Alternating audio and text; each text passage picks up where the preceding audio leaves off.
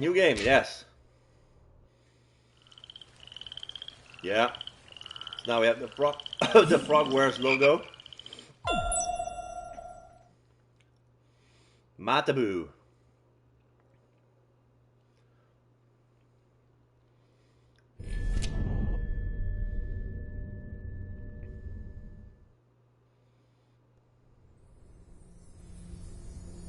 Now we see an attic.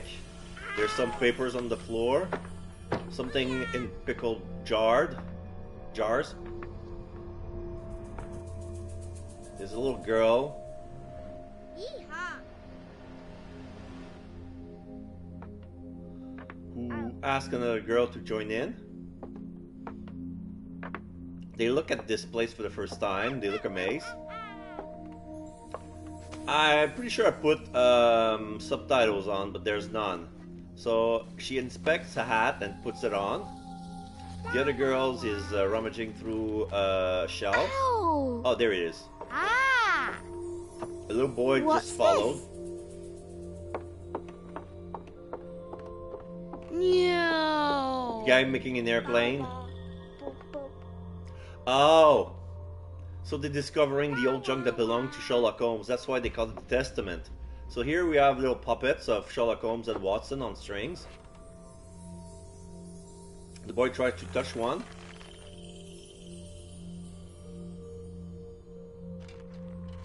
Shakes it to see how it reacts. Tries to pick it up and he fell. Ooh. Oh, the doll fell and there's some stick of wood protruding from the back. Oh, look! It's a book! Maybe it's a book about pirates with a treasure map. Yeah, so No, I don't this game think was so. made on the fly. The graphics are not that great. This was made on the I fly. had seen through all your lies. Oh, start from the beginning, not the middle. Yeah. And so I decided to pick up my pen to relate the most disturbing episode of my life thus far. From the It all beginning, began please. early Okay, so one then we have morning in Watson. 1898, when Sherlock Holmes invited me to accompany him on a visit to the Marquis of Conyngham. Marquis. So yeah, this is the design from Sherlock Holmes' Crimes and Punishment. Watson, my dear fellow, we can now go and inform the Marquis that we have found the Samoan necklace, and very much faster than Inspector Baines, too, which pleases me. Have you really solved the theft, Holmes? And so quickly? I have indeed, Watson, and believe me, it was completely unnecessary to spread out all over London, as our friend Baines thought was best. He likes to boast that his methods are equal to mine, but once again the outcome has contradicted him. After all these years of accompanying you upon your investigations, I thought that by now I should be reasonably capable of following your train of thought. But in this particular case, I must admit that I don't understand anything at all. Ah, you see, but you do not observe, Watson. There lies the difference. It is a matter of course.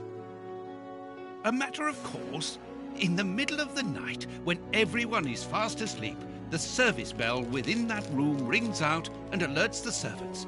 They dress quickly and come running, but the door is locked and there is a strong smell of burning from within. A few seconds later, the master of the house himself, the robbed Marchioness's husband, the Marquis of Conyngham, arrives and unlocks the door using the sole key. A fire has started inside the room, but they have managed to arrive in time to put it out. It is at that moment that the Marquis realizes that the famous Samoan necklace, which had been safe within its glass cabinet only a few hours earlier, has now disappeared. In order to explain, let us confirm my theory before the arrival of Inspector Baines. You control Sherlock Holmes. Do I look around, use R. Okay.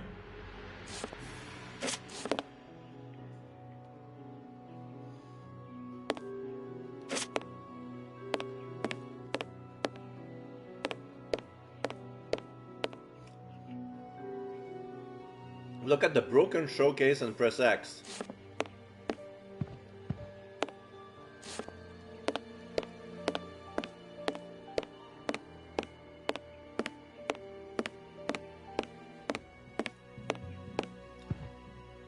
Oh. The broken showcase. See how tiny the hole is, and not one fingerprint upon the window.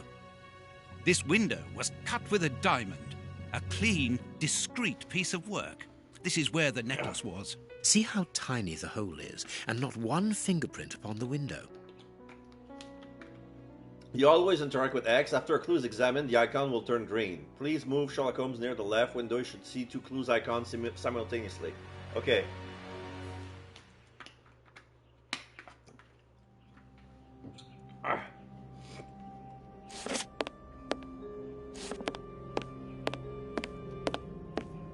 Oh, there is. Look at both clues now. To enter examination mode with multi-zone, press X. Switch between the items using L. Okay. I'm gonna look at the window first. A mark, undoubtedly made by a diamond. Someone tried to cut the glass, but he was interrupted. Therefore, the thief tried to escape through the window, but he was interrupted.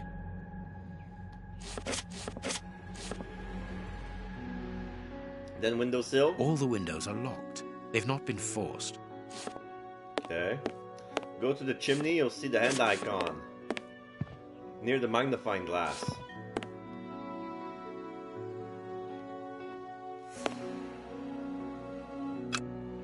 Okay, now I pick the magnifying glass. You can always examine or activate any of your items in inventory by pressing triangle. Okay, I got a box of matches, a pocket knife, and the magnifying glass stick. Let's see what's below. Oh, these are the case.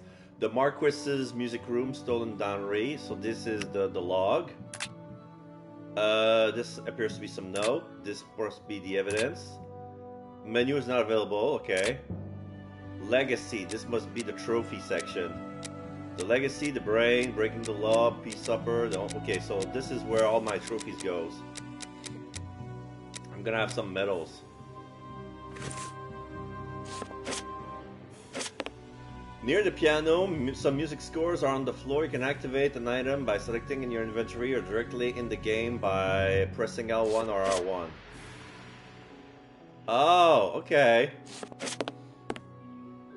I don't need to go to the menu to activate my items. So use the magnifying glass on the score near the piano. Let us examine the crumpled scores that have fallen off the piano. I see some stains.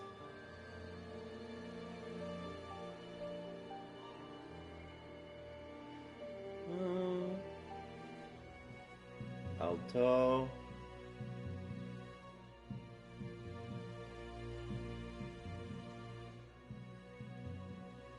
Handprint? A small handprint. Is it a monkey's? These sooty prints were left by a tiny hand. I don't understand why these music scores are covered with soot. To switch to first person or change camera view, press square. Oh, I'm in first person now. Why?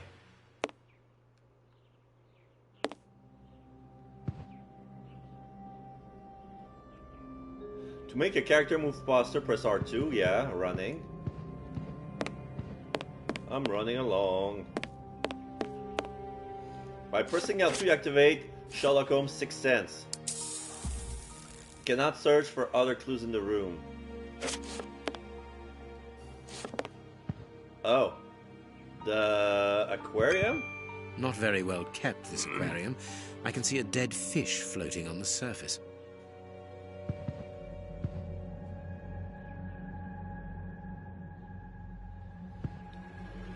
There is a candle on the floor. A candle. It must have fallen from the chandelier. Was it? Yeah, one is missing.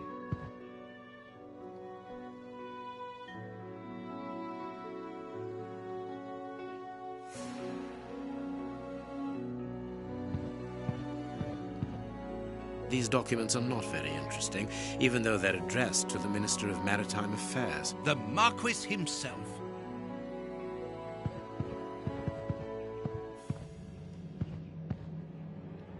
This There's a draft partition. screen makes an ideal hiding place. As the theft was committed at night, I conclude that the thief hid himself behind the draft screen and waited until he was alone in the room. Strange. There aren't any prints, yet I'm sure that the thief hid here.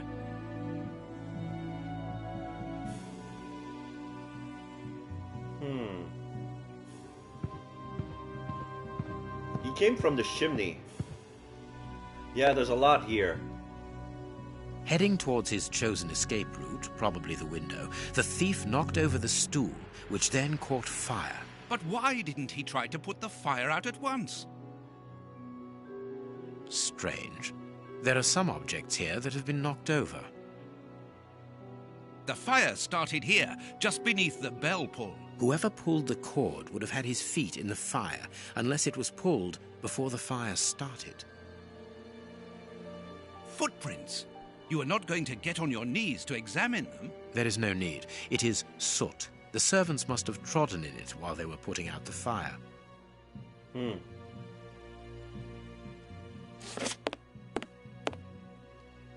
The chest wasn't opened. The necklace wasn't in it. So their only objective was to take the necklace. They had an opportunity to loot the safe. All the windows are locked. They've not been forced. All the windows are locked. They've not been forced.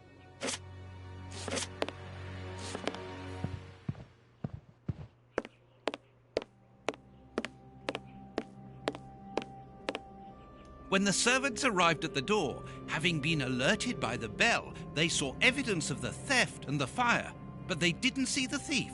This door is very hard to force. The Marquis is the only person to have the key. The thief could not get out through here until eventually, when the door was opened by the servants.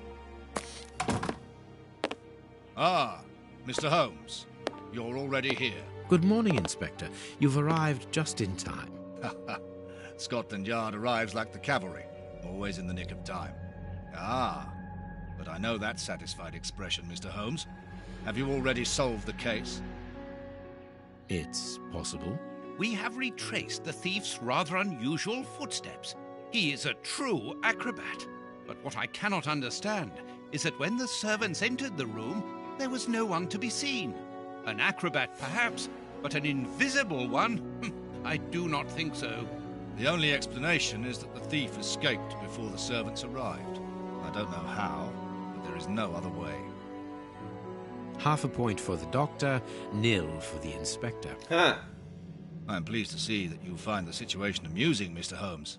Very well then, explain.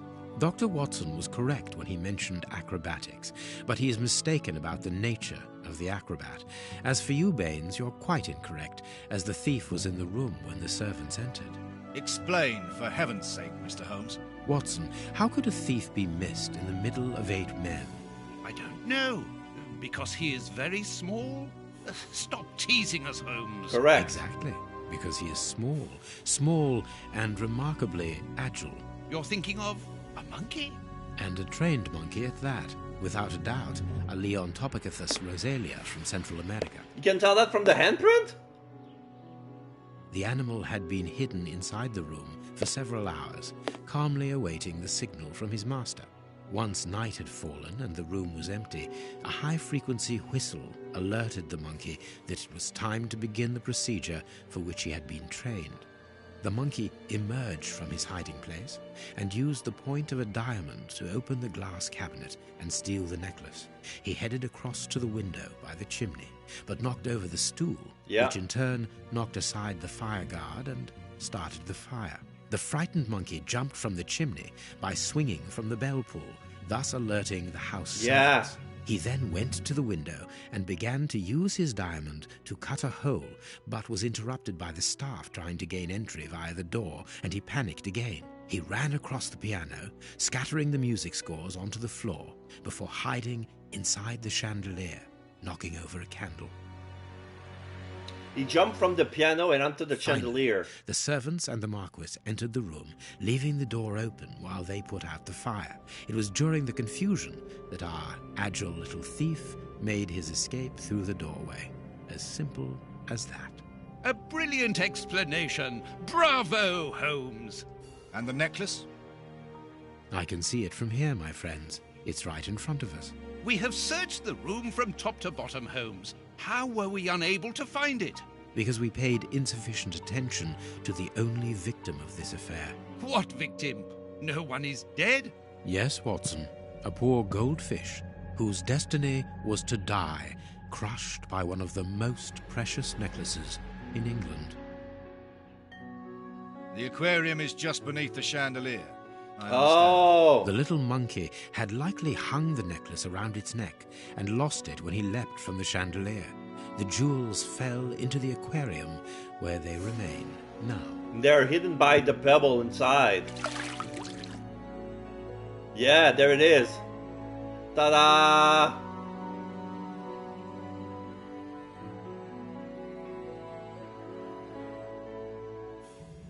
So the only Marquis, clue here's that... your necklace, intact, just a little wet. Mr. Holmes, this brilliant demonstration does credit to your reputation. Thank you so much, Marquis. Do you wish to verify the authenticity? No, I recognize it. I have spent many hours admiring it, you know. Good. I will return it to its box, and... Inspector, a bank has just been held up. You must follow me at once. Orders of Scotland Yard. What times? Sirs, duty calls. My regards, Marquis. And well done again, Mr. Holmes. There, the necklace is in its box. We've lost enough time here. Let's go home, Watson. Okay, so he put the necklace in the safe. Very well, as you wish. A good day to I you, want Marquis. to pause, With but pleasure, I don't know gentlemen. when, how. And once again, thank you. Okay, so yeah, the only clue that Sherlock has that gave away the location of the necklace was the dead fish. And it's quite like nobody would look at that. So this case was just a tutorial because he already This knew morning's everything. newspaper. Holmes, have you read this article about you? No, Watson, not yet, and I won't have time to. Read it before you leave. It's outrageous. If you insist. Autosave. Read the paper, Holmes. Okay, so where's the paper? So we're back on 221B Baker Street. This is exactly the model that we found in every Fraudware games, even The Awakened. So this is the laboratory. So this is where Toby lays. There's supposed to be a telescope. There's some papers on the table. So this is our desk. Where's the newspaper? Here's the door. Here's the dining table. Ah! So the newspaper is in front of Watson. I didn't notice. Okay, so Globe Explorer. September 1898. Okay, so the year is 1898. Sherlock Holmes at the home of the Marquis of Cunningham. The investigation is a fiasco. Yesterday, the celebrated detective Sherlock Holmes was invited to the manor of the Marquis of Cunningham to supply his conclusion following his investigation into the disappearance of the priceless Samoan necklace. It should be recalled that the lady called in the detective after the police appeared, flummoxed in the face of the astonishing circumstances surrounding the theft. Indeed, the valuable piece of jewelry disappeared while the door to the room in which it was displayed was locked. The alarm was raised by the servant, alerted by the room service bell ringing out during the night. When the Marquis, the only person in possession of the key, opened the door, everyone rushed in to extinguish a fire that had started before it was noticed that the necklace has mysteriously vanished. The most astonishing factor is that no thief was found within the room and all the exits were closed. As usual, Mr. Holmes resolved the case in the twinkling of an eye and the jewel was recovered. I will not waste my time on the various explanations as to the disappearance because I would prefer to draw your attention, dear readers, to the last surprising development of the case. Following the departure of Sherlock Holmes, who placed the necklace into the safe himself, the Marquis noticed that the jewel was nothing more but a poor copy of the original. Let it not be forgotten that the Samoan necklace, although plain and without ornament, is unique because of the rarity of its pearls. Pearls which are found only in a small part of the lagoon of the archipelago of the same name, and to which scientists attribute their exceptional quality to the strong density of crystals of aragonite that they're made of. The priceless necklace, brought here at the beginning of the century by Lord Fenton Arwick, the Marquis's grandfather and an eminent explorer, should have been part of her daughter's dowry for a marriage to the Duke of Newcastle. So I'm going to place a simple question. Should we not, in all open-mindedness, ask ourselves if the necklace was not simply and deliberately exchanged for a fake by Mr. Holmes himself? I'm aware, dear readers, that the brutality of these questions without any preconception may certainly shock some of you, but the facts are there, and should our thoughts and judgment should not be confused with the regard which we all share for the famous detective. It is not the first time that the Globe Explorer has expressed his reservation as to Sherlock Holmes' methods. Do not forget our counter-investigation into the escape of Arsène Lupin, the Frenchman who took malign pleasure in tarnishing the image of our royal family and who, by lucky chance, managed to elude capture by Mr. Holmes. So, yeah, I think, like, the Holmes wanted to give the opportunity to the Marquis, like, do you think it's do you want to appraise it to be the real one and not a copy? It says, no, I can tell it by looking at it. And then he put it in the safe, and then we realized, looking later, that it was a fake. We saw Sherlock Holmes put the necklace in the safe. Like, it's impossible that he swapped it for a copy. Prince Woodville, French culinary expert and bagpipe player, might be our next king. That's not so shocking, my dear fellow. You know exactly to which article I'm referring, Holmes. How can Farley dare to tarnish your reputation like that? You know, Watson, that wherever glory walks, jealousy is bound to follow. As for the forgery of the necklace, I suspect that we shall soon be enlightened in this regard. Come in, Inspector Baines, the door's open. Ah, Mr. Holmes. How did you know I was here? You are one of our rare visitors who avoids the second-to-last step of the stairs, which creaks dreadfully. And if I add the clinking of the handcuffs at your belt, to what do we owe the pleasure of your visit, Inspector? Have you read that, Rag? Yeah. Slender or necklace? Inspector, can you explain this slander? Has the necklace of the Samoas really been replaced by a fake? I don't know how the reporter got hold of the information, but it's true. About the necklace, of course. I wouldn't permit myself to question the integrity and honesty of Mr. Holmes. The necklace is a forgery? Impossible! I saw the Marquis authenticated before my very eyes, before Holmes returned it to its place. Mr. Holmes, the Marquis believes Osmond Farley's theory. I shouldn't be surprised if the reporter isn't behind all this slander about you. He's a freelancer, well known for his explosive and subjective articles. In any case, the Marquis assures us that you were the last person to have the necklace in your hands. Let's return to the Marquis's house, Holmes. I'm sure that we'll have no trouble in taking apart this theory. It is unnecessary. Such allegations collapse on their own, like one of Mrs. Hudson's soufflés. Let us leave the police to solve this problem and turn our attention to the matters in hand. Perhaps you are right, Holmes. Necklace. Inspector, I assume that you have the fake necklace with you. It's why you're here. Your superiors would like me to examine it. Indeed. They would like you to confirm or deny putting this fake in the box. Correct. Can't that wait? I must go to the house of Lord Peregrine Maitland, the Bishop of Knightsbridge. Marchioness. And the Marchioness. She is beside herself. Without the necklace, her marriage is compromised. It is the principal item of the young woman's dowry. What a lovely marriage. Holmes, forgive me for insisting, but don't you want to examine the fake jewelry? Should be Watson, quick. I have an appointment, and it's out of the question that I arrive late.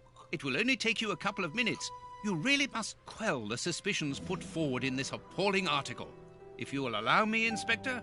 Be my guest. Very well. What do you think, Holmes? So where's the necklace? What should we do next, Holmes?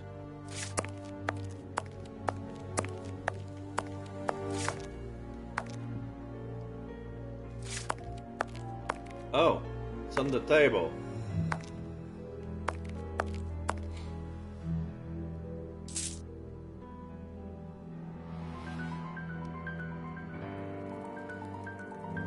Okay, 6 cents.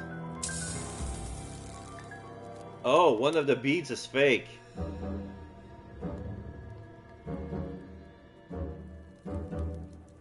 This pearl is a different color.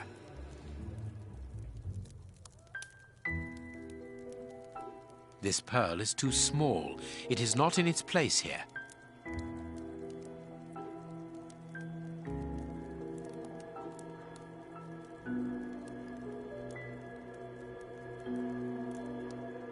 These 3 pearls are of poor quality. Too many defects. This necklace is a fake. This is nothing but a vulgar copy, and at a glance it would appear that the forger has intended for it to be seen as such. How could we have been fooled by such a blatant imitation? I don't understand. Yes, how is it possible? Holmes, do you have a theory about this? I have absolutely no idea. You insisted that I examine the necklace, and I have done so. Now it is important that I keep my appointment. I'm sure, Inspector, that you will throw some light on this affair. Holmes. You may accompany me, Watson, if you care to do so. Goodbye, gentlemen. I'll keep you informed as to my inquiries. Goodbye, Inspector. You mentioned a bishop, didn't you? Are we going to his home? Yes, the Bishop of Knightsbridge. I put his address on our map of London on my desk. Would you get it for me, please? All right, Holmes. Now I control Dr. Watson.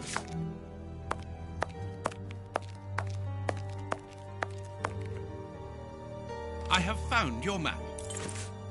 So, what's this? So this is Baker Street, and this is the Diocese of Knightsbridge. Okay. Let's see. Okay, I found the first trophy, elementary. It seems you share my love of all that is bizarre. You recovered the Samoan necklace. Well done. Okay. So now we have the Marcus. Okay, Baker Street. The necklace is a fake. So these are all the chapter of the story. So I have no idea what this is. This must be for our intuition. The magnifying glass is gone because it's Watson's case. He has a pocket knife and matches as well. Oh wait. No, not this.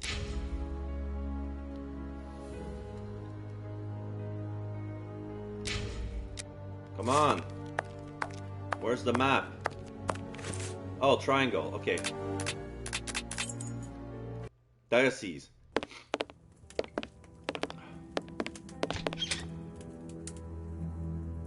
The police? Already? How did you know? May we see the Bishop of Knightsbridge? Yes. Yes, of course. But come in.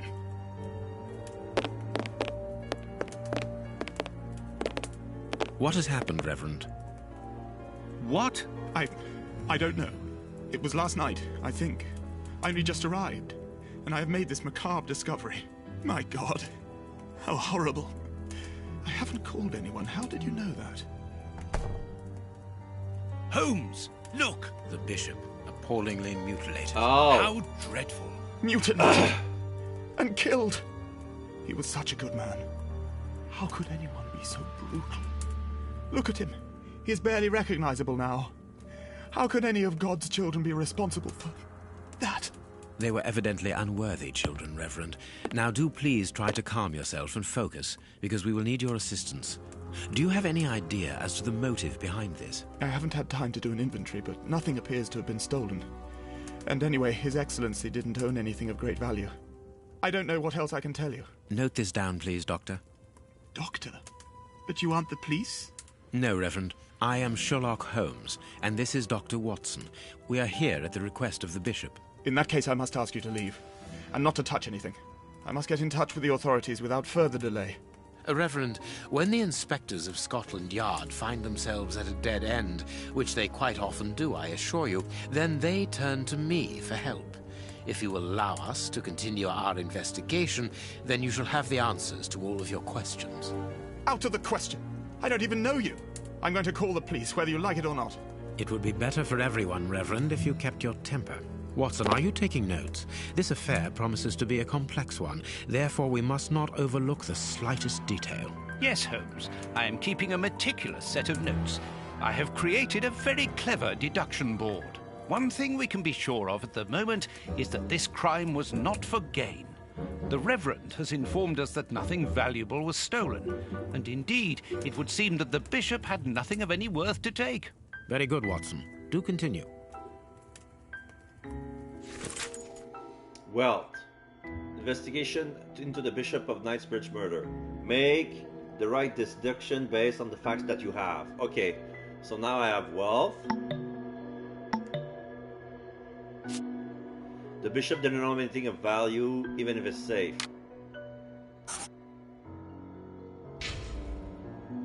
Deduction, Knightsbridge. Okay, so this is the table. This is where it goes. Okay, so now we have all those. Now I'm control Sherlock. I have all stuff I can control here. Lots of options. So let's start with what's on the floor. A broken phial and blood near the neck. What a strange smell. Chemical components, I think. There is blood on this paperweight. A bottle of whiskey. I can make out fingerprints stained with blood and dirt. A broken bottle of whiskey. However, the Bishop of Knightsbridge was known for his sobriety. It would seem that the brutes who tortured the bishop to death were intoxicated with alcohol.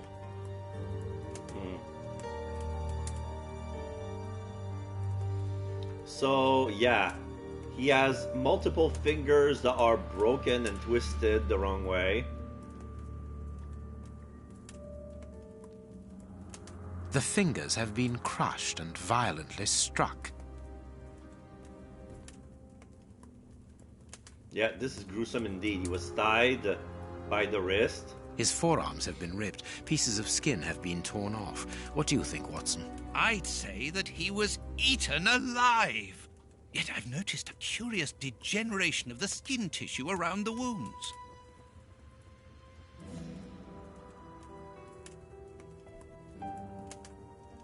Specks of blood.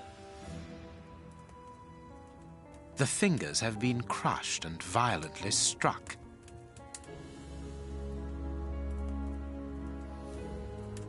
His stomach is covered in scratches. Quite evidently, they weren't made recently. So, these wounds were not made by his murderers.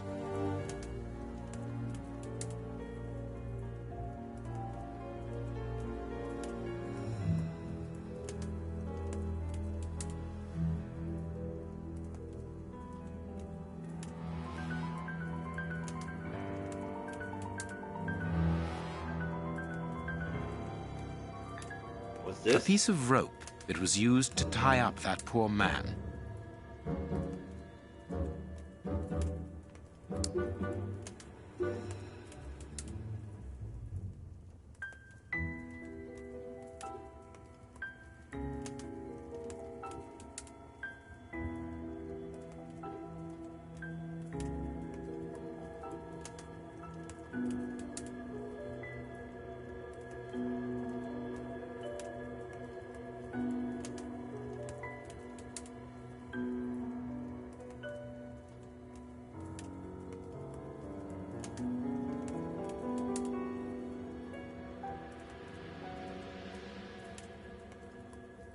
His chest has been lacerated, I would say, with a very sharp and fine blade.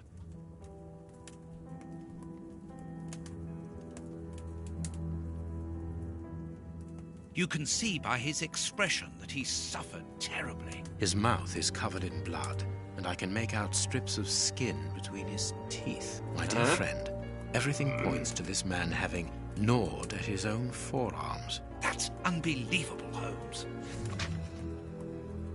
He was drugged?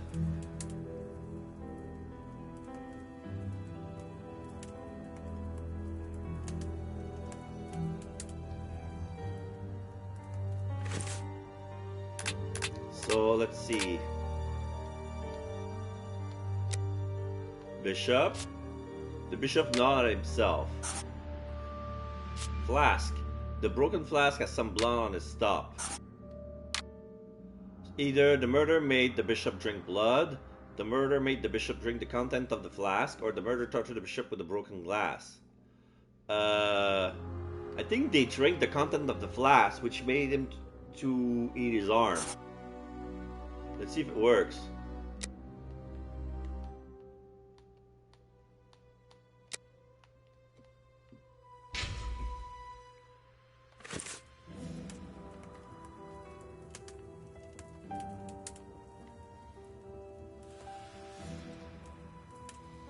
Foot. His feet have been burned. My first impression is that he wears a size 9 shoe. You!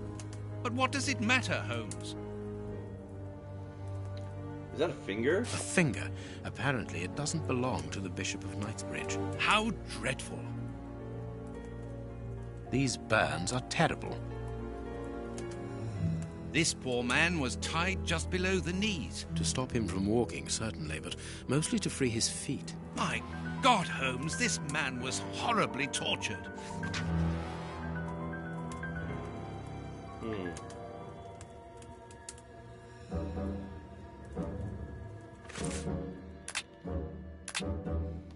Okay. Torture. The victim was savagely tortured, yes.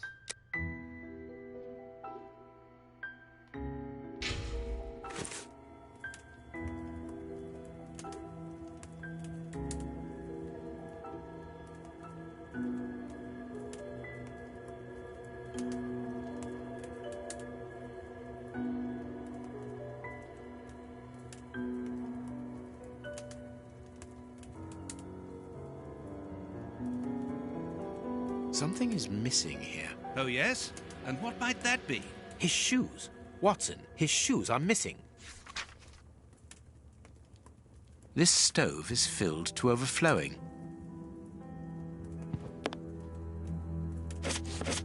You have no right to search here.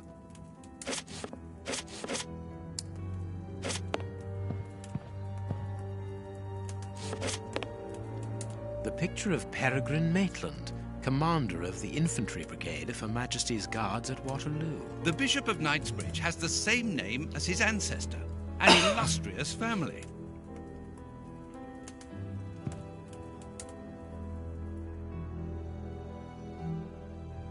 What's this? I am missing some information. Impossible to open it. Okay, so this looks like a chessboard.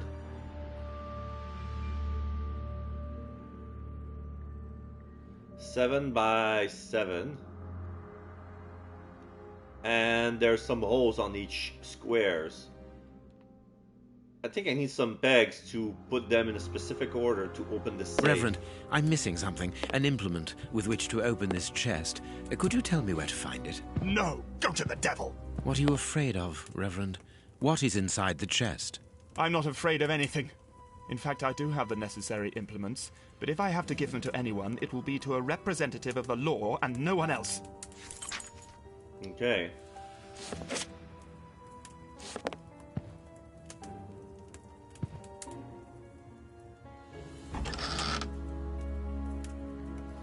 What do we have A here? whip? No, it is a discipline for self-flagellation. It's a cilice designed to bruise the person wearing it. The bishop wore it as repentance.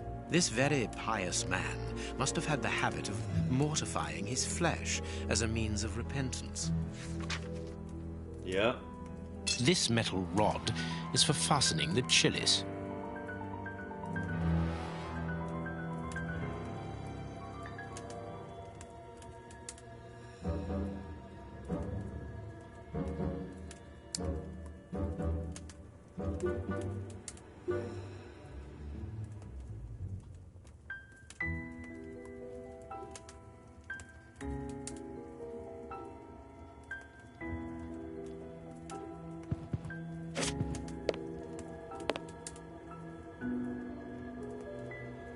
Blood on the chair.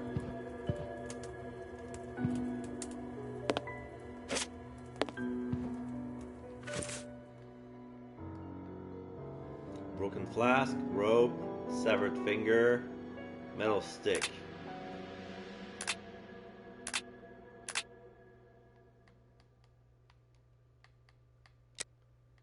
Chest. The murderers were unable to open the safe. Penitence? The bishop was mortifying himself. He was used to pain. The victim was savagely tortured. So, the bishop resisted torture. The bishop punished himself too severely, or the bishop couldn't stand being tortured. So he probably resisted, since he was used. Okay, so now the murderers were unable to open the safe. Maybe he was tortured. For they wanted to see the contents of the chest. That's why they tortured the bishop. The murderers came here to kill the bishop. The murderers got what they wanted. The bishop's murderer didn't get what they wanted. Yes. Lack. The bishop's shoes was missing.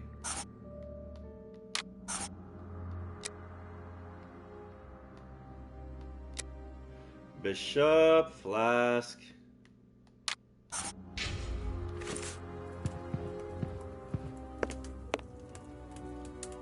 What's this? A surgical scalpel covered in blood. There isn't any doubt. The wounds on the bishop were administered with this scalpel.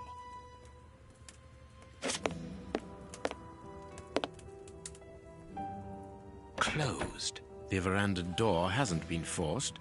Strange. Reverend, might I have the key? No! You have no authority here. Let me call the police. Perhaps we should listen to him, Holmes. Perhaps you should let me get on with this, Watson.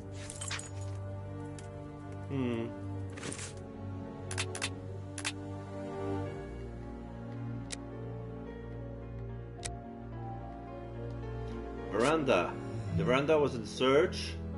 With the bishop didn't own anything of value. That means the murderers were looking for something specific. The murderers got the wrong person. The bishop took the murderers by surprise. They were looking for something specific.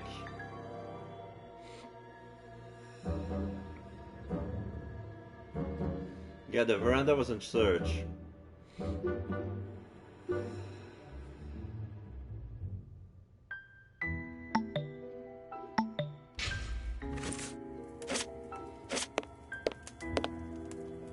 This door has not been forced. Where does it lead, Reverend? To His Excellency's room. There is just a mattress and a stool. So that's his bedroom. Oops. The bishop's bedroom. It is very austere.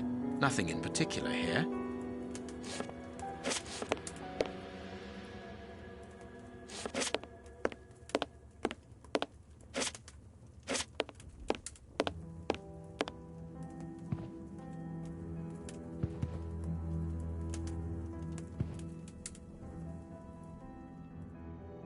I need something. I am missing. I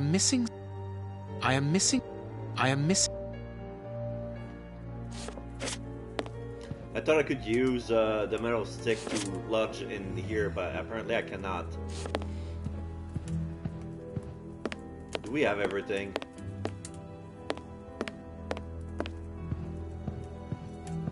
Oh.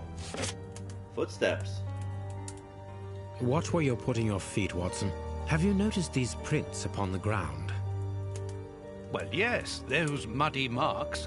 See here, Watson. Footprints can often provide more vital information than the very best of informants. Yes, if you know how to make them talk, that is. It's child's play, Watson. We will begin by excluding the contaminating prints, which are yours and mine from where we came in, and those of our dear Reverend who was so impatient to call the police. Yeah. So, we have the magnifying glass and the measuring tape. So here we have a distinct shoe print with some sort of... This print came from an expensive pair of shoes, and it seems recent. It is not a laborer's shoe. Hobnail boots like those worn by laborers. Hobnail boots like... A fragment of stone. Peculiar.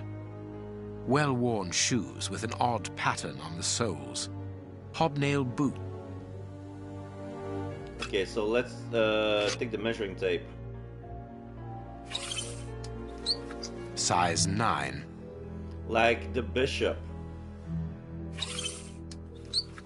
Size 9. Size 9. Size 9.5. Size 9.5. Size 9. Okay, so these shoes must belong to the bishop. These are probably Watson, these are probably Holmes, and these are probably the Reverend. So, the murderers took them shoes? Question 1. How many criminals were there? 1. That's not right. Start again. Okay, question 2. What do the footprints reveal? One man joined those who were already in the room. One man left the room wearing different shoes. One man was carrying so as not to leave footprints. All men left the room jumping on one leg.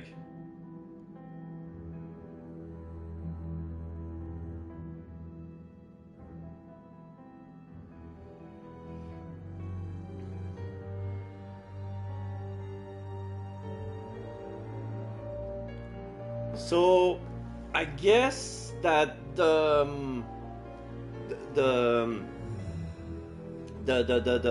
shoe prints that were to Watson, us, and the Reverend were already isolated. So these are the remaining ones. That's why this is how many criminals were there. So there's 1,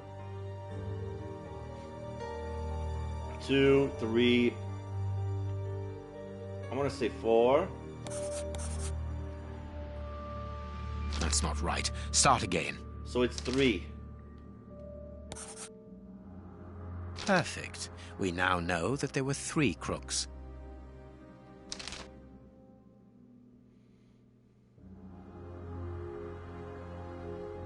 I want to say one man leave the room wearing different shoes. Strange but true. One of the crooks was wearing a different pair of shoes when he left here. Therefore, we have 3 men who came in and left again. But one of them was wearing a different pair of shoes from the ones which he came in with. So, all we have to do is look for a workman who likes Italian shoes.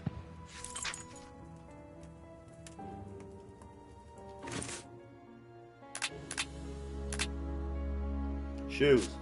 One of the murderers left in different shoes. The bishop's shoes are missing, so... One of the murderers left wearing the bishop shoes. Which means... One of the murderers sells shoes, the murderers are poor. One of the murderers came back for his shoes. The murderers are poor. Aligned with the murderers were looking for something specific. The bishop's murder were hired by someone. The murderers searched for the bishop's shoes. The murderers wanted to steal from the bishop. They wanted to steal from the bishop. It's incorrect. Perfect. They were hired by someone. The Bishop of Knightsbridge's killers were after something specific, and that they did not find it.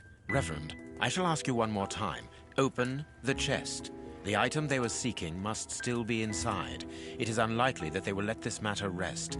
They will most certainly return to finish what they started. And I'm telling you once more, the chest is locked and shall remain so. Very well. We have reached an impasse. You are a stubborn man, Reverend. Watson, accompany our friend to the police station and return with Inspector Baines. Baines and no one else. I shall wait for you here. Go. Alone at last. Now I can continue my investigation.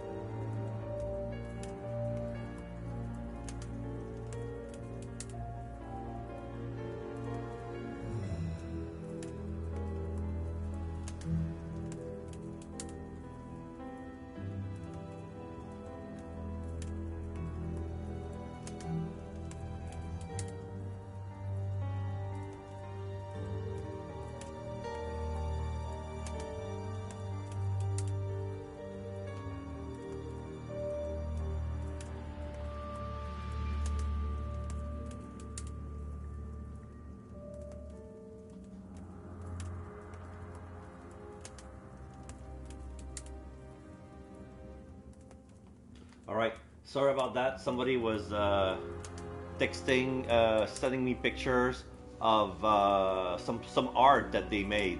It's some diamond art. It's very tough. But, okay, so are we done here? So I was listening to the cutscene at the same time. At last. Now I can continue my investigation. Okay, so now... This lock should be easy to pick. Let's see. Okay, so let's see how the picking works. The lock picking works.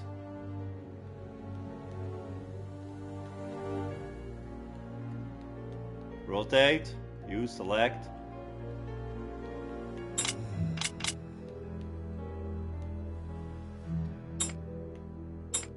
Oh.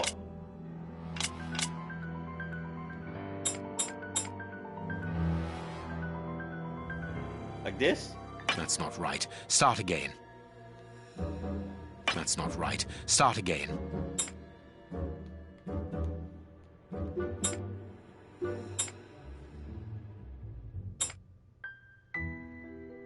Oh. I have the picture of the...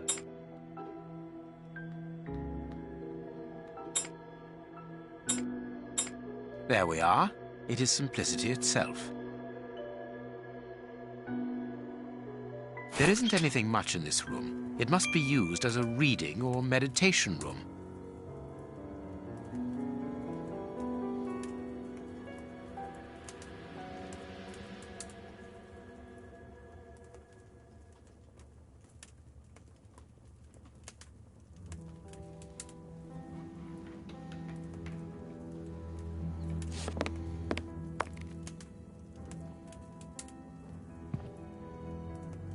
Apparently, someone wanted to hide this statue. This inkwell was tipped over recently.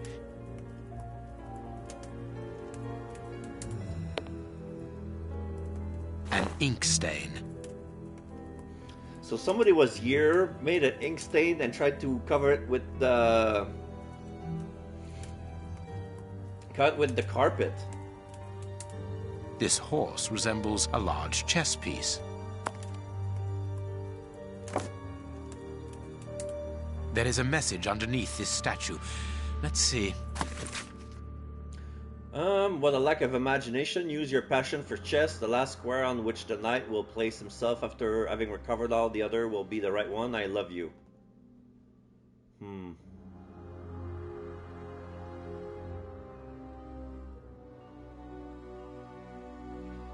Okay, so I have to put the chess piece on the chessboard in a specific location.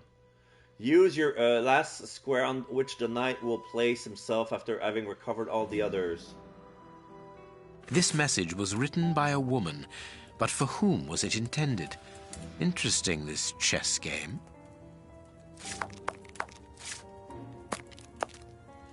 An ink stain, quite fresh. This stain is just on the edge of the rug. Let's see. There is nothing on the floor, yet the ink must have soaked through the rug. The ink stain on the floor comes from the ink on the rug, but they are not in the same place. Someone has moved the rug recently. Okay, so the ink stain went on the rug, and then they flipped it over.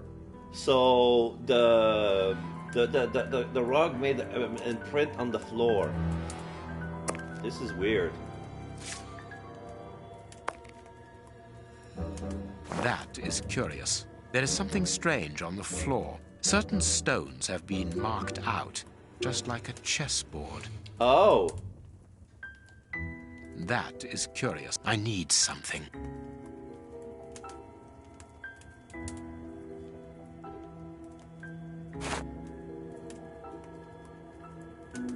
So the horse is here.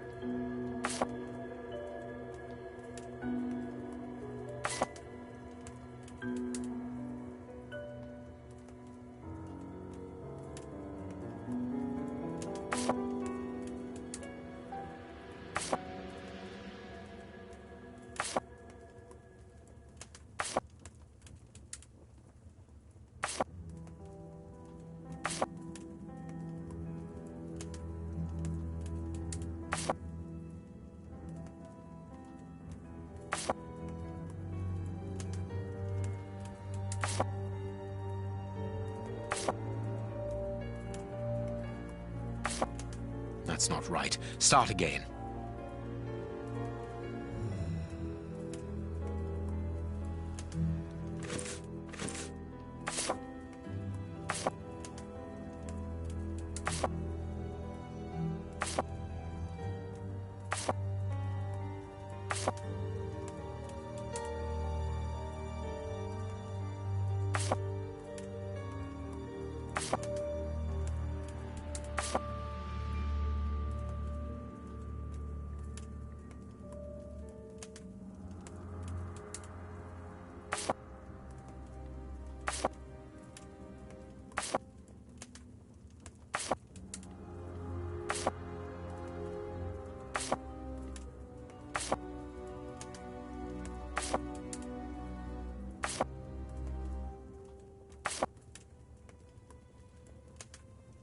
Oh shit. That's not right. Start again. So I need to cover all the board.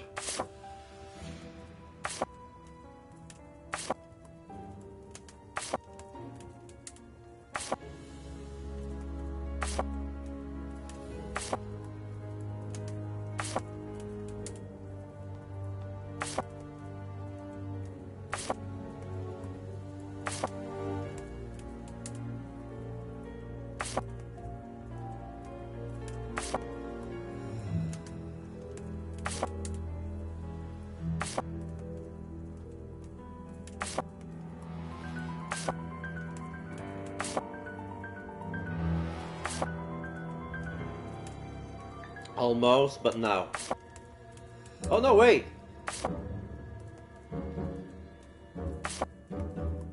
I got it! Ta-da! This last piece should be the good one. It will have to be pulled free. So this is where I put the horse piece on the safe.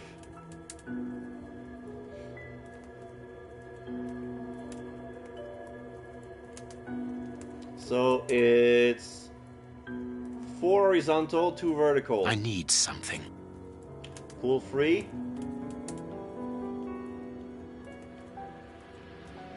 I need something. I need something. Oh, with the knife. The Reverend's hidden letter, 24th of April. My love, what a beautiful spring, and what a marvelous day. Our dear youngest child's birthday. Every moment is so precious as our child blossom, and without a doubt he will soon be talking. I'm sure that his first words will be for you. He misses you so much, as do I. Are you sure you cannot get away on Sunday after Vespers? I thought that 14th of September, my darling, I know that you think I am insistent, but we absolutely must legitimize our union. We cannot live in sin all our life. 3rd of March, rest assured, my dear, that I understand your position is not easy, but have you thought about ours, the children and mine? And I cannot allow our children's future to be compromised. Think about it, my love. What is a so-called scandal next to the well-being of your family? We must become husband and wife legally to finally form a real family. Oh, he had an affair with a woman and he had a child. A packet of letters addressed to the Reverend. They were written by a woman who mentions his illegitimate children. Their affair isn't official. Perfect. I have you now, my wayward Reverend. Oh, so it belongs to the Reverend. Okay.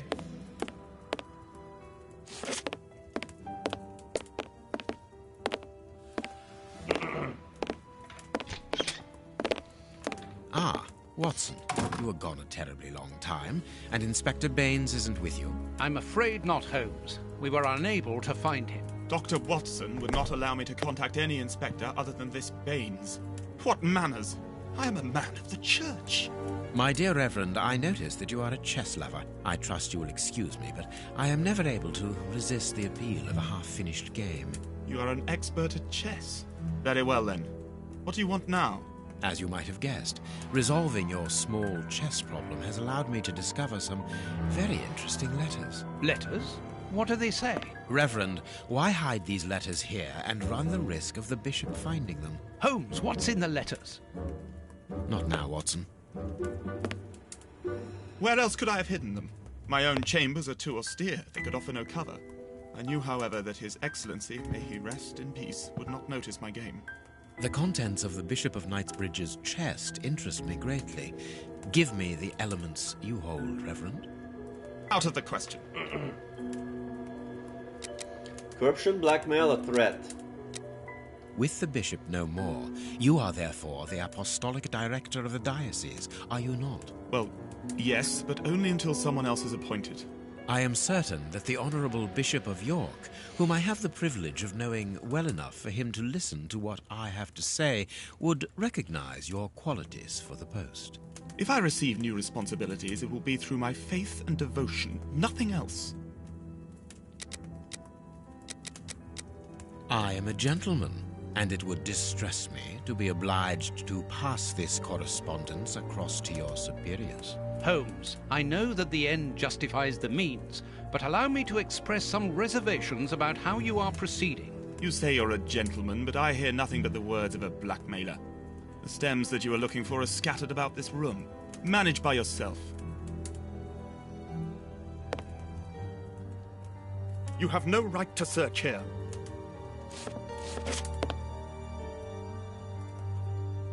Hello. Found the bags.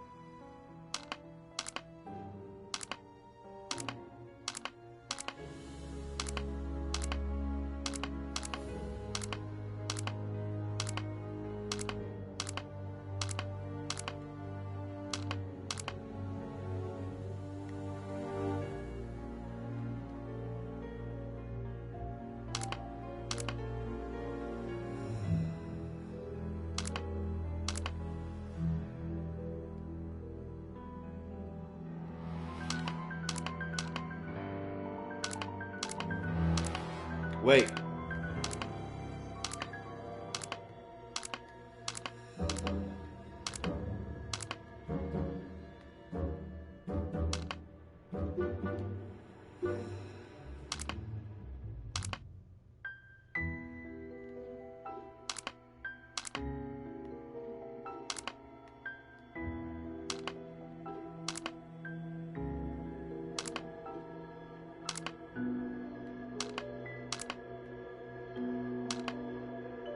I need something.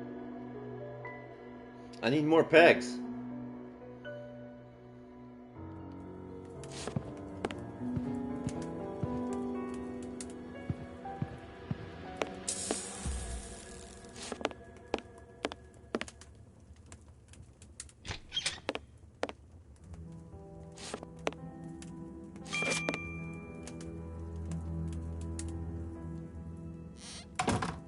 Ah.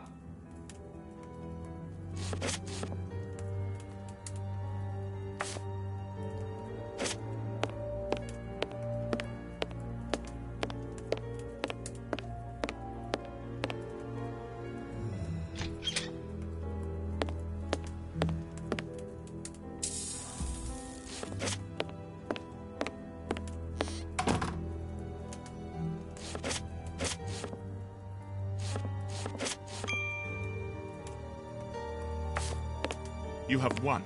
Evidently, as I always do. What are you able to tell us about the Bishop of Knightsbridge's last days? Did anyone come to visit him? Did he seem worried, anxious? Do not omit the smallest detail. His nephew came to see him yesterday at His Excellency's request. I found this visit a little peculiar because the young man rarely visits his uncle. Do you know why that might be? Were they on bad terms? I don't think so. It's rather a consequence of his work. The young man is employed within the archives section of the Royal Library. which doesn't leave him with a lot of free time. Do you know the reason for his summons? No, but the conversation was very heated.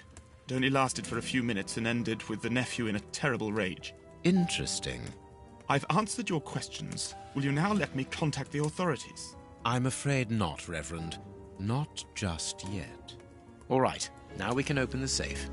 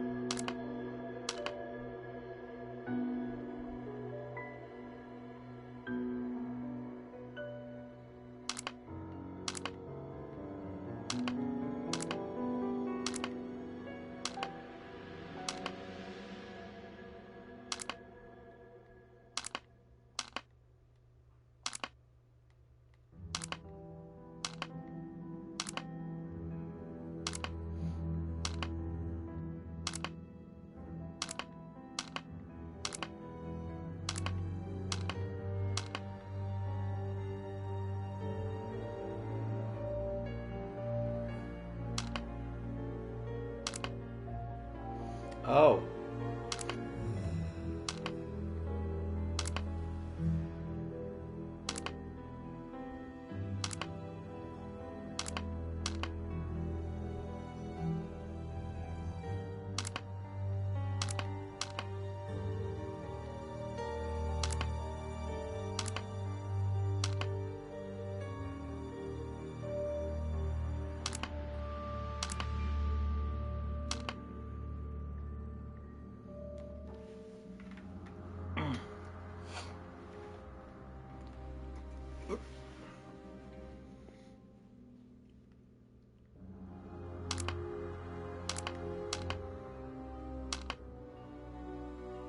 Okay.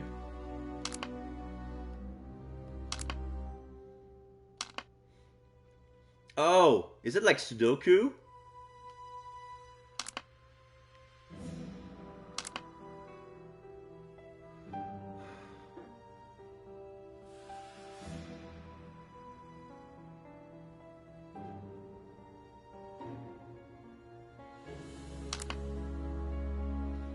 Yes.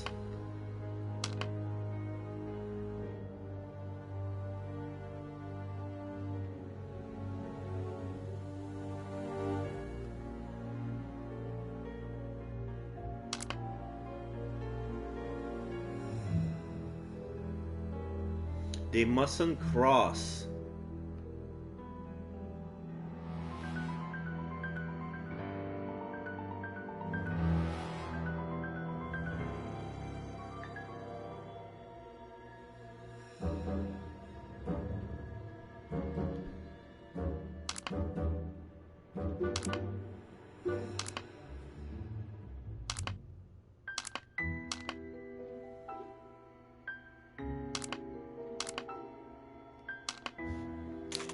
Okay, let's see how it works.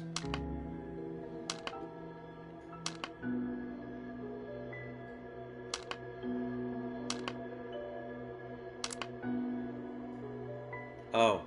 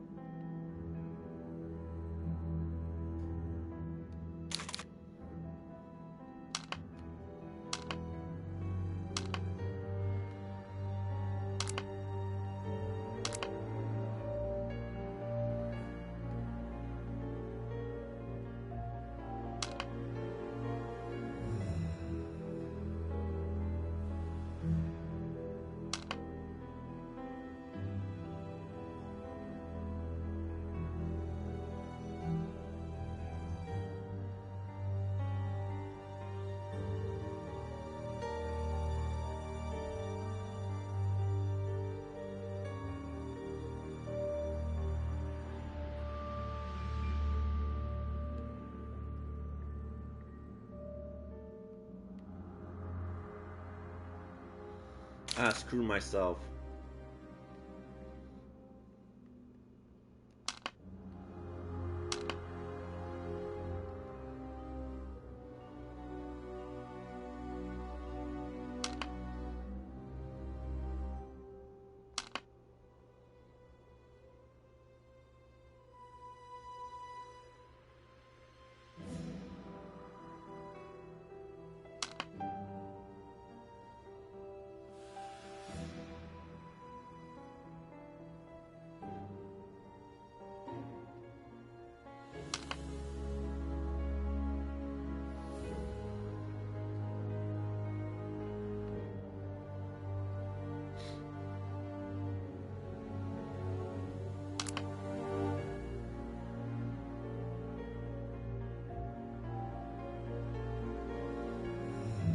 And I screw myself again.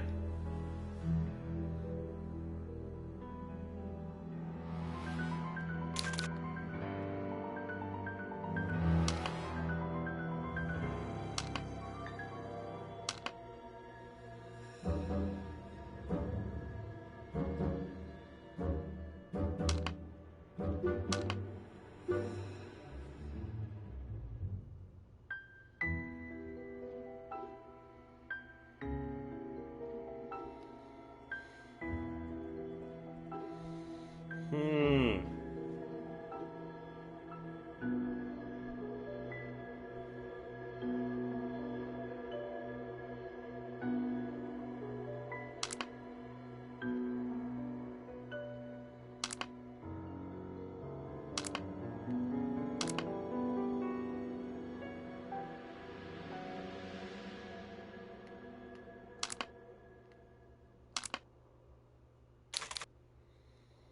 Hmm.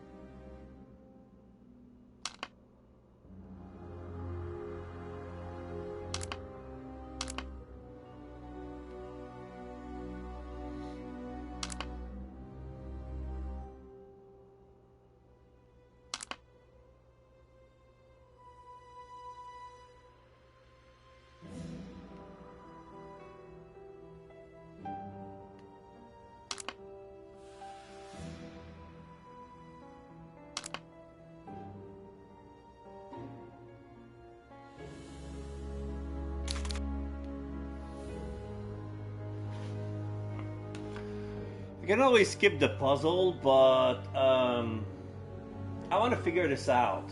I think I can do it.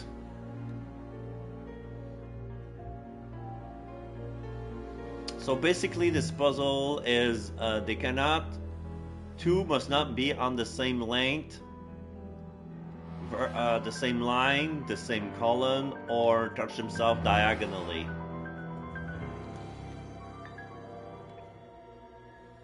Hello, Tyler. I'm doing good. Yeah, it's a puzzle. So I must put each one of the pegs on one line, but they mustn't cross each other. Like if I put this one here, they're both removed. So I have to put them all in a way that won't, you know... The hint they gave us was the knight piece.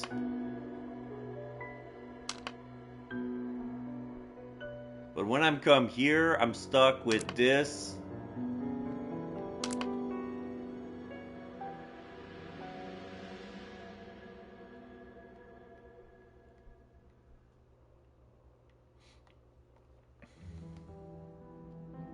can put the first 5, but when it comes to the last 2, I cannot put them anywhere.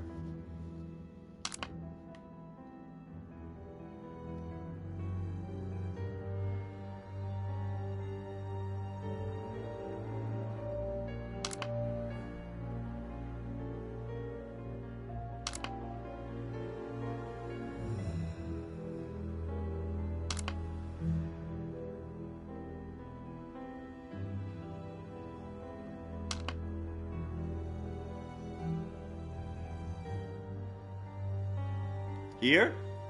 Now I can open the chest. Whoa, I got it! Yay! Okay, I can open the chest. Safe cracker! I am eager to discover what remarkable treasure could justify such an act of barbarity. Extraordinary.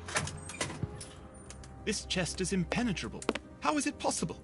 No one other than the bishop should be able to open it. You open the chest with disconcerting ease, Holmes. I've seen and heard quite enough. This time you won't stop me. Catch him, Watson. What the? But why? Run, Watson. Hurry. You're the athlete in the pair. You're the soldier. You He's lost him? escaped. I hope that your motivations are founded, Holmes. I don't much like skirting around the edges of the law like this. It is annoying. Let's leave without delay. What have you found in the chest, Holmes? What in there is so precious for these men to commit such terrible acts? The Reverend was telling the truth. Nothing important was locked inside the chest, apart from a few religious items which are hardly worth stealing. So, we haven't made any headway. Perhaps the police will. By the time the police arrive, we shall be a long way from here, Watson. We are leaving. Okay, so let's see what we come up with new deduction. Lack, shoes, wealth, veranda, chest, torture, penitence, bishop.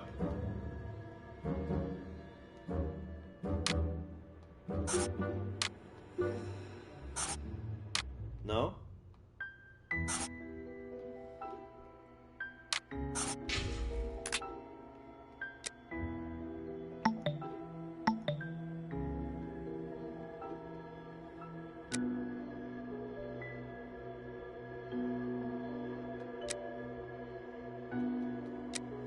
I need more clues.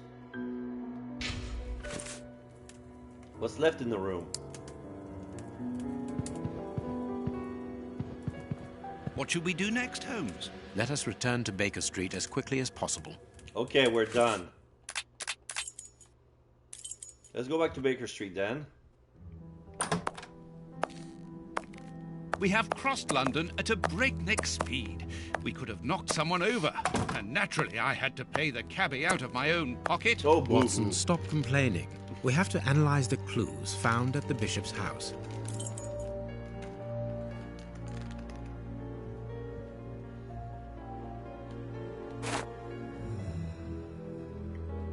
Oh yeah. I have cut a small piece off the rope. That should be enough. This rope is only worn on one side. I can't do that.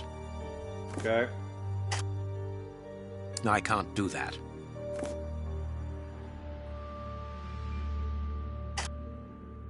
A lot of fragments of black stone are wedged into this rope. Their color seems unnatural, but they are too small for me to examine them.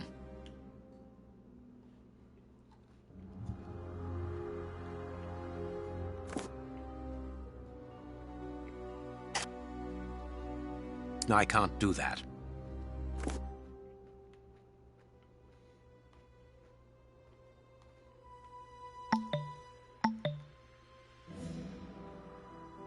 I need something.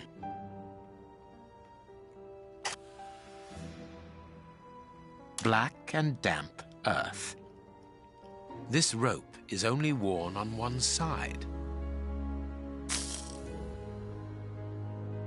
This fragment of stone is very smooth, and it seems to be of a peculiar quality. I shall have to strip it with one of my products. Strip. This stone appears to be... Oops. I can't do that. I can see something. I can see something. I can't do that. This stone is granite covered in black paint. The fragments found in the rope and this piece of granite come from the same place. Okay. There is something written on this scalpel. I should clean it.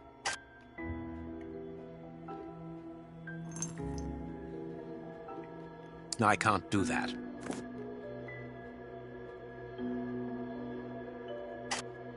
Ah, I can make out WCCH. What do the initials stand for?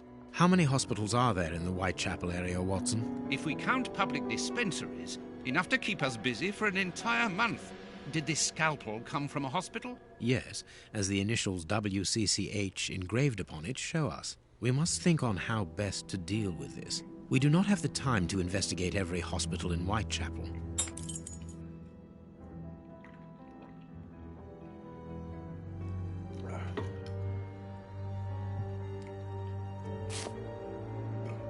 Tooth marks, rather deep ones. I'd say of incisors and a canine. Yeah.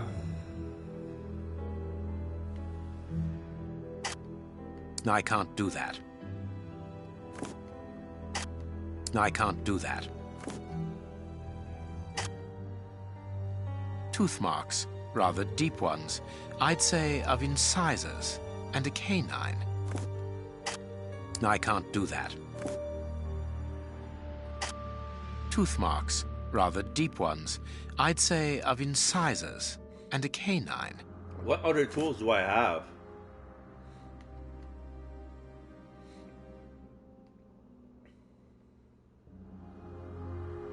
I haven't finished my analysis.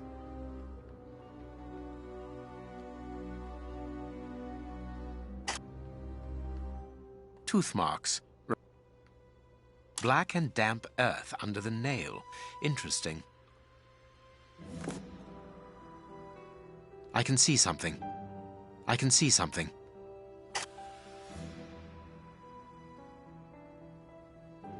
I can't do that.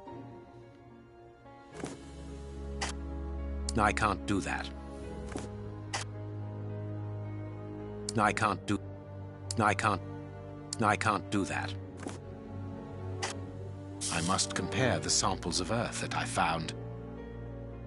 Tooth marks, rather deep ones. I'd say of...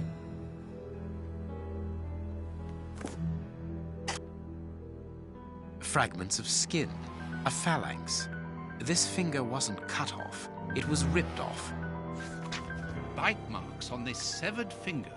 I am afraid of the significance. The thieves didn't get what they wanted. When they were faced with the bishop's refusal to cooperate, one of the gang shook his finger at him to indicate that he was responsible for his unfortunate state. And the poor man, whose head was the only part of him not bound by ropes, bit the finger violently enough to sever it. An uncommonly savage act. Yeah. Watson, I am certain that when we have explained the reasons behind this sudden bestiality, we will have revealed a larger part of the mystery. Okay, now we have to compare I must compare the sample. samples of earth that I found. And if I mixed this earth with another substance... Now it must all be stirred. The samples of earth taken from beneath the fingernail and from the ropes originate from the same place. How do you know? It took just a little water to analyze the consistency. The soil has retained its moisture, even though there hasn't been rain in London for over a week. This soil could come from the bank of a river, or somewhere where the evaporation is slower. A mine, perhaps, or a trench. The banks of the Thames are clay soil, unlike our samples, so we can rule that out. The nearest mines are 12 miles away, so I would rule that out also. I would therefore conclude your last theory to be nearer the mark. A trench? A pit. Watson, bring me your register of the London hospitals. Studying the scalpel has given you an idea, then? Indeed. I'll get it. Okay, so now I'm Watson. So he wants the map. Wait.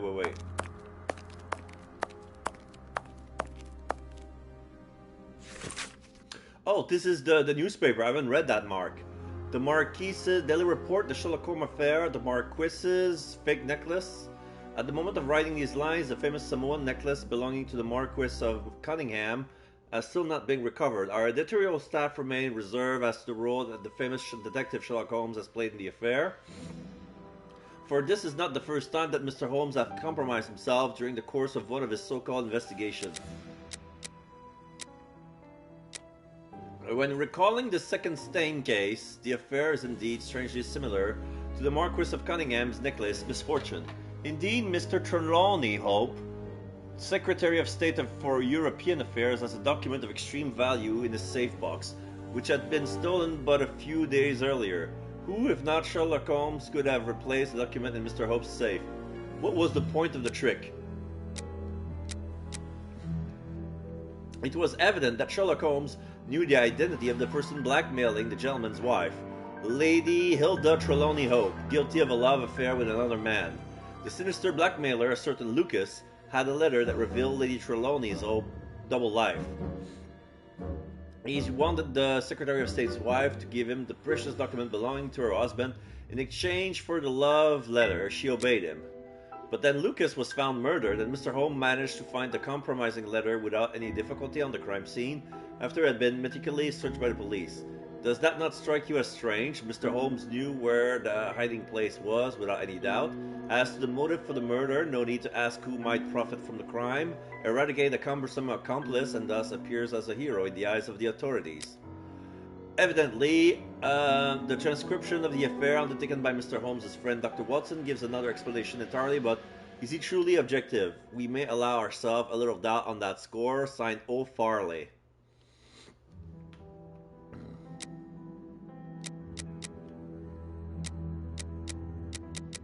Read the paper, Holmes.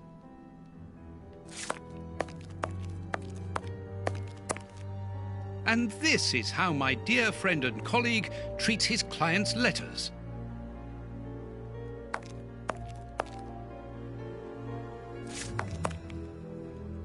The harpoon that was used to kill Black Peter. A horrible murder. We kept that. It's from another game.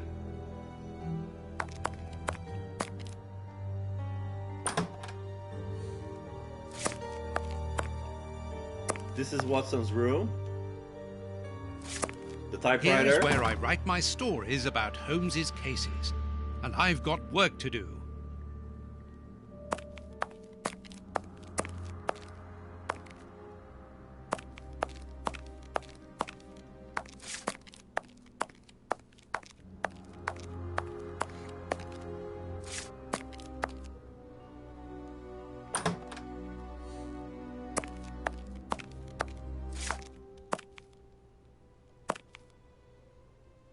Hospitals and dispensaries in London. I have found my book, Holmes. Good. Put it on the work table, will you? General practitioner? That won't be of any use to me. Female anatomy? I should put this book somewhere else.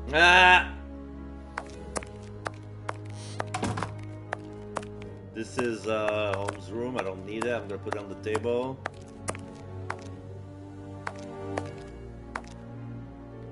I have found my book, Holmes. Good. Put it on the work table, will you?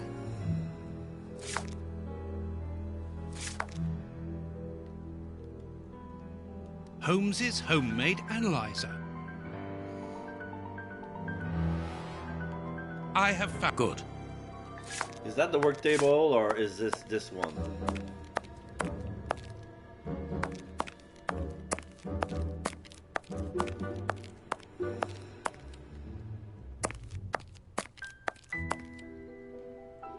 I have found... Good. I have... Good. I don't get it.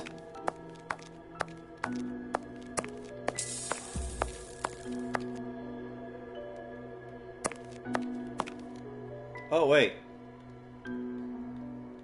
No?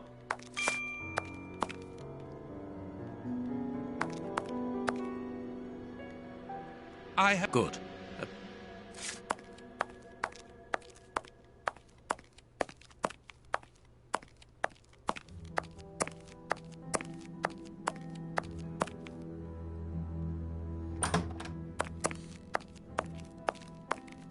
This bust was used to fool Colonel Moran during the case of the empty house. The Holmesian.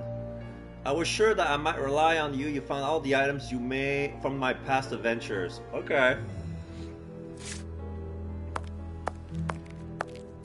This is the makeup table. The violin.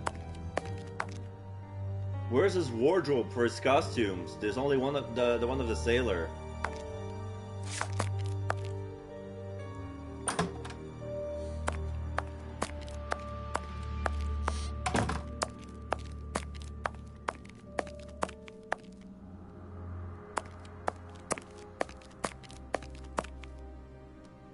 I have good. I have good.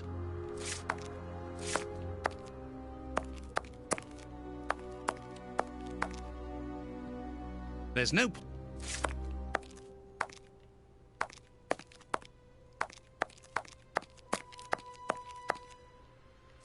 Some people outside.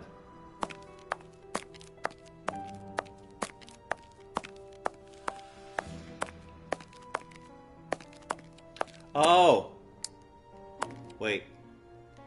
Here is the section showing Whitechapel. I have to select the I book. made several notations on these pages during our investigation into the Ripper, which might prove useful. All we need to do is to find a hospital or a public dispensary near a location where pits have been dug and black granite has been used. It's simplicity itself. I haven't finished my analysis. No, I'm Sherlock Holmes. I'm not done. I need something. Investigation to the Whitechapel dispensary. Make the right decisions based on the deduction that you must have. The rope is worn only on one side. The rope was manufactured with a worn side. No, the rope was always used from the same side. The rope was used near water. It has rotted. The damn earth brought by the bishops of Knightsbridge is killer. Soil is from a pit. The soil is from a well. The soil is from a riverbank. So it's from a pit, therefore, rope was used for tying up boats. The rope is used in a well. The rope is used to lower something into a pit. The fragment of granite painted black, which means the fragment comes from a monument painted black. The fragment's from a painted rock. The fragment comes from a granite wall painted black. So... the earth and the fragment granite come from a building. The earth and the stone from a pit near a monument. The earth and the fragment of granite came from a cave. The rope and the fragment granite from a grave. The rope and the fragment granite come from a building undergoing repairs. The rope and the fragment of granite come from the tombstone factory. I don't know. Whitechapel Clinic. I need to check it. Dispensary 4660 near a memorial at Whitechapel. Dispensary 461 near the Whitechapel Cemetery. Dispensary near a tombstone. Garage repairs. Quarry. Warehouses. I am missing some information. I am missing some information. I am missing...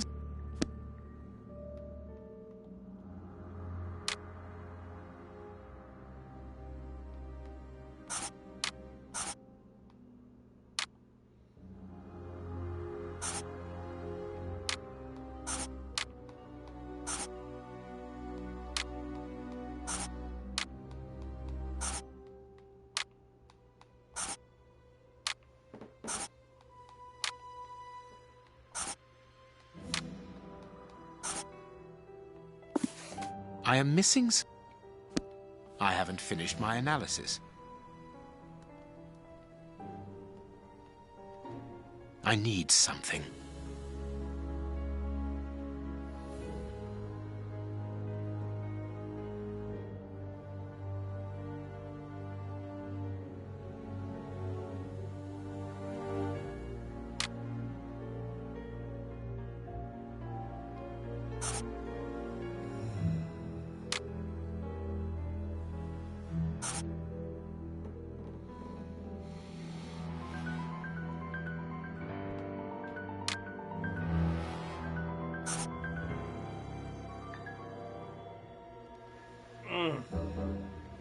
Usually they tell me when I'm correct, but I have no idea like how it works.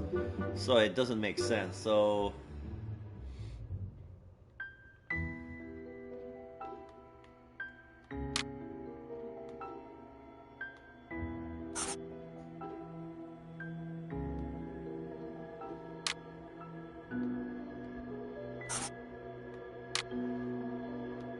Now I can make the right decision. okay, I got it. So yeah, the rope is worn only on one side because it's always used from the state side. It used to lower something into a pit. The rope and the fragment of granite come from a grave, and the Whitechapel Clinic near a grave. Soil is from a pit. The grament come from a monument painted black. The earth and the stone are from a pit near a monument. So now I can check. There's the dispensary near the Whitechapel Cemetery. The public dispensary number 4661. It's just opposite the Whitechapel Street Cemetery. Yes, Watson. The murderer with the missing finger must work in the cemetery, or at least visit it. He could have taken a rope, one of the type they use to lower the coffins into the graves. The granite is minute particles of tombstone. And he only had to cross the road to steal a scalpel from the dispensary opposite. Okay.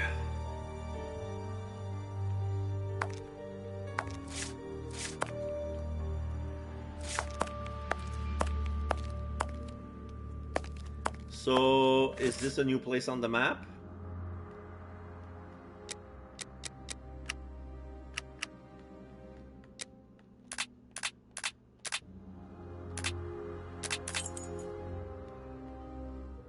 Not yet. Finger. The bishop tore his aggressor finger with his teeth. The bishop gnawed at itself. The bishop fought his aggressor savagely. The bishop went mad.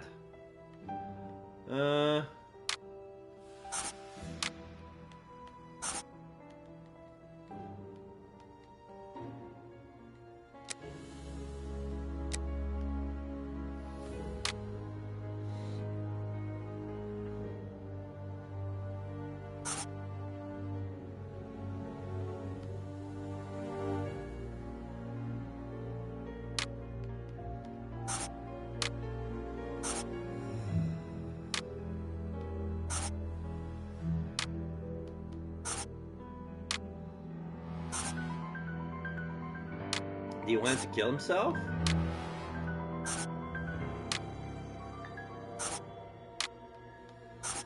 No. So that's all I have right now.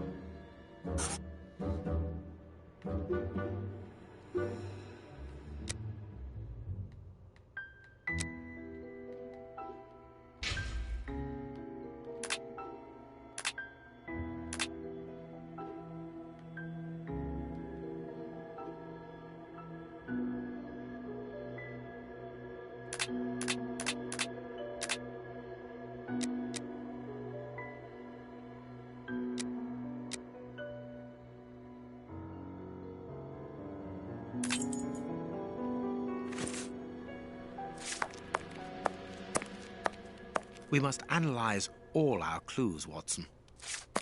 I wasn't done? I can analyze the chemical composition of a substance here. I can analyze the...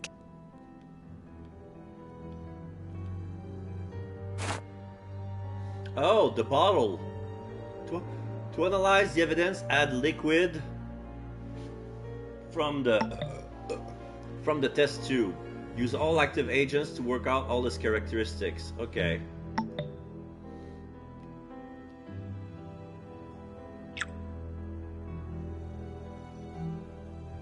I must analyze the clues.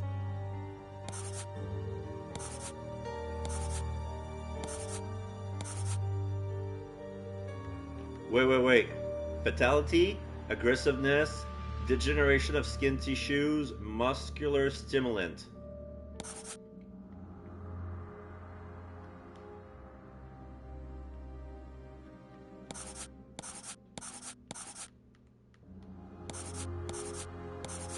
How does that work?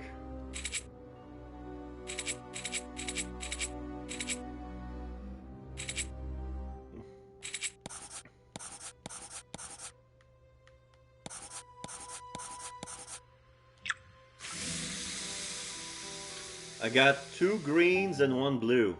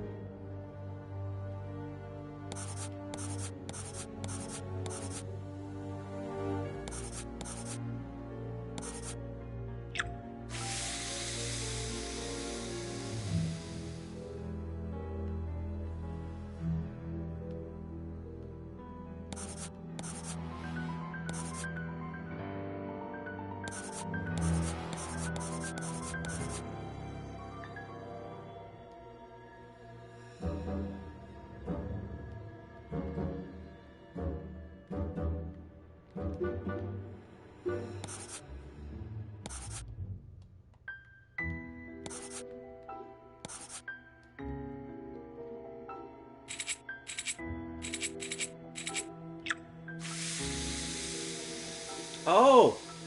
Okay, so that's how it works. Oh, okay. Wait.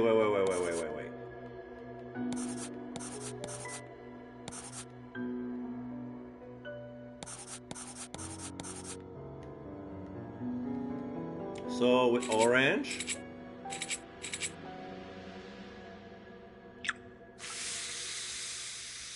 Two green, 1 blue, 1 brown. 2 green, 1 blue, 2 green, 1 brown. The blue.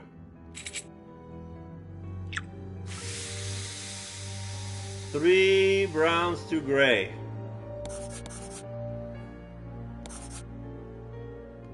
Green.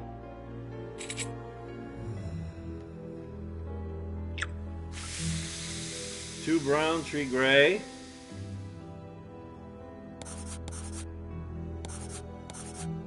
Okay. Next we have the yellow. Oh, it was 2 green, 1 blue. And then the red.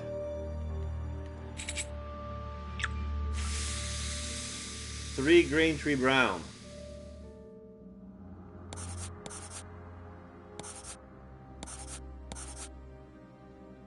Poison, and apparently very virulent.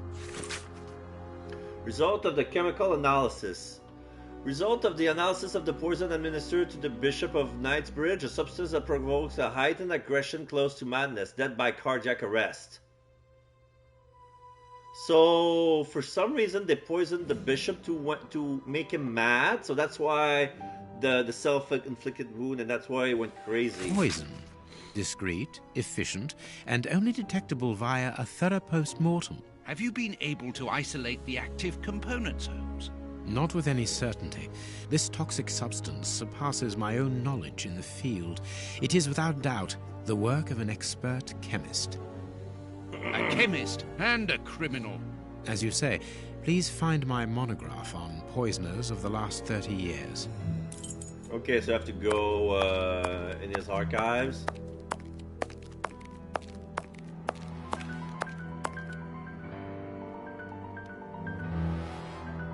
Monograph of poisons.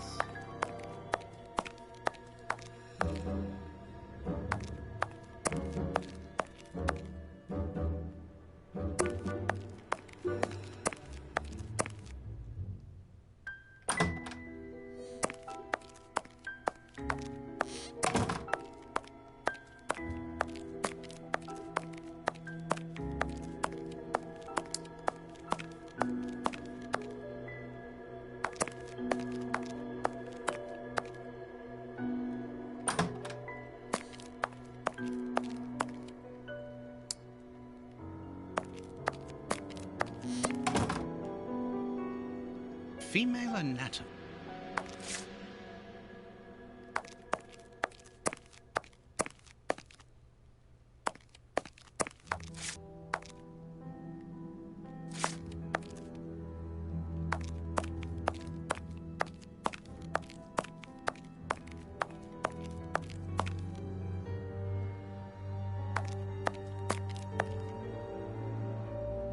The work table, where Holmes analyzes things.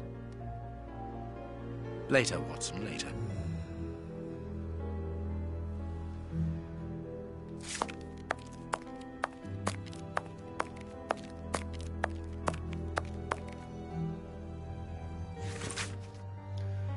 File number 452, Hans Schielmann, aka the Rat Killer.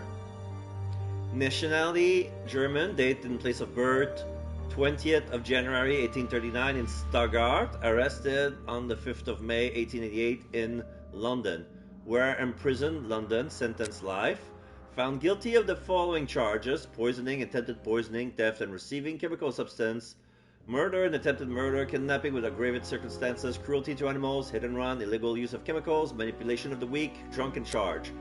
History and description of the individuals. Despite numerous mental problems and neuroses, Hans Schielmann is an exceptional chemist and an equally remarkable mathematician. At the age of 21, his unstable and violent character resulted in expulsion from the University of Vienna, where he had excelled in his chosen subjects. After being expelled, he was not heard of again for 4 years. He was captured and arrested in June 1864 during the case number X2552A, the Stuttgart poisoning, in which he was the principal suspect. He escaped before being sentenced and vanished again. A number of elements suggested that he had found refuge in London. Investigation undertaken by Scotland Yard found him living under the stolen identity of one Leonardo Itizia. However, the officer who came to arrest him were poisoned and he escaped once again. Our informer picked up his trail again in 1880 at an ancient factory covered in a clandestine chemical laboratory. Schielmann was absent during the search. From the document found inside the laboratory, we learned that he had a diabolical plan in mind. His goal was to poison the drinking water reservoirs in several parts of the city. To this day, his motives remain unclear. His arrest on the 5th of May 1888 was due entirely to chance. He was recognized by a police officer while stumbling around in a state of inebriation, shouting of his intention to poison the entire city. None of the interrogation following his arrest have provided any conclusive information. Hans Schielmann broke his silence only with incoherent comments. Okay. So was that it?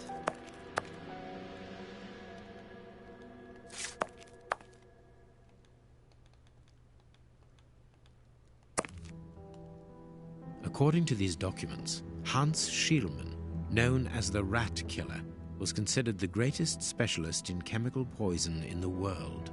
Is he at liberty? Happily, no.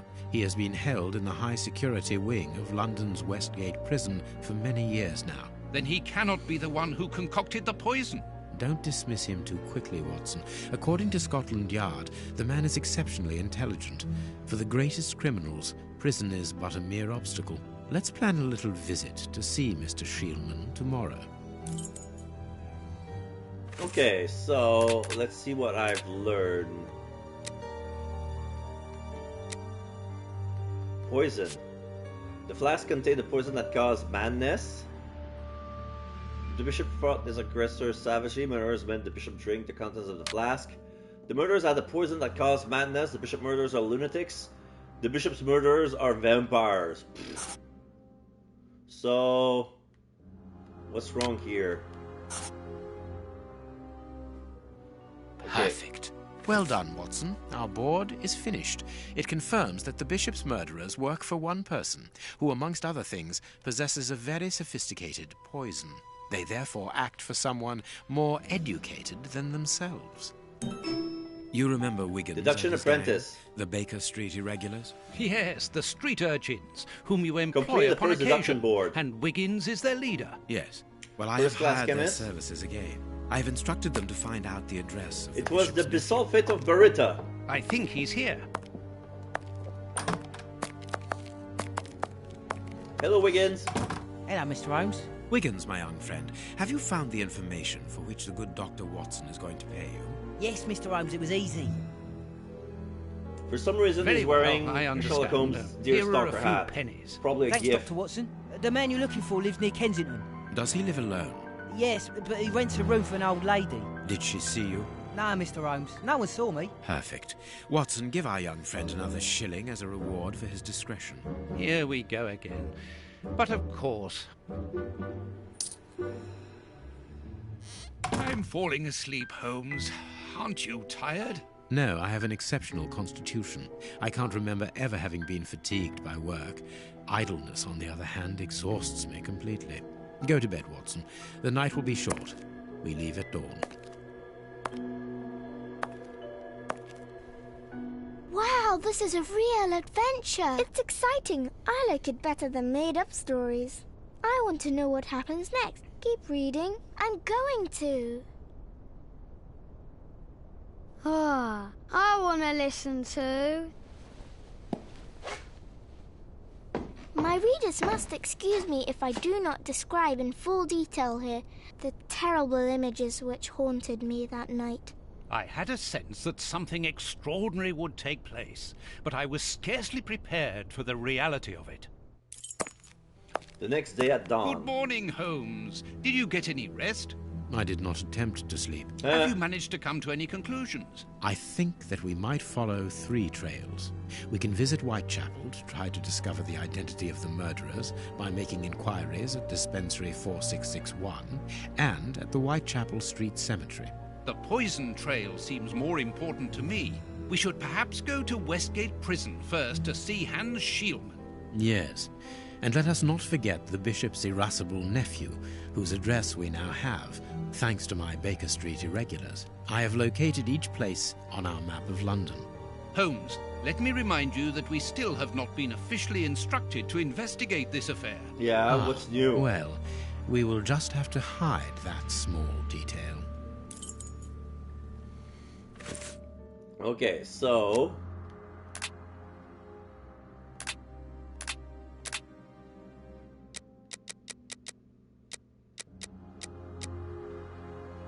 This is the first-class chemist and the deduction apprentice. Alright, so here on the map we have the Westgate Jail and the Kensington Gardens. Let's go to the Westgate Jail first. Westgate Prison. Here we are at the famous Westgate Prison, one of the oldest and surest in the kingdom. I've heard that it is soon going to be demolished. Don't you find it strange that it still houses criminals as dangerous as Hans Schielman? There's nothing strange about it, Watson. The name of this prison is linked with numerous failed escape attempts. As long as it stands, the criminals will fear it. Good morning, gentlemen. Are you expected? No, but we wish to meet with one of your prisoners, Hans Schielman. I'm afraid that at the moment that is impossible. Access to the cells is controlled strictly. You can't go there without permission from the director. Then would you be so good as to announce us? I am Sherlock Holmes, and this is Dr. Watson. The famous Holmes and Watson. What an honour. My name is Brighton. Frank Brighton. I'm afraid I can't announce you. I'm not allowed to leave my post, under any circumstances. But I'm sure that the director won't refuse to see you, even without an appointment. If you see the corridor behind the reception, follow it to the secretary's office. You'll find him there. Thank you, Warden Brighton. One last thing. Hans Schielman received any visits lately? None. And I'm sure because I've dealt with receiving visitors for several weeks now. I volunteered because it's a calm post to be in. We don't get many visitors and it gives me time to write. Just like you, Dr. Watson. I enjoy literature and the... Very good. Thank you. Not interested in your life story. That was very impolite, Holmes. That man admires our work. You could have given him... Another time. Let's go and meet the director of the prison.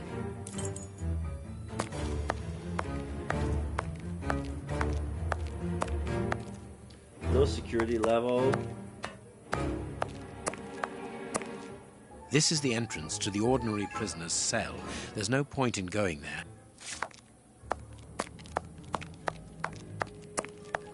High security level. Leads to the high security area, where the most dangerous prisoners are locked up. Closed.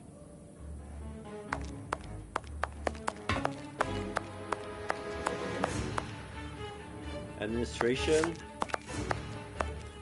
Sorry, but this area is prohibited without a pass. Please leave. We must see the prison director quickly. Prison director. Closed.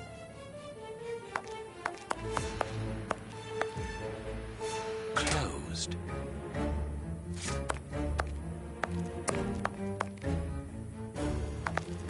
Closed. Locked. I can feel a draft. This must be the access to the inside yard.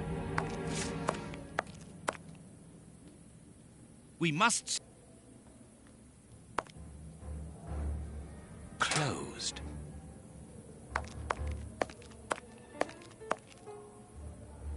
Closed. So this is entryway.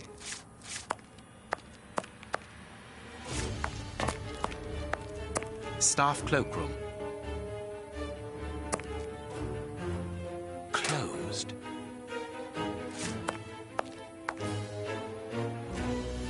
The locker room. This is where the prisoners' things are kept.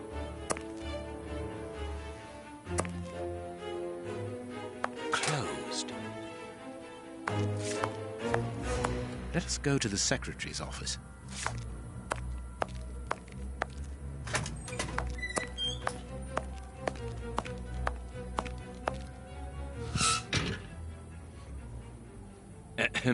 Good morning, miss.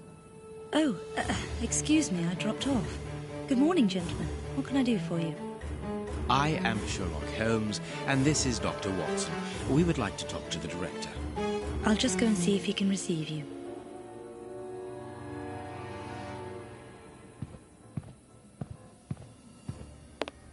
Tiredness, pale face, stiffness. I believe that the young lady is expecting a happy event. Oh. It would seem so. So what can we look from the desk? This charming secretary is Miss Jenny Patterson. This small rack is for urgent letters to be given immediately to the director.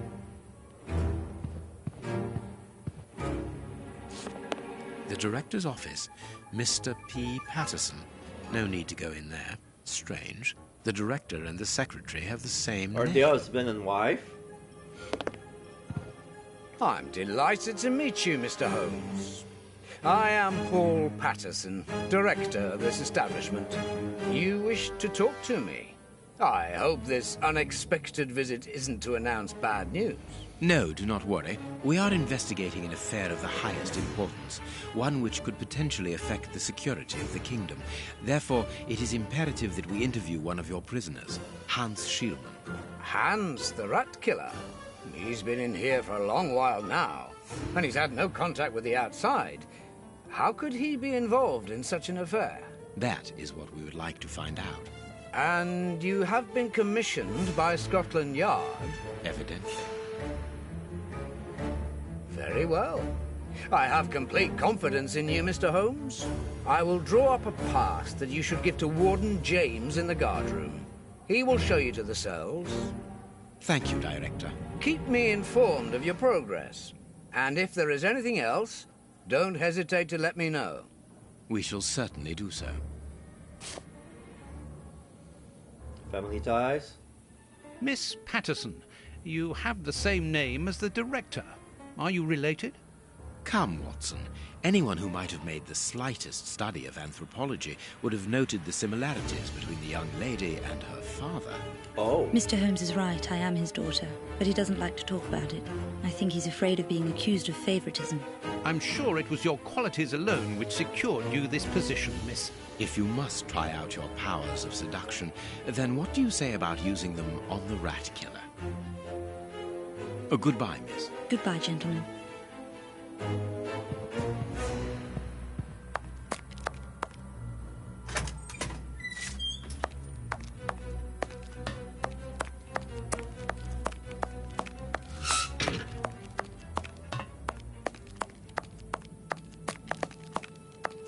Sorry, sirs.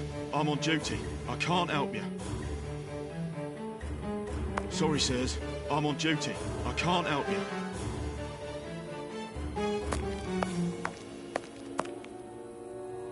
Oh, maybe at the administration. Where was the office again? Ah, you've got a pass for the high security area. It's the door at the end. Go ahead. Thank you. This is low security.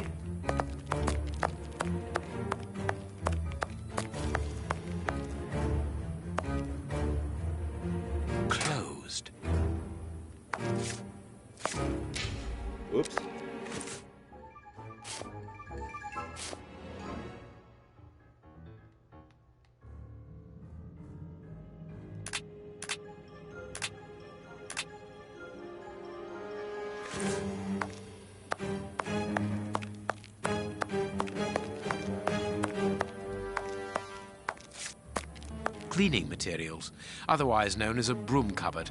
Nothing of interest here.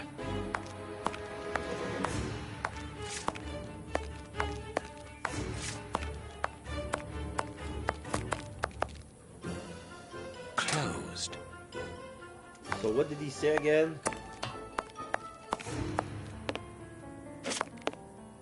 This information board is almost empty. Strange, in view of the activity in the prison. It is about the signing-in book. It is potassium nitrate, isn't it? Yes. Saltpeter or whatever. Yeah, saltpeter.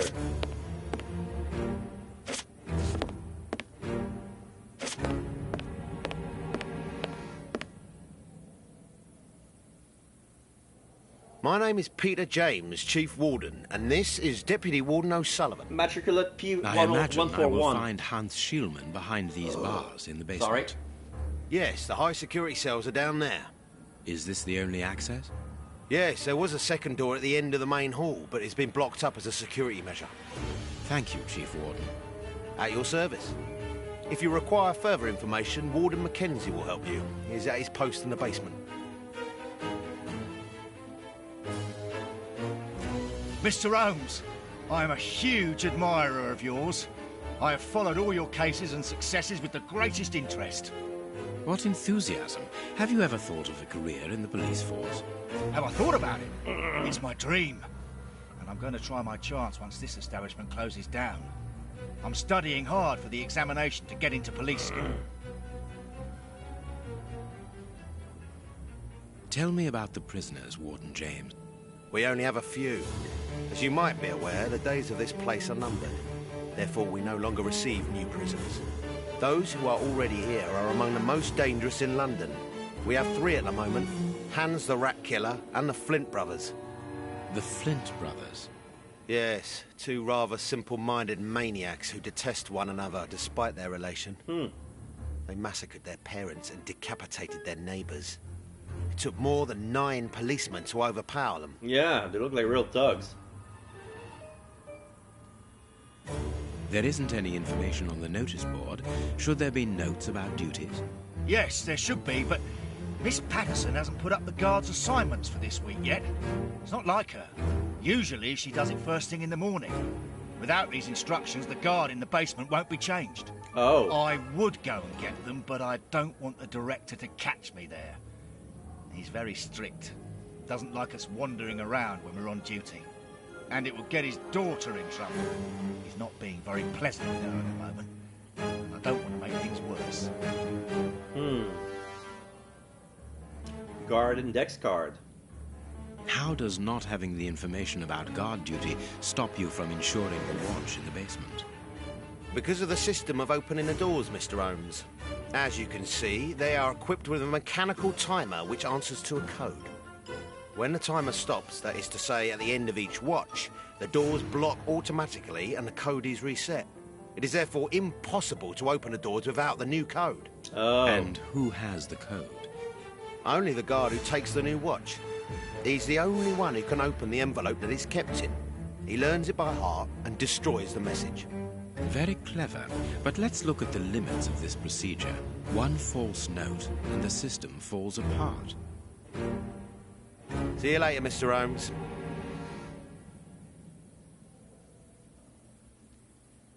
It is the guard's guest book, perhaps for distinguished guests.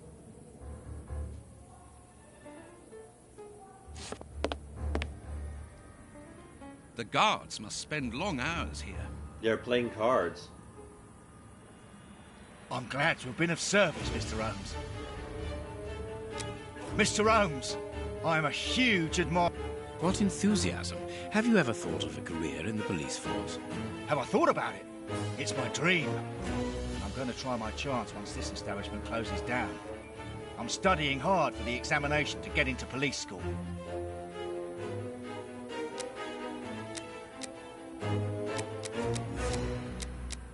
See you later, Mr. Holmes.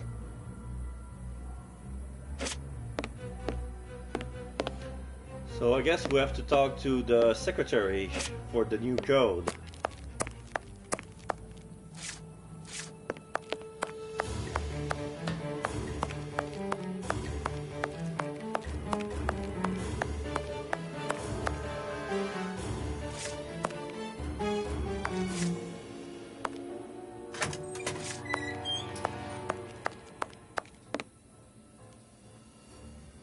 Anything else, gentlemen? Huh?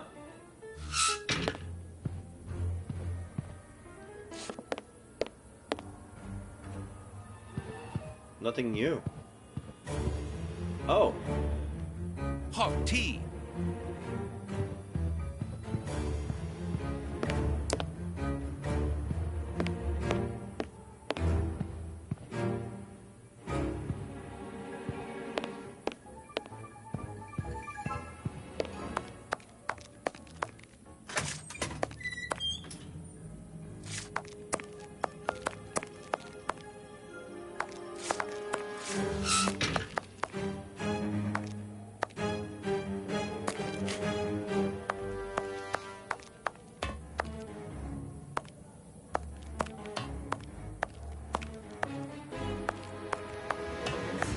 This is the entrance to the ordinary prisoner's cell.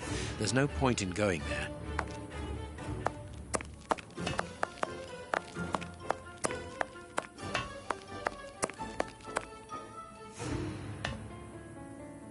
Closed.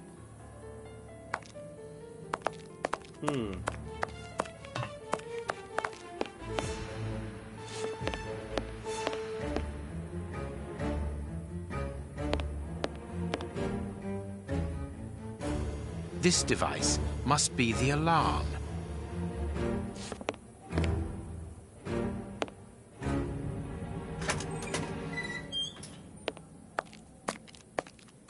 This is new. Here's the famous high-security area. Warden Mackenzie, at your service, sir. Good morning, Warden. I have a pass which allows me to speak with prisoner Hans. Very well. It is the cell at the end to your left. I'd advise you to walk in the middle of the corridor. Yeah.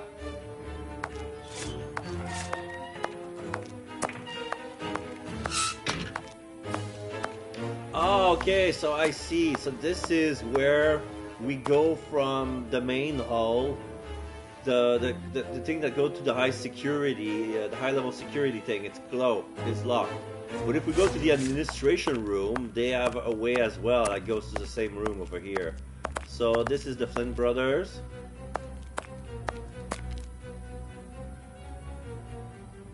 You've been lucky, little brother.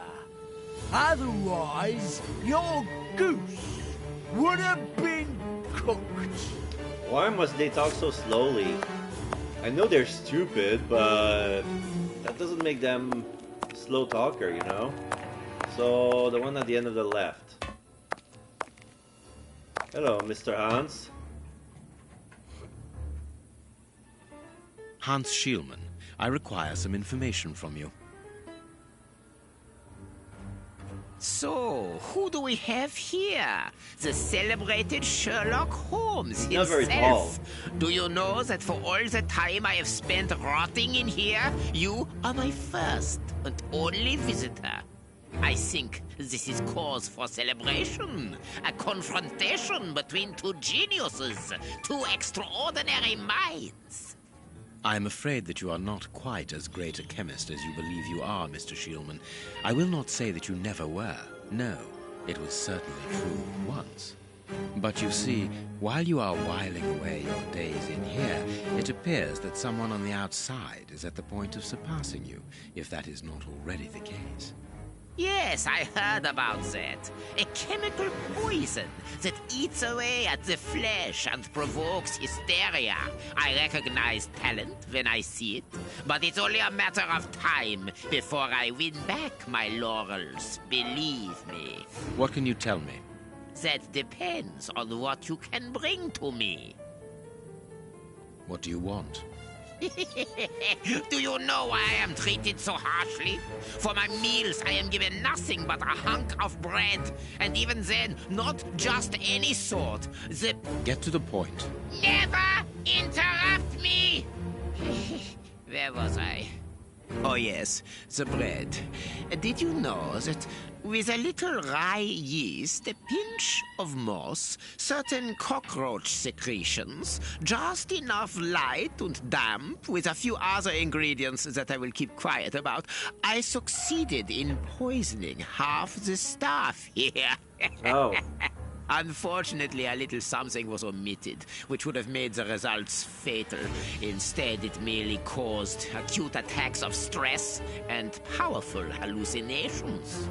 Even so, I got a great laugh out of watching them cry like babies when they saw their most primitive fears materializing before them.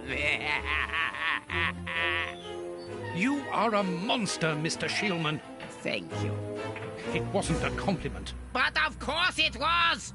You others, you ordinary, narrow-minded people, you are afraid of anything that you cannot comprehend. You call me a monster because what you find impossible to face is just the slightest fraction of my genius. Okay, so he's full of himself. If by monster you mean someone who is nothing like you, then it is a compliment. Alright, let's give him a pen. What do you need? Very little. Just something to write with. You see, my brain races like an engine with too many thoughts. I see them crackle and explode into thousands of formulae right in front of me. What a torture not to be able to write them down. What a hell to see them vanish just as quickly as they appear to me. Just bring me something that I can write with. That's all. That seems an easy enough request to fulfill. But listen, I don't want a vulgar inkwell and a pigeon's feather. No, I need material fit for my talent. I want my ink pen. Bring it to me, and I will be happy to pass on to you a little of my knowledge of modern chemistry. Where is it? It was confiscated upon my arrival here. I suppose it might be in my locker, in the locker room. Leave me now, and don't come back without my ink pen. See you soon, Mr. Holmes.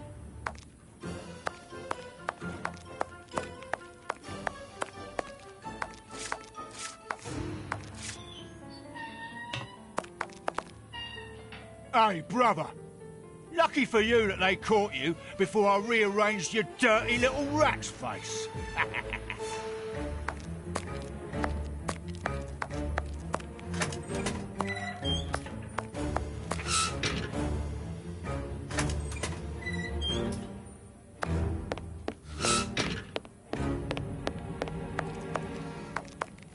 Cleaning materials, otherwise known as a broom cupboard. Nothing of interest here.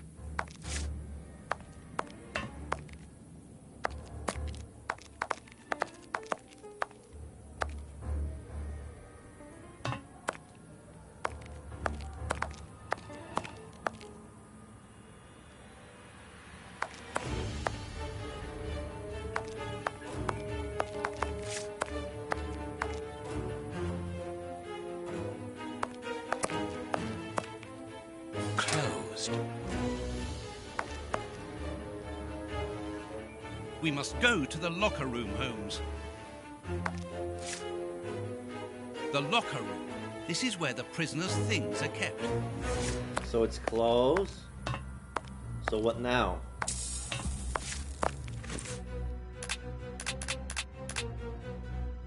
Cannot pick it.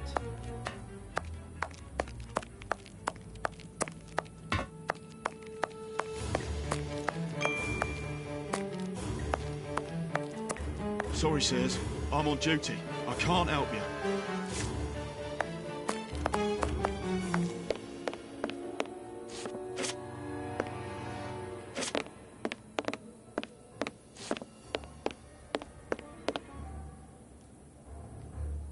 I'm glad to have been of service, Mr. Holmes. Can you tell me where I might find the locker room? In the corridor that leads to the director's office. That's where the prisoners' civilian stuff is held. But seeing the length of their sentences, they've little chance of ever getting it back. Can you open the locker room for us? We would like to inspect Shielman's personal items. No, Mr. Holmes. I'm not responsible for that. You will find the keys in the Secretary's office. Okay. See you later, Mr. Holmes.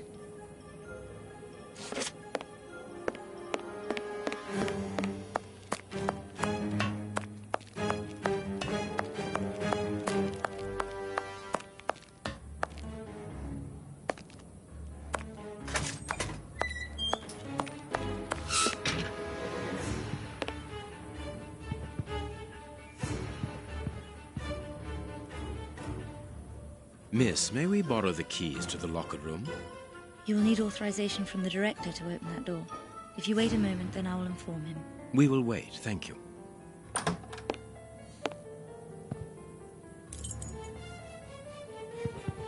Anything new, Mr. Holmes? Is your investigation advancing? Mr. Holmes, have you been able to get what you wanted from our lodger? Not yet. We must first cast light upon a crucial point, and for that we require your help again. What can I do? We need to examine Shielman's civilian clothing. Very well, but be extremely careful. What do you mean? In that madman's compartment, you will find a strange little coded case which refused point blank to open when he was incarcerated. We did try to force it, but without success. Didn't you ask the experts? Of course we did. Experts from Scotland Yard came to examine it, where they came to the conclusion that it was better that the case remained shut than tamper with it too much. I see. They were afraid that some poison or other might escape if it was opened. Exactly. Bear in mind that this man is an evil genius, a master poisoner, and that his poisons are never ordinary. Here's the key to the locker room. I give you the authorization to open it. Thank you. Good. Thank you, Mr. Patterson. Miss Patterson, the guards are still waiting for you to put up the duty list.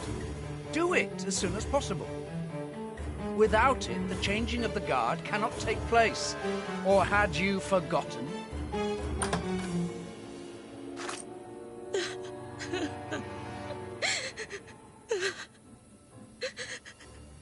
Dry your tears, miss. I'm certain that your father didn't mean to hurt you. Mr. Watson, I can't put up the duty list. And when he finds out, he'll be furious. What's wrong? Why can't you? It's in my locker, in the cloakroom, and I've lost the key. Oh. Your aunt. Say no more, Holmes. As you keep repeating, time is against us. Let's go and look at the things in the rat killer's locker. Okay, so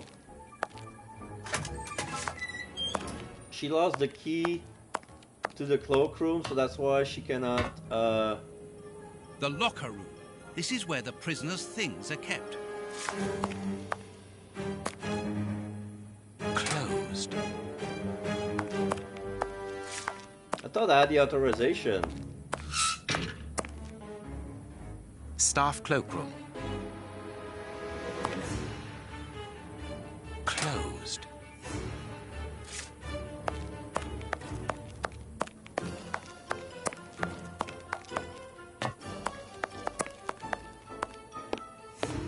There's a lot of bureaucracy that I don't like. Sorry, Mr. Holmes, you can't go into the basement for the moment. For what reason? The door has locked itself automatically. You must enter a new It's too security. late. Do it then. Miss Patterson hasn't put up the guard duty list yet. Without that information, we don't know who's authorised to take note of the new code. So Mackenzie is locked in the high security zone? Yeah. Yes, but don't worry about him. He's trained for this sort of dysfunction. Why not ask the director to take note of the code and open the door? He isn't allowed to, and I doubt that he would run the risk of going against the orders of the administration centre. Anyway, the bars in the high security section are joined to the alarm system, which is in that room. We only need to sound it to unblock, but you see, we can't do that now. We'll try to find the duty list, Warden James.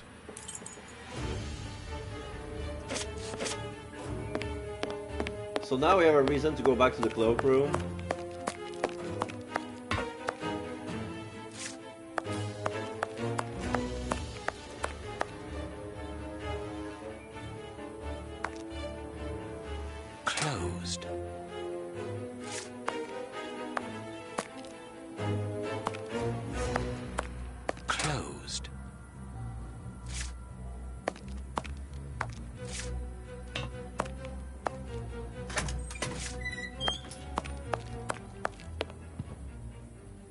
But what could I have done with the keys?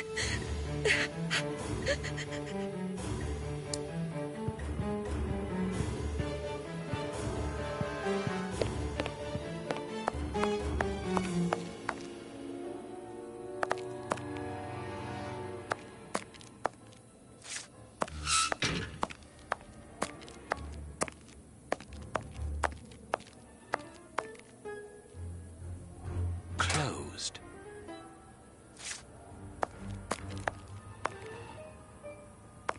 Locked. I can feel a draft. This must be the access to the inside yard. We must go. Closed.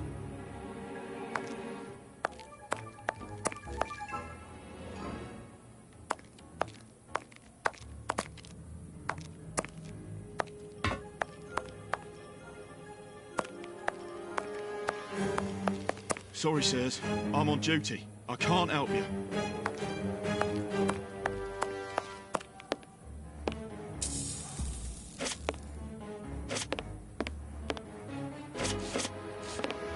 These weapons are obviously ready to use in case of emergency.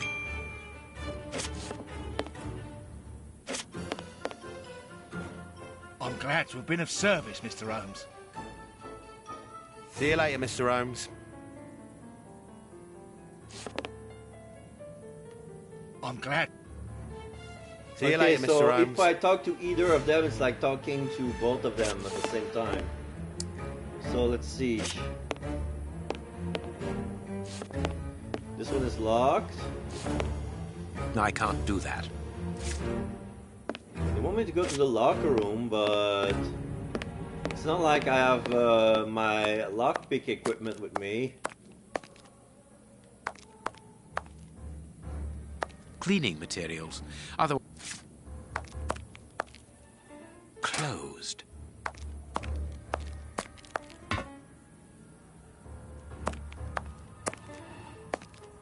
Closed.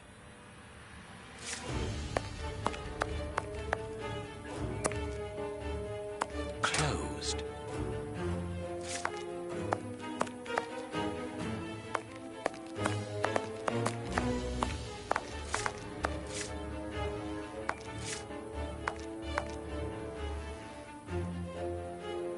The locker room.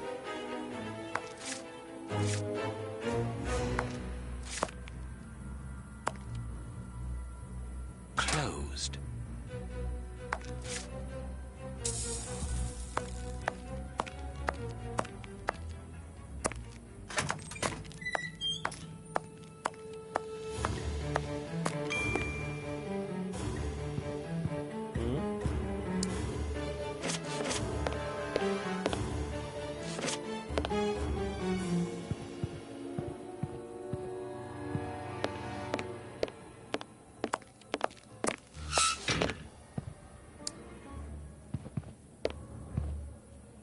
But what could I have done?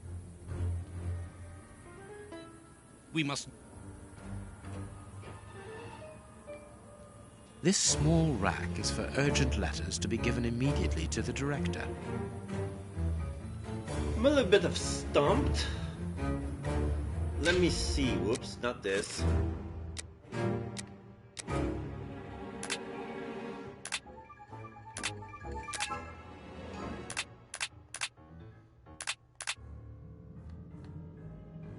Oh, I got the bunch of keys already. I didn't know that.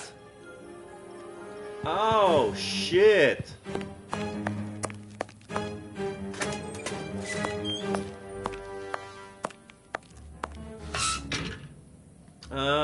Should we go to the... I think we need to go to the cloakroom first.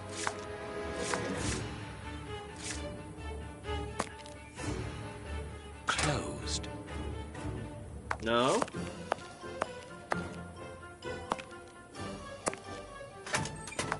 Ah, I needed the keys. Okay. Here is the locker of our friend, Hans, the mad scientist. Oh, what a jumble. A paper knife. Blotting paper. This solid box must hold a precious object. That must be his pen.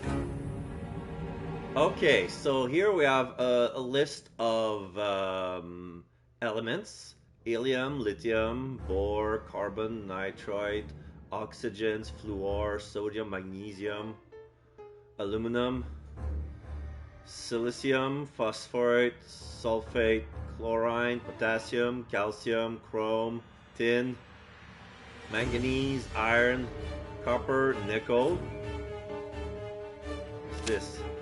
As soon as the catastrophe came to be known, the alarm from mouth to mouth has blown, and the cry rang out all over the town, good heavens. The Tay Bridge is blown down, and a passenger train from Edinburgh, which filled all the people's heart with sorrow and made them to turn pale, because none of the passengers were safe to tell the tale how the disaster happened on the last Sabbath day of 1879, which will be remembered for a very long time. William Topaz McGonagall. A poem in Hans's handwriting. A poem. Blotting paper. I can't do that.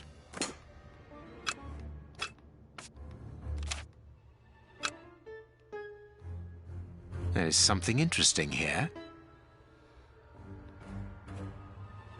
These P's are not the same. There's a P here. Nothing of interest here. Nothing of interest here. Nothing of interest here. There is something interesting here. There is something... Blotting paper. I can't do that. No, it is unnecessary. No, it is unnecessary. Nothing of interest here. Nothing of interest here. There is something interesting here. There is something interesting here.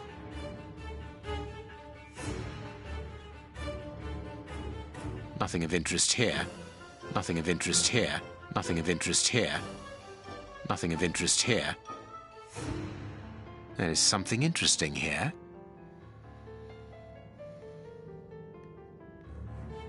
Nothing of interest here. Nothing of interest here. Nothing of interest here. Nothing of interest here. Nothing of interest here. Nothing of interest here. Nothing of interest here. There is something interesting here. Nothing of interest here. Nothing of interest here. Nothing of interest here. Nothing of interest here. Nothing of interest here. Nothing of interest here. I don't know what he means.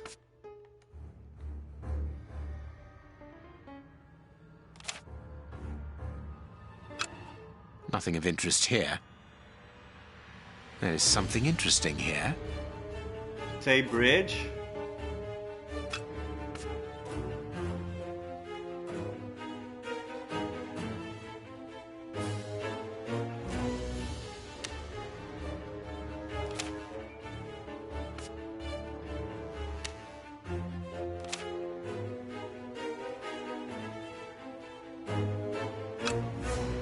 There is something interesting here. A bot?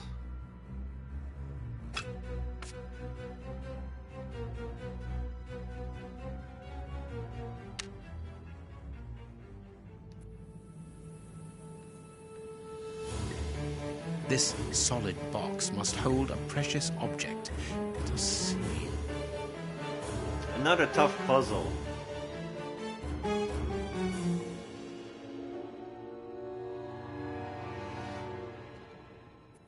This...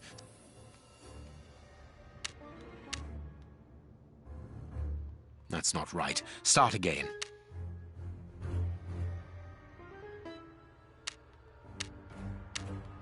That's not right. Start again.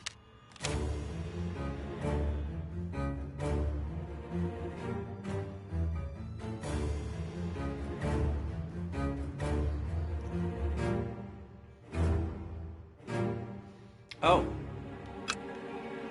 Nothing of interest here. No. Nothing of interest here. There is something interesting here. Tay Bridge.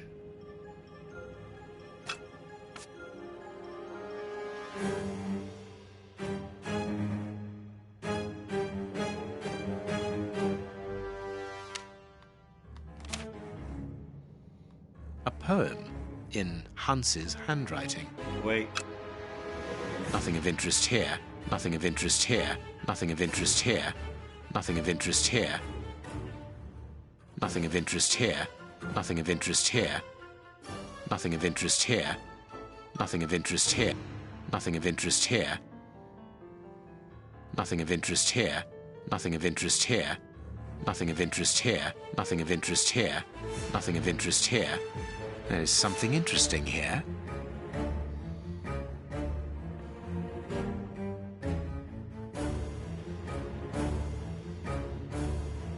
Nothing of interest here. There is something interesting here. Sabat?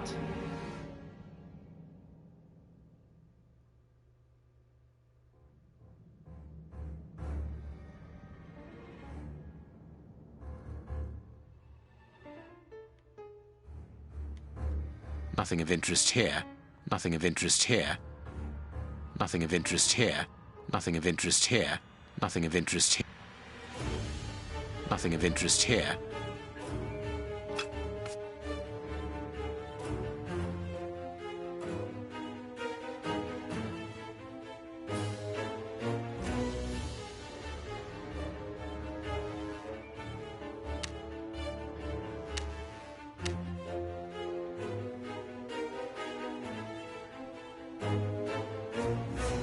That's not right. Start again.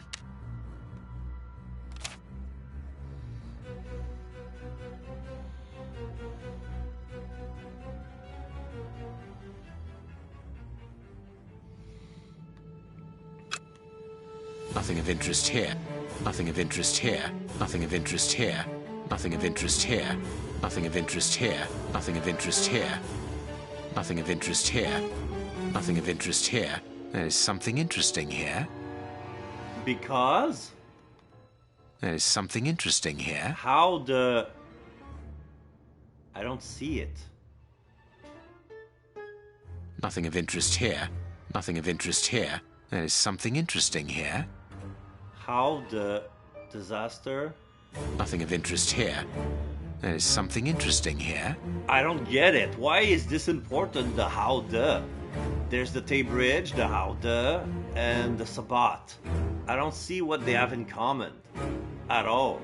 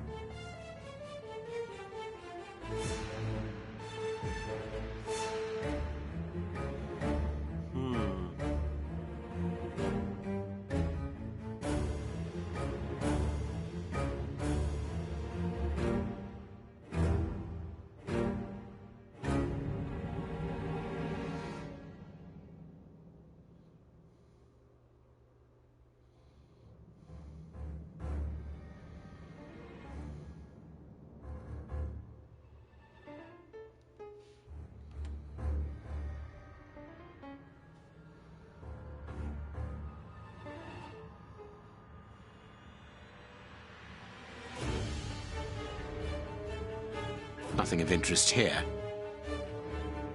There is something interesting here. Blotting paper. There is something interesting here. A dot. There is something interesting here. There is something interesting here. Oh, there are little dots in here. This cannot be a simple coincidence.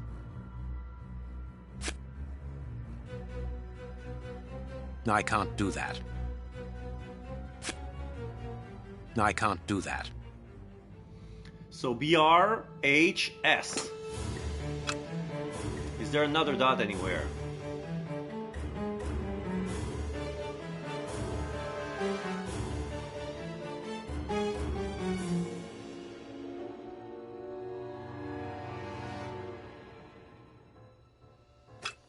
There's supposed to be a fourth one.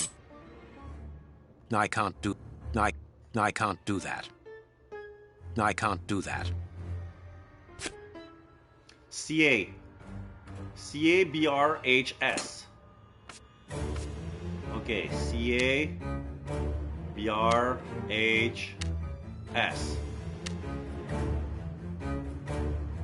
Perfect. What is written on that note, Holmes? Later, Watson, later. Okay, here we have the We pen. can give Hans his pen. Okay. Whew. Okay, it was a little bit tougher. That it was doable. It was doable, but damn.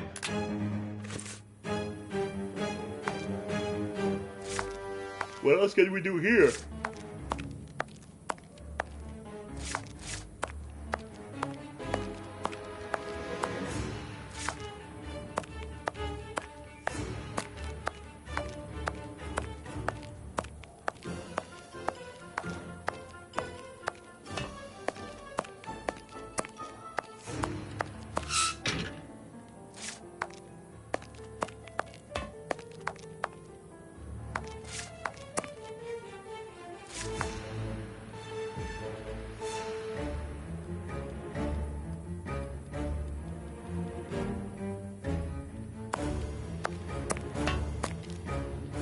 Crap, I don't have the key now. Okay, I have the pen.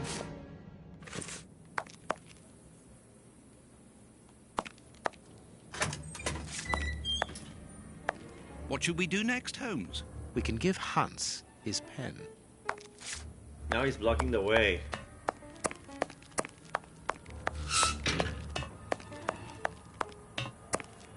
What a bunch of incompetents. Oh, if I was as unprofessional as that, there would be murderers running all over the town. What's the matter? Are you a patient of Dr. Watson? Very amusing. I was going on about the dry cleaners in Westgate Street. I just delivered my ceremonial uniform in the middle of my duty, and I've told them 1,000 times not to bring it until after 6 in the evening. A ceremonial uniform? You've been promoted? No, and that's not about to happen. No, I've been invited to a wedding. I mean, I hope to be... I'm in trouble. If the director sees that I've left my post, I'll be sacked without pay. Give it to me, Warden Brighton. I'll take care of it for you. Really? Thanks a lot. Here's the key to the cloakroom and that of my locker. I'm really grateful, Mr. Holmes. Oh, okay. What have you got in mind, Holmes? You're not doing this out of kindness, are you? No. No. Two birds out with of one curiosity, we will be able to access the cloakroom with these keys. Okay, so... cloakroom.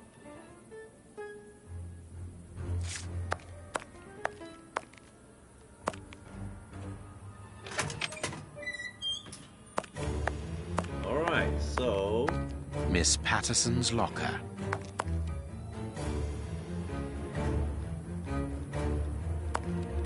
Closed.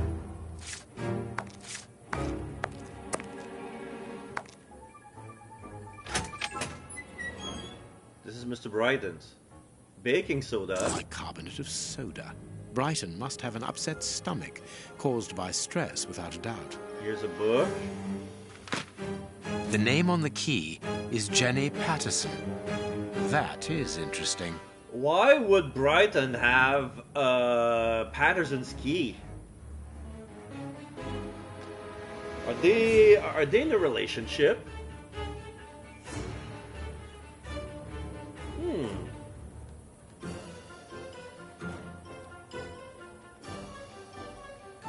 I need something.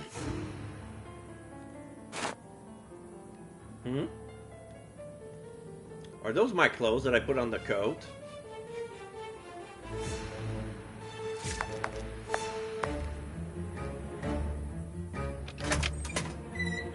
Let us examine Miss Patterson's locker. The lock on this box is rather sophisticated. Incredible. Is Jenny hiding something? Okay, let's see how it works.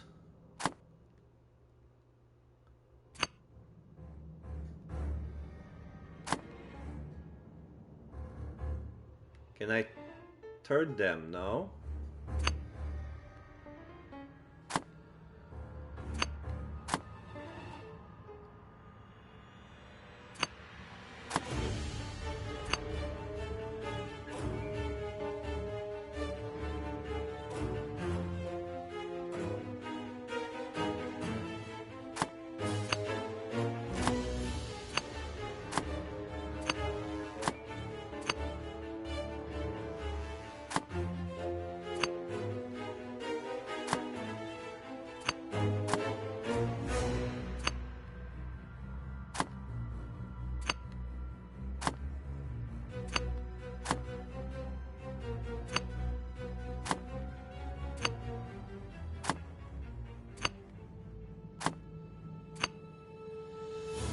It's really very clever. Little Jenny is astonishing. Good thing I'm used to the zero escape puzzles. Aha! Pendant. Brighton's locket. Jenny Patterson, Frank Brighton, a single heart with two souls in eternal love. Yeah, there are an item. Aha! A locket, sealing the relation between Jenny and Warden Brighton. Decidedly, this boy is not a great poet. Ah, here's the staff. The guard's duty list. Service sheet. Basement guard, Warden O'Sullivan. Reception, Warden Brighton. On call in the guard's room, Warden Mackenzie. Coordination, Chief Warden James. Okay.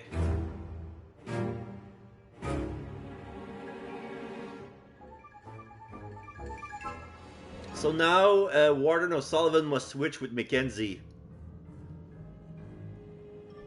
Here is the famous guard duty list. Interesting. Letter from Brighton. My Jenny, let's get married. Never mind the consequences. Your father will have to accept the fact that we're in love. Think about the baby and don't forget that. I love you, I love you, I love you, I love you, I love you, I love you, I love you, I love you. And I've written you a poem. Jenny Patterson, your heart pounds. Mine weighs a ton. Our love has no bounds. It just goes on and on. Oh, I was inspired by the great Chinese poets to write it. Be courageous, my honey bun. Yours, Frankie. You're Frankie. A letter from Brighton to Jenny. Fine romance. Barely literate. Apparently, Jenny The is most carrying winning Brighton's woman I ever child, knew was hanged and it from seems that poisoning, Jenny's but I father, digress. the director, is unaware of this. Is he talking about Irene Adler?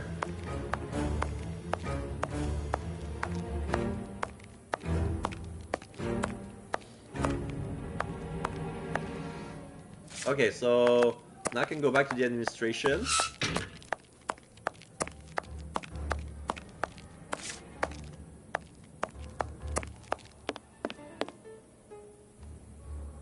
We have found Chief Warden James's duty list.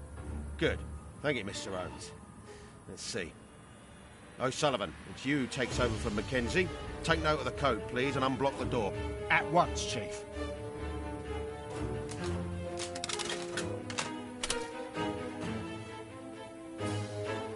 Ah, Mr. Holmes, could I ask you for a favour? Please do. I think I can say, on behalf of all the staff, that we would be honoured if you would care to write something in our guest book. With pleasure, O'Sullivan. I'm using a Hans's pen.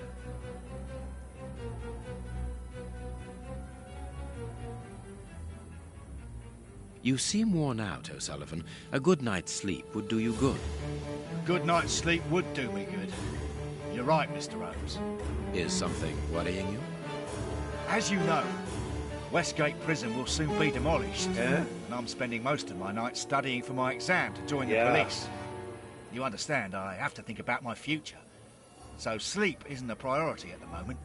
Scotland Yard is always looking for young, competent and motivated men. Would a letter of recommendation from me allow you to get some sleep? What? Wait. A letter from Mr. Sherlock Holmes recommending me for Scotland Yard? Wow. Are you quite serious? Completely serious, my young friend. May I use this writing paper? The one on your desk. 1,000 thanks, Mr. Holmes. 1,000 thanks. It is addressed to Inspector Baines, a good friend of mine. There's no need to remind you that it must be opened only by the person to whom it is addressed. Yes, of course. I'll give it to him personally. Thank you again, Mr. Holmes. At your service, Mr. Holmes. Okay, so... should I go see the... Okay, I'm gonna check if I can do anything about Brighton and Patterson before entering the haunts. Sorry, sirs. I'm on duty. I can't help you.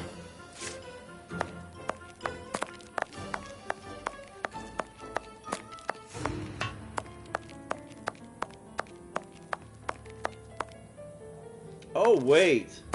Was I supposed to recover the thing that I put back in the... Uh-oh.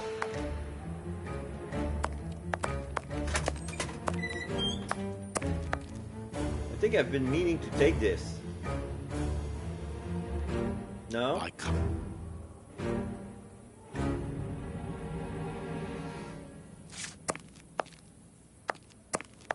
Oh, he gave it to me for me to put in his locker. So that's what I did. So, since he cannot leave his post, I see. Anything else, gentlemen? Oh, I know about you. Wait.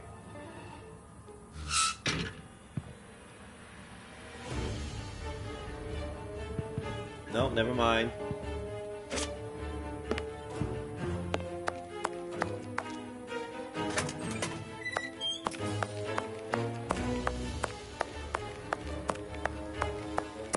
So we're to get down on business.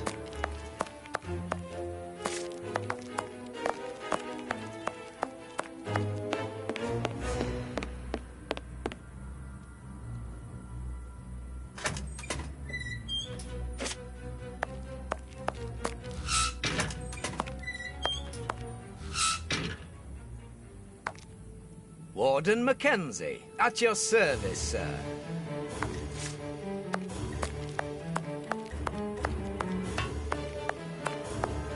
Well,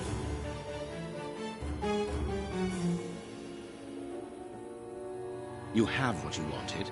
Your precious pen. you seem annoyed, Mr. Holmes. I would even go so far as to say terribly worried. Why should you care, Mr. Shielman? Let's talk about that poison. I am not talking about you in the grip of natural emotions found in ordinary people who are confronted by the inexplicable. But as for Mr. Holmes, you are embarrassed, aren't you? Are you hiding something? That is enough, Shielman. You have kept your word. Therefore, I will keep mine. At this moment, the poison which so interests you isn't finished yet. Its maker is encountering great difficulties in attaining the desired results. What is the end result? Now, Mr. Holmes, the end result of any science, as Descartes once said, to become the master and owner of nature. Here we are talking about human nature, of course. And the creator's problem isn't so much the mixture as the durability of his creation. He wants to make people mad forever? What do you mean? You see, this poison was made using rare but very volatile short-living compounds, which means that it is only possible to produce small quantities, which most importantly do not keep for a long time. Oh. Conceiving such a product in a laboratory especially built for the purpose could be achieved by any good chemist. But recopying this alchemy on another scale and keeping it ready at any moment, observing the particular conservation and storing conditions that a substance of this type requires, well, that would need a genius. I doubt if the creator of this mixture would be capable. And you would be, of course. Of course. Luckily, you are going to spend the rest of your life in prison.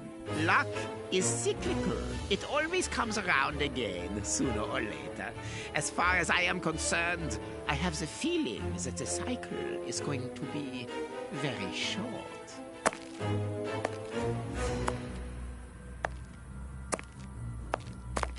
Holmes, it sounds to me as though this Shielman is implying that an escape attempt will be made. Yes, we must go and warn the director.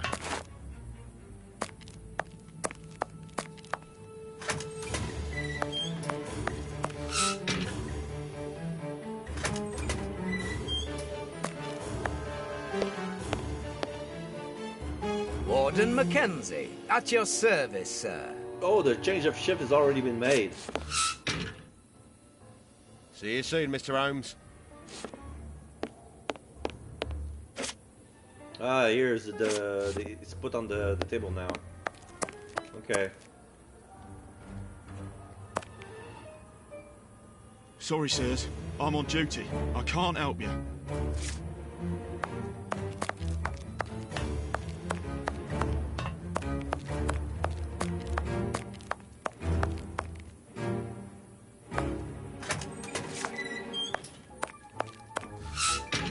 Oh. It is out of the question that your bastard is named Patterson. Very well. You refuse to reveal the father to me? Well, then go and join him. I'm not stopping you. Wow. I can't. So harsh. Director, you will have to postpone this small family reunion. We believe that a serious scheme is afoot. We must act without delay. You're not thinking of... Yes. Shielman's words leave no room for doubt. It seems that he is planning an escape attempt. We strongly advise you to search his cell. Do you really believe that he's hiding something? Because I must make an official report and have a legitimate reason for doing a search. Director, if this prison is still in operation, it is solely because of its reputation. Think of the consequences of an escape. It would be closed at once. And what post do you imagine would be offered to the person deemed responsible?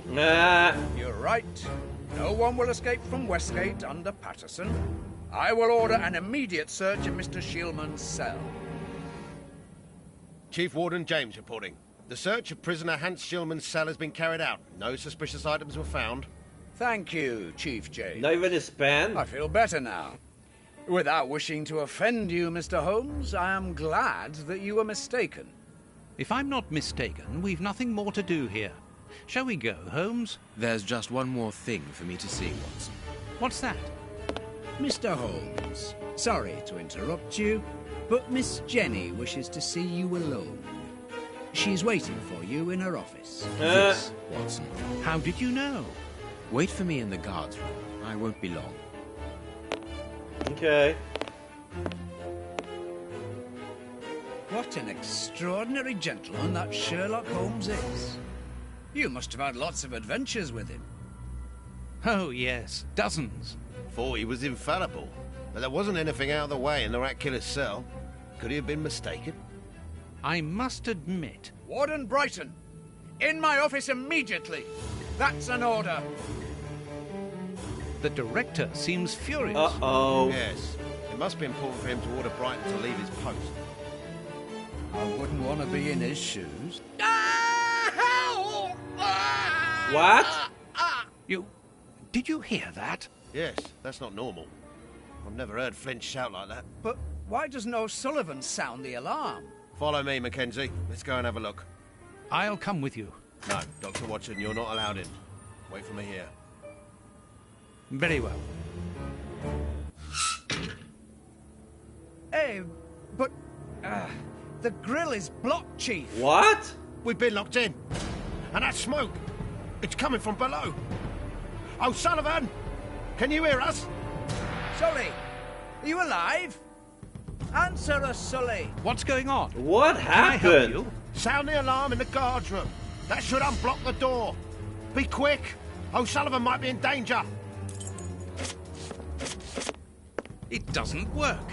The alarm doesn't work. Locked. Okay,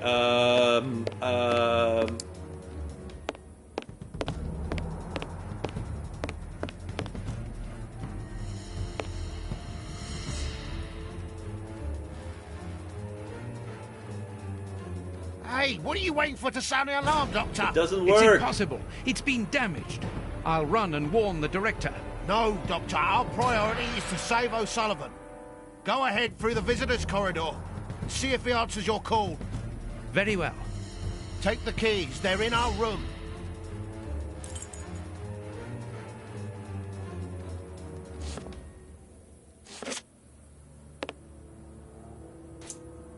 Okay. So we're gonna go through the visitors, which is there.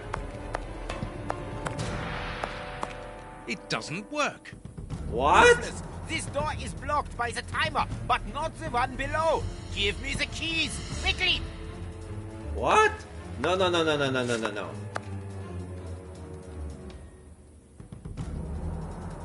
This sounded like Hans. I'm not gonna do that.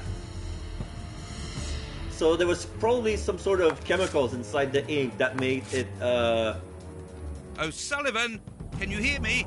O'Sullivan, answer me. Yes, I'm here. Quick, get me out of here. The Flints have escaped, and they are fighting like dogs. Help! It's a catastrophe. Okay, clearly that was Hans.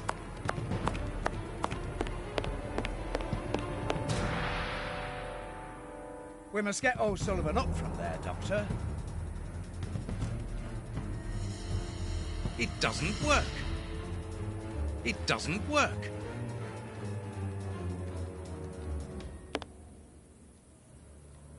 Locked.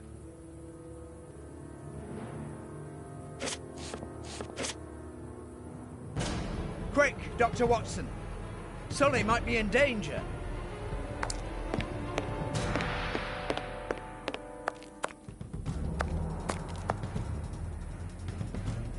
No, I've got nothing to do there.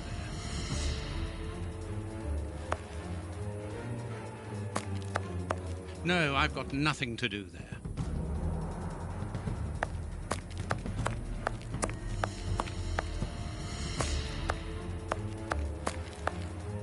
It doesn't work. Useless. This door is blocked by the timer, but not the one below. Give me the keys, quickly!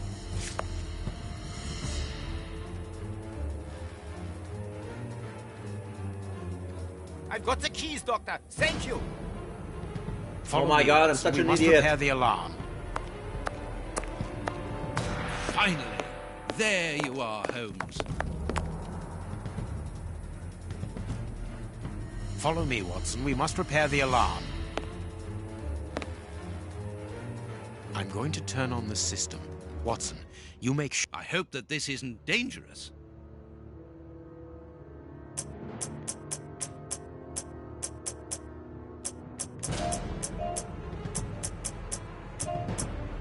Oh. Oh, okay.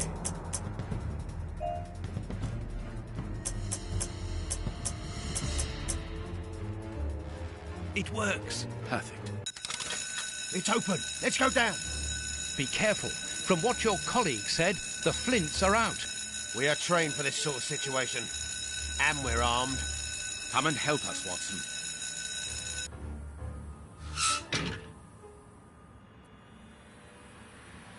Everything is back to normal. Thank you for your help, gentlemen. It was a pleasure. But where is O'Sullivan? He's no longer here. He must have gone out through the visitor's entrance. Yes, and he must be pleased to have gotten out of the basement. Good. We must now check all the cells. It's the procedure in case of an alarm. We'll come and help you. You are evidently fond of wasting time, my dear fellow. Rejoin me at the reception when you've finished.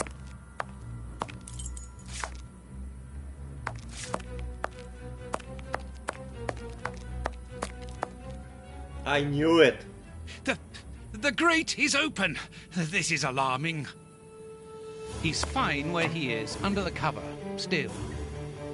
How can he sleep with all this noise? That's I'll admit it's not Sullivan. normal. Perhaps the smoke has poisoned him. I had better take a look. Be careful, Doctor. He is dangerous.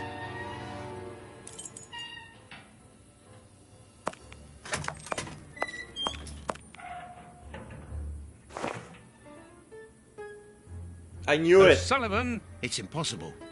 He was with us only a few moments ago. No, that was Hans. Or else... Or else it wasn't O'Sullivan. My God, he's escaped. The rat killer has escaped.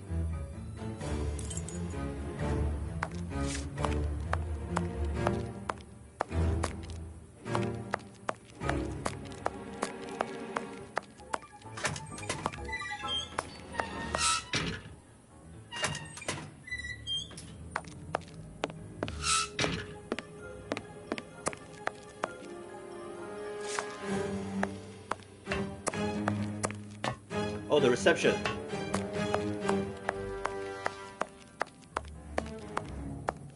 Ah, Holmes, there you are. Hans has escaped. I fear that this inquiry is a bitter defeat for us. Not at all, my dear fellow. Quite the contrary. Follow me. Why the devil have you brought me behind the prison? We have an appointment, Watson.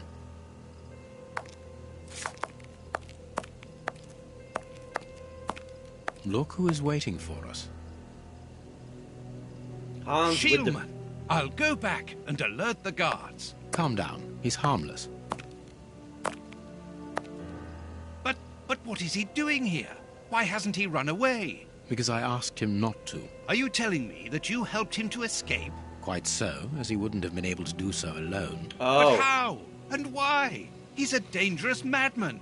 Holmes, you've made me an accomplice in this escape. You owe me some explanation. And you will have them. But my priority for the moment is to remove our new friend to a safe place. I won't be long, but I must go alone. I'll rejoin you later. Just give me your next destination. Very well. I suppose you know what you're doing. How could you doubt it? Here, take the notes. They will help you when you write up the account of our visit to Westgate. So, where do I find you? Prison break. A trusty comrade is always of use. Well done, and yet one got away. The next step of our investigation should take place in the Whitechapel area. Good. Go then, and I'll rejoin you there.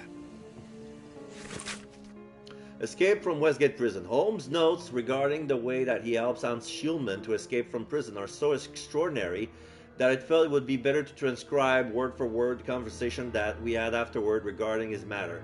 I felt the impatience in my friend's look. However, he delayed relaying to me the details of his incredible achievement.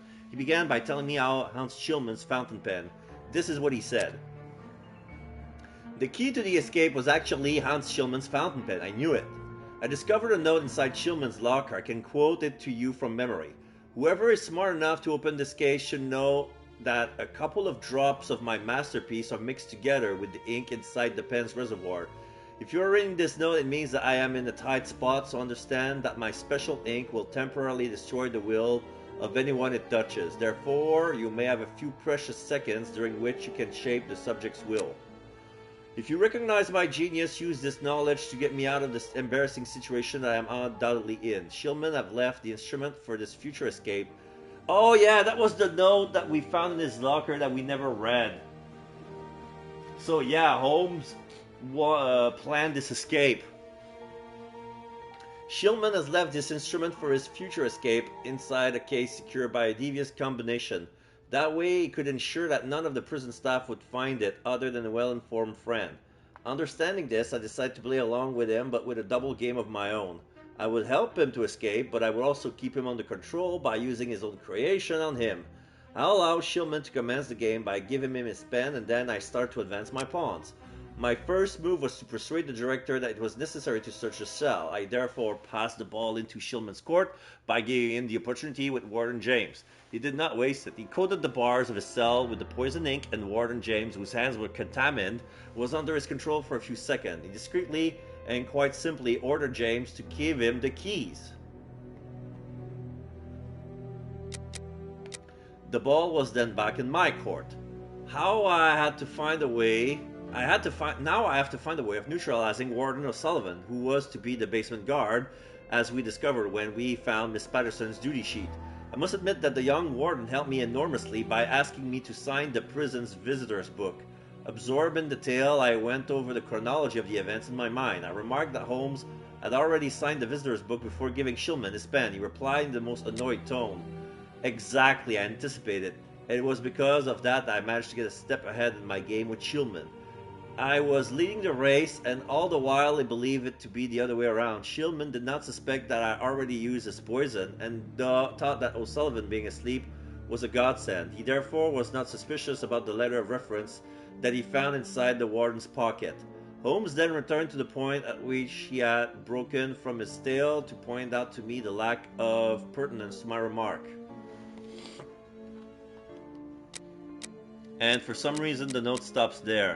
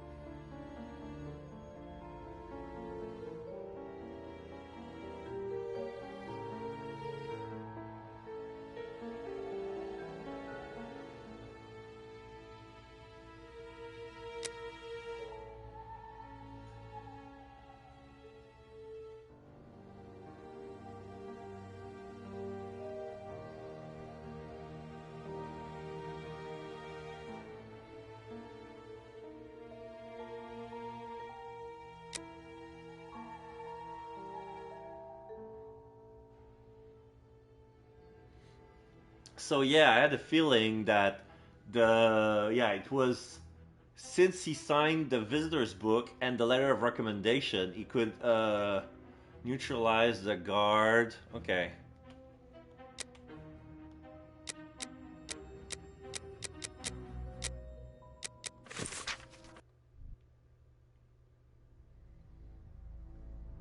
So now we move to Whitechapel. Here we are in the heart of Whitechapel. Keep an eye on your wallet, Holmes. This area is the highest for pickpockets in all of the kingdom. Don't worry about my wallet, Watson. It would be easier to move Big Ben than to steal from me. Or to borrow a shilling from you. Amusing, Watson. Really very amusing. Can we move on to more serious matters? I'm listening, Holmes. Okay, now I'm Sherlock Holmes. Whitechapel Street. We are in one of the main areas in the district.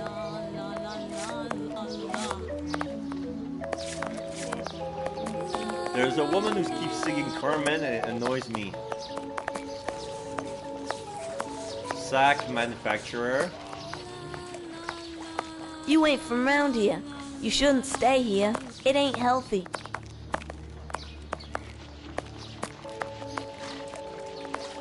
A little polishing on your shoes, mister.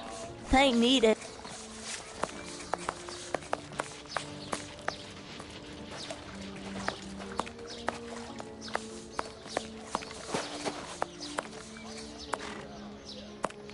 You ain't from round here.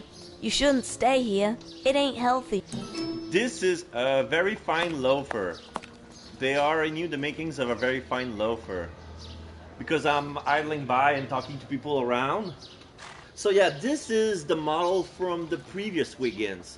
For some reason, they didn't use it, but they kept the model for somebody else. But yeah, this is how Wigan's supposed to look like.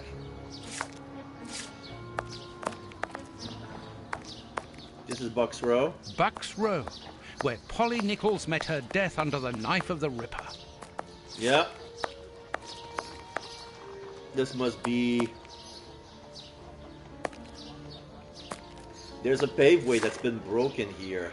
They didn't even bother to replace the bricks.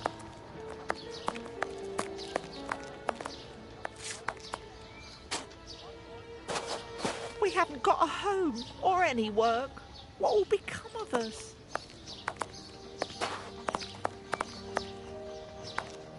They leave us to die like dogs. The rat hole. 6 Bucks Row.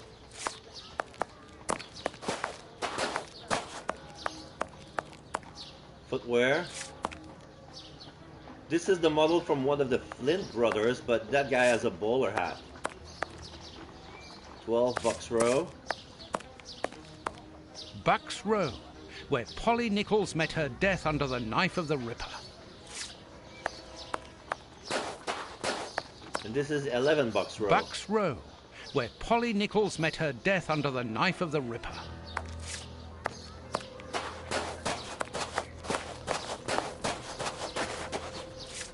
I must stay on Whitechapel Street. I'm gonna move away from Bucks Row.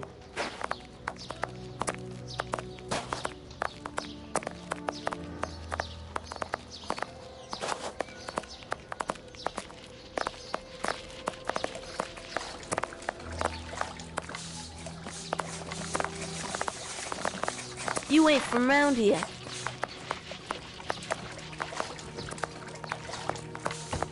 Schwartz.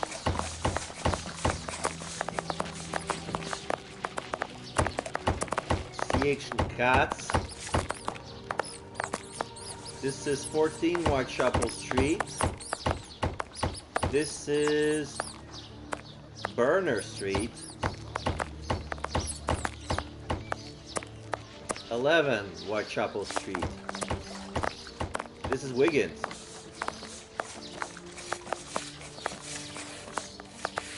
Here's the public dispensary that we're looking for. Yeah.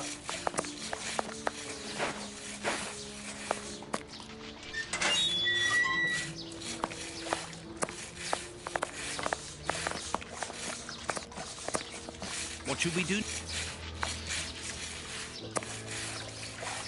I'm starving. Help me, for pity's sake.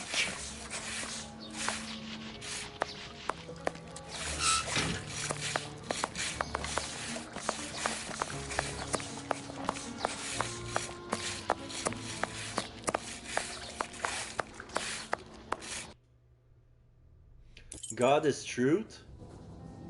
God is holy. This is supposed to be a hospital. This stove is hardly working. That would explain the damp around here. Incredible. My colleague could at least keep a good fire going for his patients.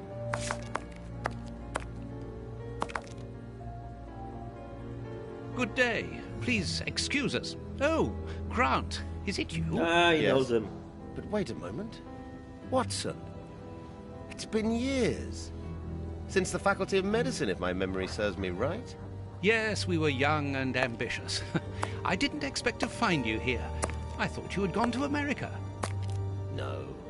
I find that I prefer the filth here, amputating gangrenous legs.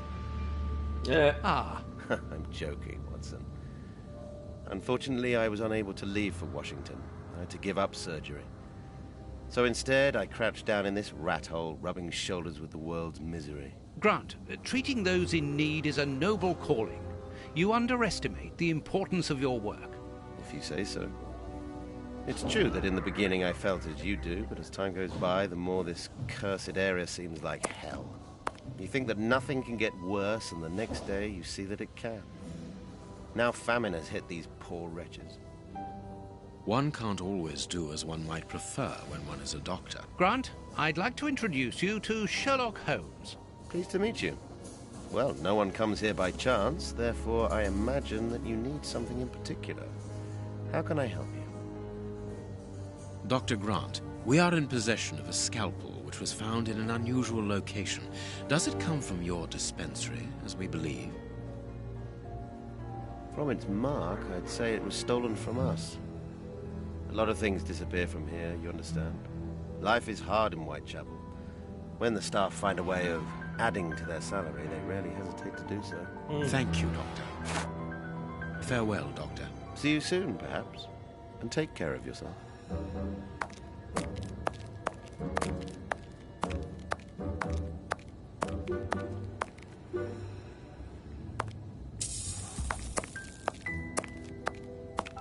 Like all the sick lying here, this person is very quiet. Not surprising, Holmes, this person is too weak. She's obviously suffering from malnutrition, and for more than a few weeks now.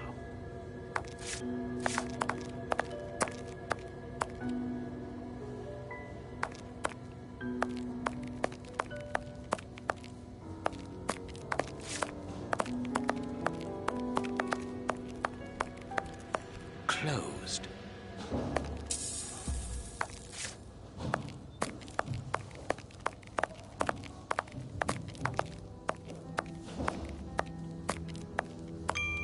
Like all the sick lying here, this person is very quiet.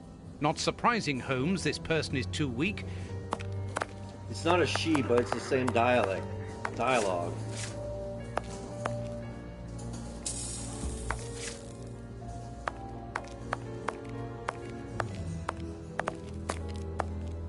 Like all the sick lying here, this person is very quiet.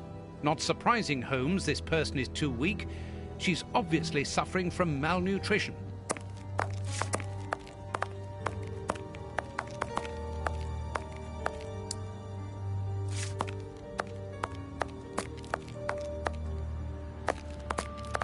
Are we done here?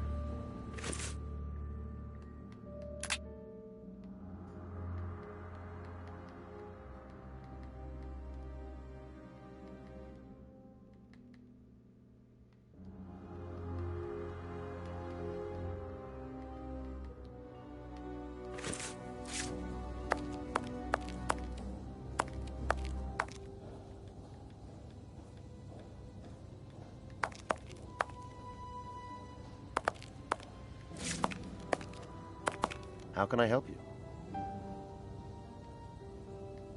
I suggest that we go to the cemetery next to the public dispensary. Okay, so we're done here.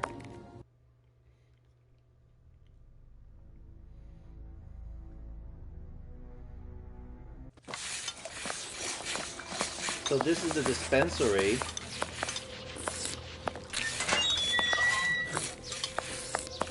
So there's a church. That means there's a cemetery nearby. Whitechapel Street. We are in one of the main areas in the district. There's some stain on the wall. Looks like dirt, but it could be blood. Very old blood. Or poop.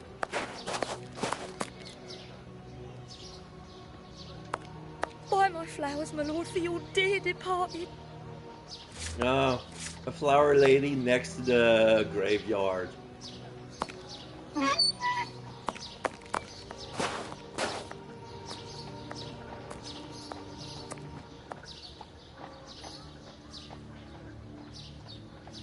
This cemetery is the very image of Whitechapel. Sinister, frightening, and ill-kept. Some of the tombstones are broken. For one's final rest. One of them is painted in black. Hunger no longer gnaws at them.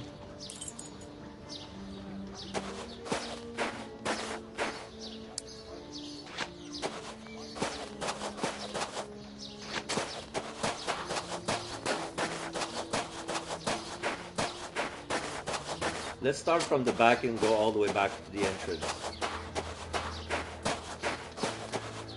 Hello.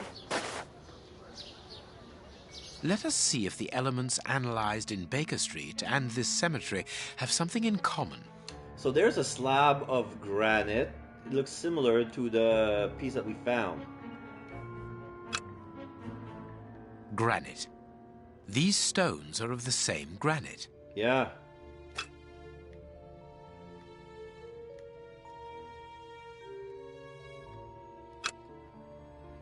These stones are of the same granite. Compare the evidence from the crime scene with the evidence from the graveyard. Okay, what else? There's something to do here. Let us see if the elements analyzed in Baker Street and this cemetery have something in common.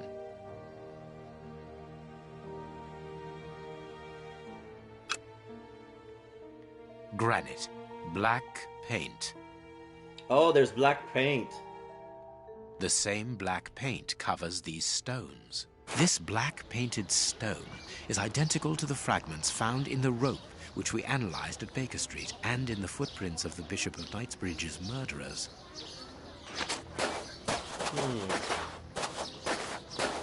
So now we must analyze the ropes.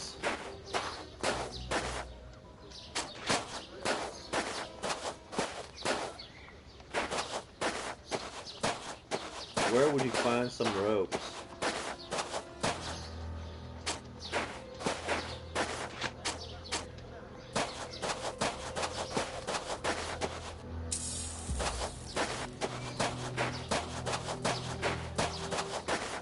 The shed.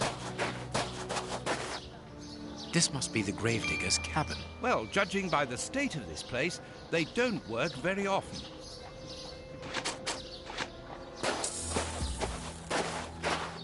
Oh, here's a hole.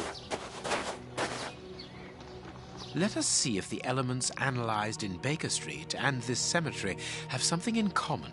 The soul seems identical. Black and damp earth. Earth freshly turned over, still damp. This dark, damp earth is the same type as that which was found at the Bishop of Knightsbridge's home. It came from a grave, then. Huh, what a lovely thought.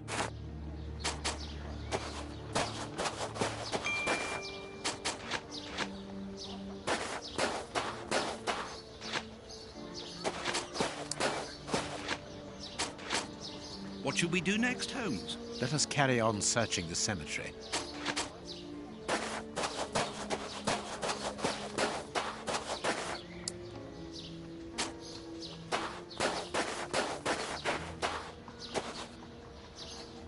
Impossible to open it. Here's the rope.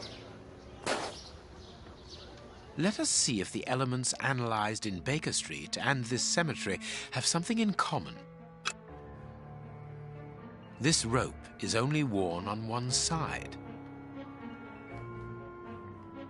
This rope is only worn on one side. The rope used to tie up the Bishop of Knightsbridge came from this cemetery. It is only worn on the one side because it is used to lower coffins into graves. Everything coincides, Watson.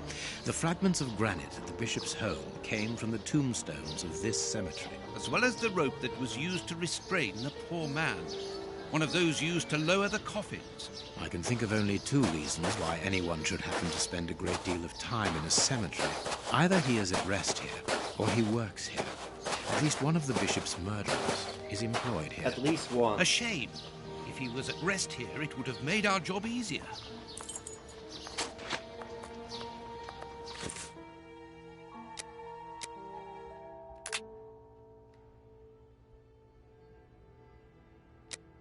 Oh, this is the rest of the message. Yeah, but do not put the cart before the horse, Watson. Do let me continue. So by merely touching the fresh ink upon the page in the visitor's book, O'Sullivan was under my control. I suggested a state of advanced drowsiness, but ordered him not to do anything immediately, just sufficient for him to be unable to resist a siesta during his guard duty. Later, after the changing of the guard, Shillman used the key to let himself out of his cell.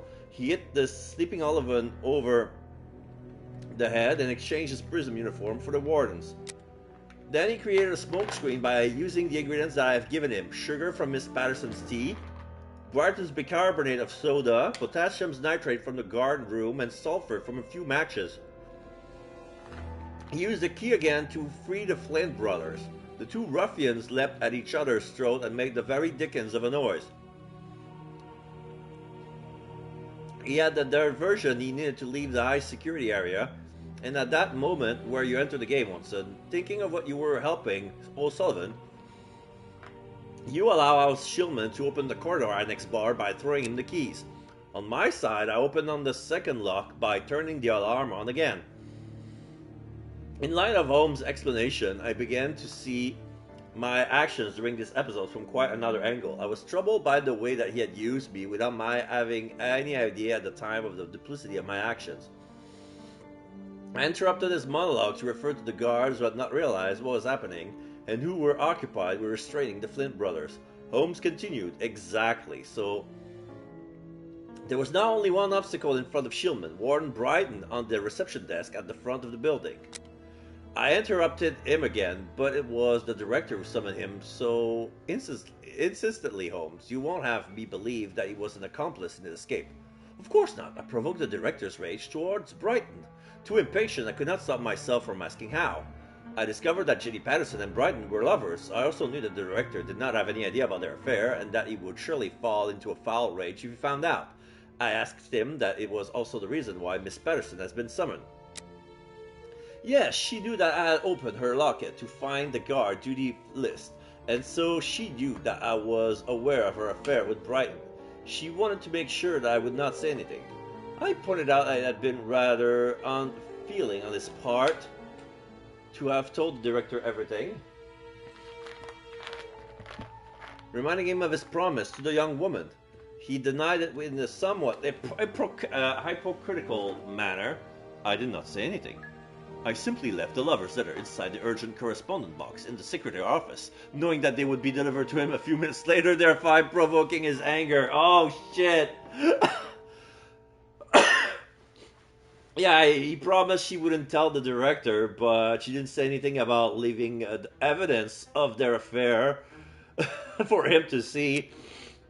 The director shouted at Brighton, who rushed off to the secretary's office. Shillman now had nothing to stand between him and the front door. Another question leapt into my mind, and not the least important one. Why did he not simply run away once he was outside? Why did he wait? I was not disappointed by my friend's answer. It is evident, my dear Watson. If he did not run away, it was only thanks to that aforementioned step ahead of which I told you. He gave me enough time to write the letter of recommendation for O'Sullivan with a poisoned pen.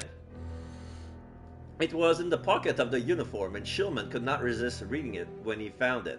But what was written in that letter? Not very much, just congratulations on your escape, wait for me here, I gaped at him. And that is how the first and only escape from the most inviolable prison in the kingdom came to pass. A scenario which, without doubt, will prove to be the focus of police college studies for a long time to come as one of the most extraordinary escapes in the history of modern prison. But that would never happen if I was Watson, because I figured out that the guard was not O'Sullivan.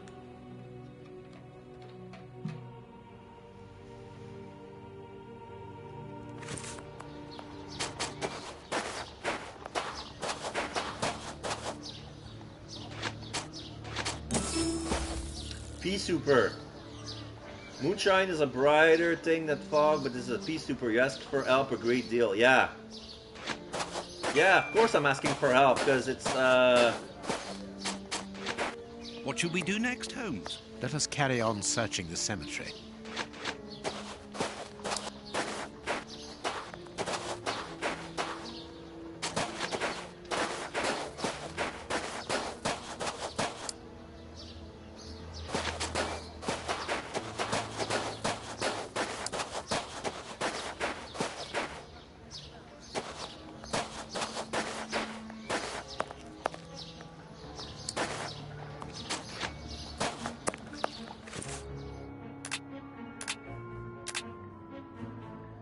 The Fine Loafer, this is the Pea Super.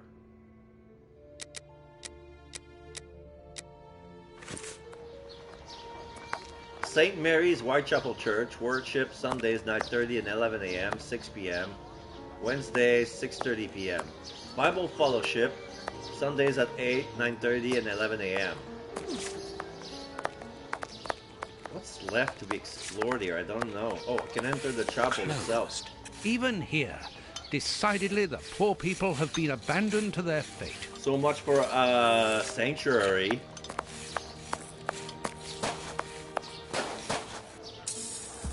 Oh. Yeah, I checked the door, it was locked. Closed. Oh, what's this? Leaflet. Distribution for 19th of September. Through the generosity of Prince Woodville, a new distribution of soup is being arranged within the Whitechapel area. This voucher is valid for a meal on the 19th September of any distribution area. Kurtz, don't forget to pick up the tools at the cemetery. Don't be late this time. Signed, Grape Ape. A leaflet for the soup kitchen. This leaflet is dated for the day after tomorrow. The tickets for the soup kitchen are given out on the same day. Only somebody who works there could have written on it. This shovel belongs to the cemetery workers. Okay.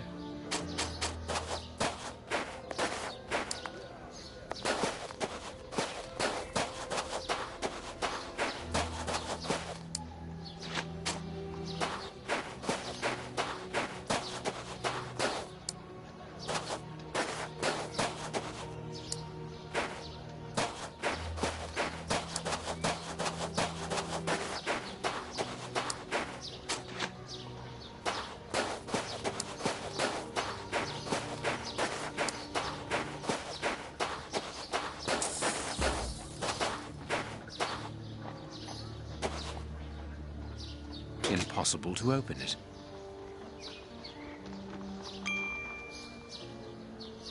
Closed. That's all I have left? Yeah, all my evidence are gone. They expect me to open this door, but I don't have the means how. And Watson will not help me. Let's look for a mobile soup kitchen, Holmes. Okay.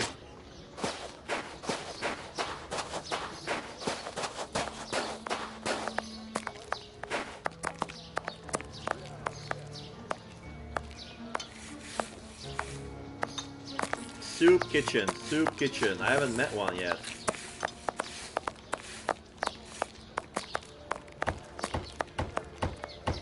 The Black Lion noted stout and celebrated ales. I, Solomonovich. This road is closed by a wreck. Butcher S. Fletcher, Meat and Poultry.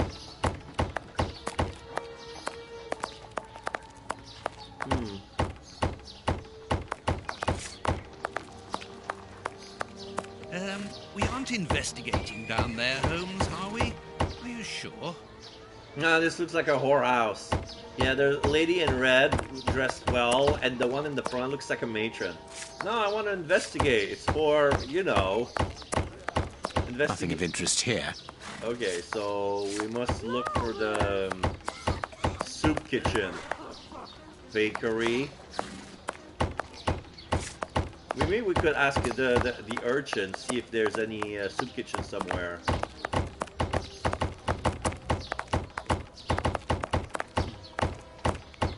Oh. Batty Street.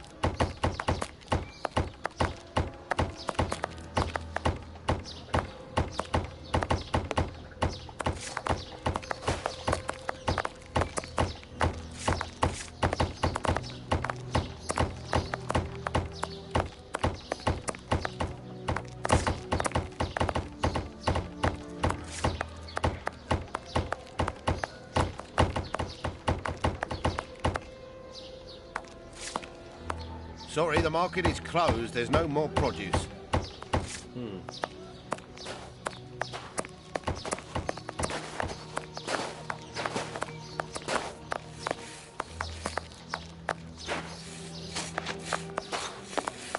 So here's the cemetery, the dispensary. So there's probably a road that I haven't found yet. What's this? This is open shoe stalls.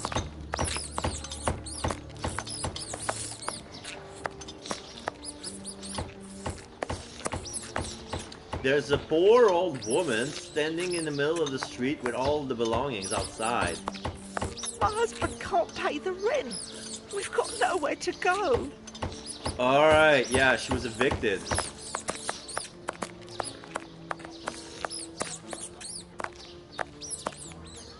Stanislav Novaks.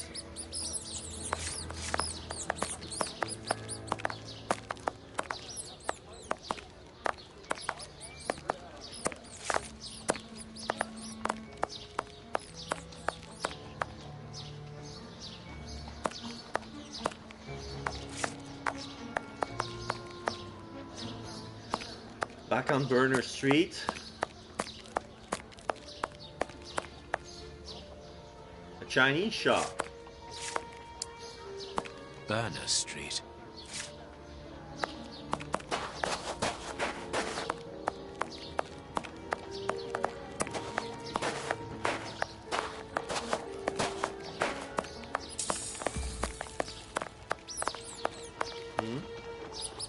Darren Bread, best of health. Another shop that has closed down. Burner Street.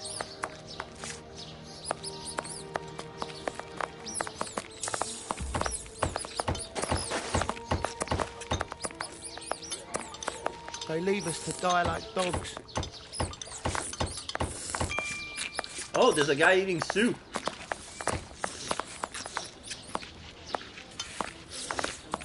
Whitechapel Street. Oh, is that the soup kitchen? That guy wasn't there before. Oi, oi! We're giving out free soup after mass, right here. Don't hesitate. Come get yours. All thanks to Prince Woodville's kind generosity. A ticket for a hot bowl of bacon soup. Excuse me, my good fellow. You don't look like the needy. We're not here for the soup, we're merely passing through. But I would like to commend you for your good charity. It's the Prince of Woodville who's the charitable one.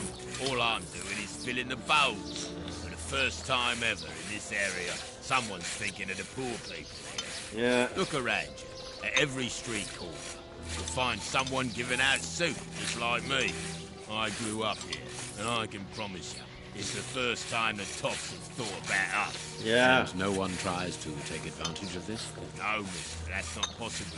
You have to exchange a ticket against a bowl. The tickets have the day's date on them, and are handed out after match. That way no one can cheat. Okay. A bowl of good bacon soup isn't for you, gentlemen. We're looking for two people called Grape Ale and Kurtz. Do you know them? Can't you see I'm giving out soup? Okay, so you don't know anything. Goodbye. Yeah, goodbye, mister. A circulating soup kitchen.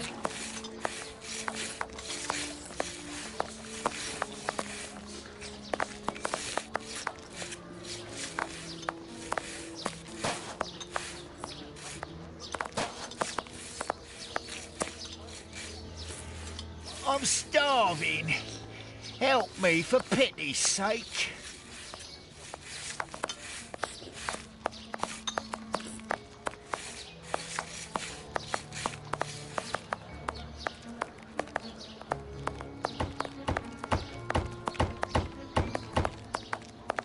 So what now?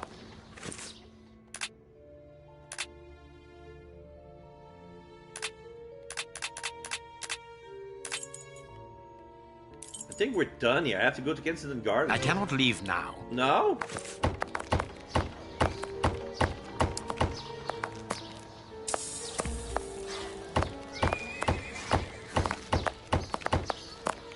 Nothing of interest here.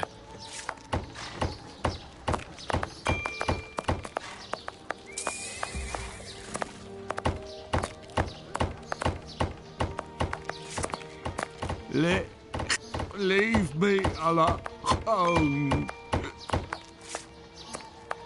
Batty Street.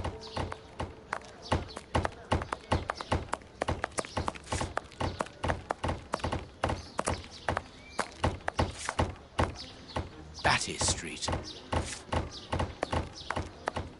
I guess the only way is to get all the little, even if they're redundant. Whitechapel. nothing of interest.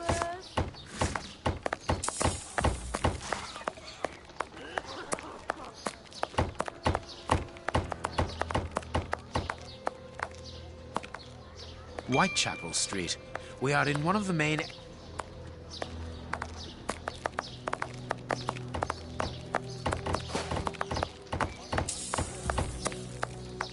Batty Street.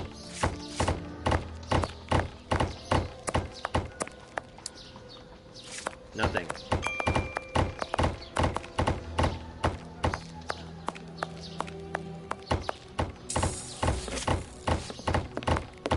Batty Street.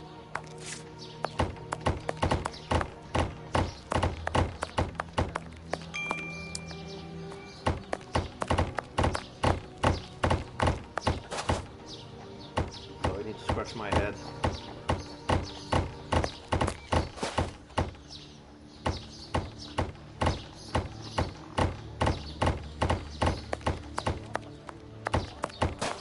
My meals start to smell good, but it's not ready yet.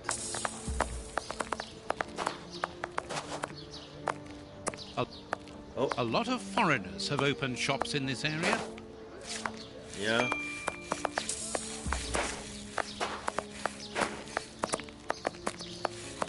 Holmes, the man from the soup kitchen isn't only in voluntary service. Look. A money game. It says 36.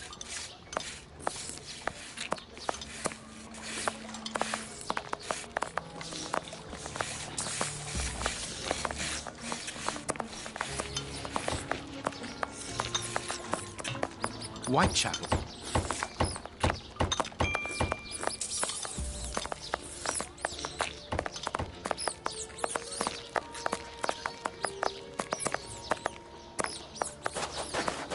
Burner Street.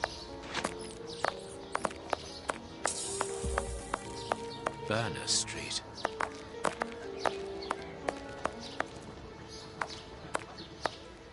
Burner Street.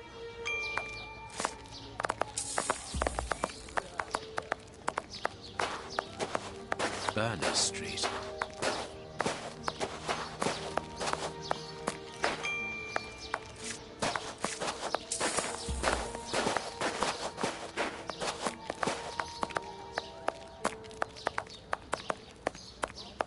Burner.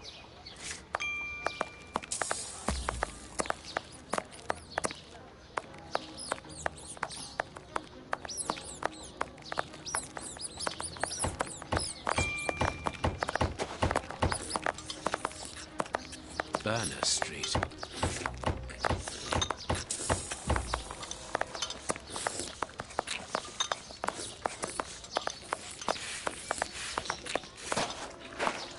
Whitechapel.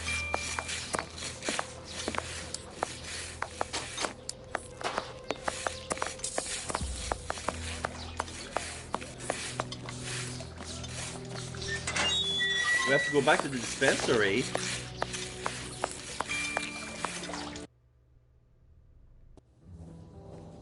This is odd. How can I help you? What should we do next, Holmes?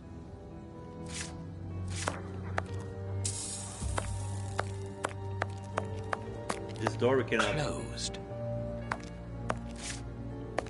Okay, so there's this... Okay, so there's something to do here. We have to open the door, but we cannot talk to the guy yet. So...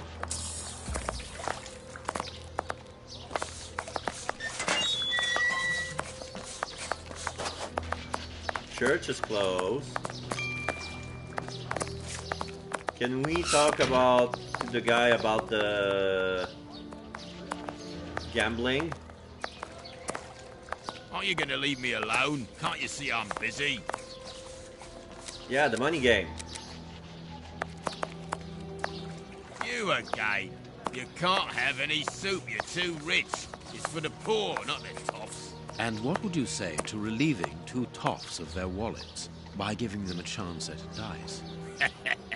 With great pleasure. What do you want to bet?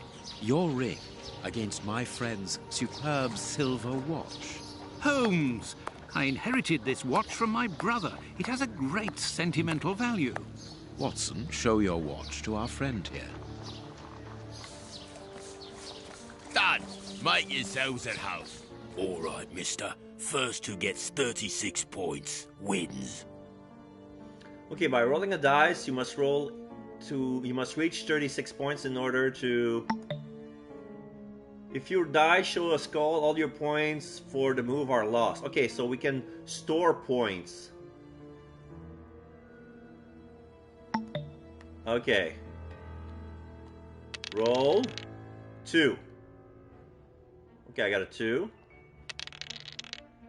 7. 1. What happened if I store them? Oh, it's his turn. 5. Okay, he dies. Oh, okay, that's how it works. Okay. So he loses all his points and it's my turn now. It's gonna be easy then. Alright, 3. Oh, oops. 5. 4, 9. Okay, so he's got 9. It's my roll. 4. 5 for 9. Store points. I got 17. 2. Plus 2, 4. And he lost them all. My turn. 5. 2 for 7. I'll store them for 24. 4. 5, 9. Okay, he gets them. He's gotten 18 to my 24. Let's see. 5. 1. Let me store them. Now I need a 6. 4. Okay, the skull. 2. 3. Let's store them. 35. 1. 4. That makes 5.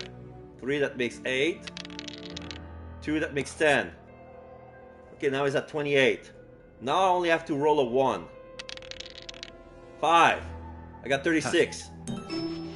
The gambler. Aren't you going to leave me alone? Can't you see I'm busy? We win. Hey, not so fast. We'll play a game. Out of the question. You have lost. You owe me your ring. Oh, it means a lot to me, this ring.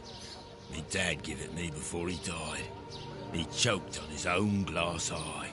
Me mum didn't get over the shock of it, and she killed herself by smashing her head open with her wooden leg. What? And she'd only just heard that me sister, who's a prostitute, had caught an embarrassing disease that made all her hair fall out. And worse, our dog got run over when he... As this ring holds such sentimental value for you, I will allow you to keep it. What would you say to exchanging that against some information about Grape Ape? That seems like a fair deal, don't you think? Yeah. Grape Ape works with us. He usually deals with the tickets, but we haven't seen him for a few days. Where is he usually to be found? Well, last time I saw him, he was with his mates from the dispensary, them that deal with the morgue. Now, that's all I know. It is quite good enough. Keep your ring, my good man, as a souvenir of your poor father. A souvenir of me dad, me mum, me sister, and me dog. So let's go One to the further morgue. thing. You said that Grape Ape's friends work at the morgue. Which morgue? The morgue at the dispensary. I must say, they got a funny job. They wash the dead, dress them, cut their hair.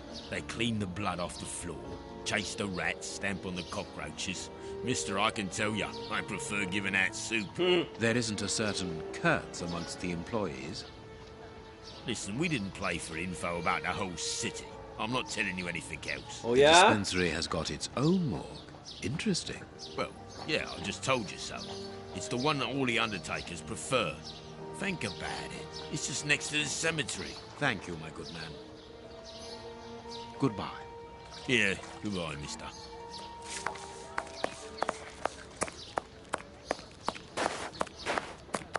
Well, yeah, I mean, there was a room outside of this dispensary. That would make sense that this room would be the morgue. It makes more sense that it would be closed. So, let's put press on the doctor, Dr. Grant. How can I help you? Tell me, Doctor, do you have a morgue in your dispensary? Yes, it is the busiest place in the building. We would like to see it. The door at the far end. The one with the unpleasant smell. Very good. Farewell, Doctor. See you soon, perhaps. And take care of yourself.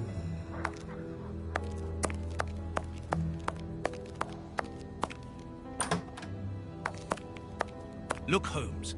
A list of the recently dead. How sad. I see names that have something in common. Okay, let's check this list. List of recent deaths. From the morgue to the cemetery. Sarah Ferguson, 50 years old, died of malnutrition. Oliver Boxall, 14 years old, died of malnutrition.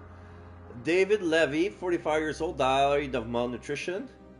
Sally Petticoat, 17 years old. John Hamilton, 19 years old. Same cause of death, suicide by poisoning, to be buried in the same part of the cemetery. They were going to be married. James Barnaby, 32 years old, killed by 23 knife wounds. Harry Copperfield, 65 years old, died of exhaustion and malnutrition.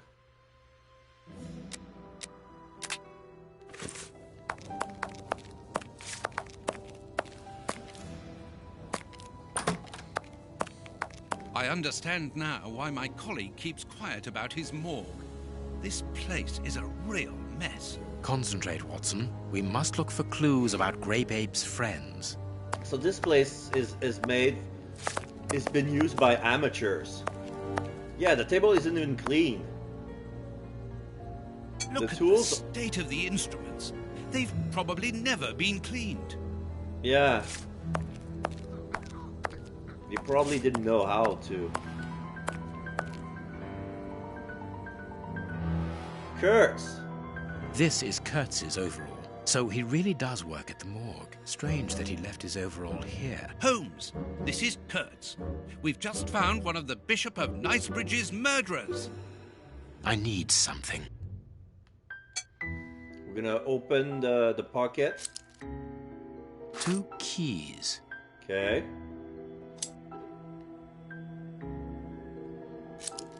A small metal stem. Well, well, this Kurtz was carrying a lot of things.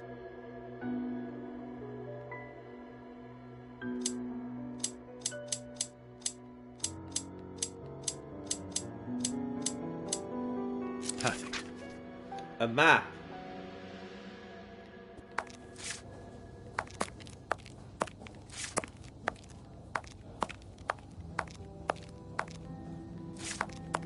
So we have scissors and 2 keys.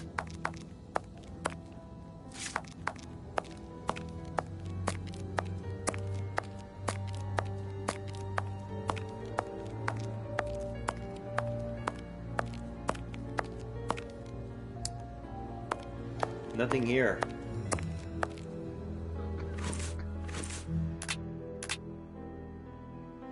A plan.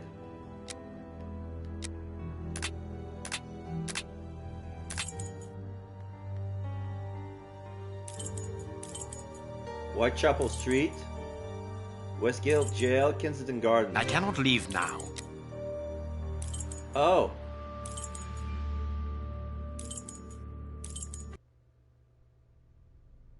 I can fast travel in the Whitechapel area.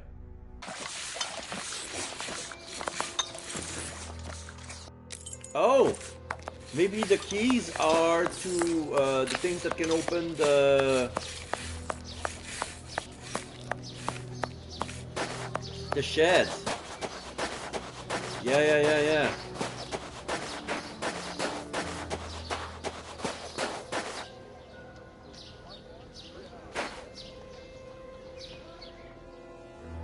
Okay, I'm gonna use this key over there. This key over there. And then the metal wedge to here.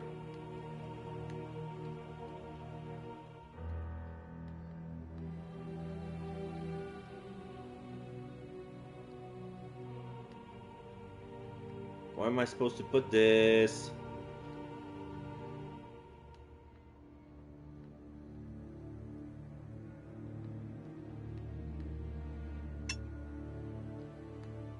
Perfect.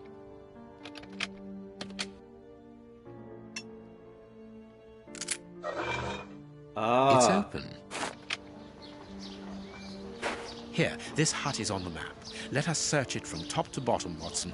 Oh, what a jumble. A crate? Impossible to open it. Impossible to open it. Impossible to open it. Probably gonna need a tool. A axe. Note from the cemetery. Note to all employees. Fell the lover's tree to make place for another grave. If the famine doesn't end, we can expect a lot of customers. Signed, Chief Pilong. How is it that there is no room in this cemetery? Okay, now I have the axe. Maybe I need the axe to open the crate.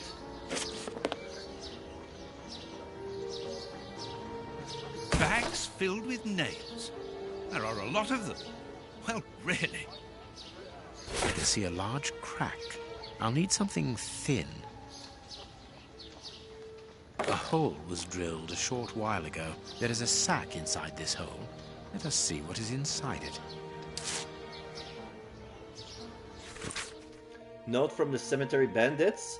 I wanted to do what you told me to do, but it didn't all fit in. So I've closed the chest and I've hidden the rest within Romeo and Juliet, the two newcomers. We are making headway. How do we know what this means? This message confirms that we are on the right track. Valuable objects. But what are they doing here? Bags filled with nails. There are a lot of them. Well, really. Bags.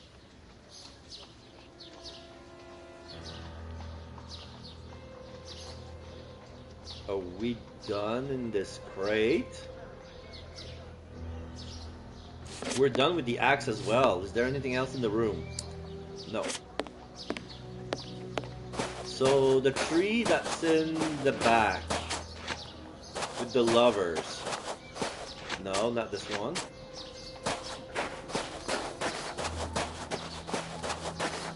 Those tree. If we chop those tree, the lovers tree, two of them, they will make room for another grave here.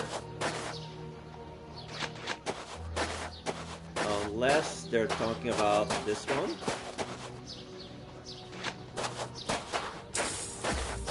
That large one over there. Yeah, this is a big tree. Oh, that's why they call it the lover's tree. One of the sides bark has been removed, and this is where they put all the initials. Ali plus John, Julia loves Edwin, Eva loves Ben, Maria loves Brian. Here is our tree. Let us examine the inscriptions. B plus L.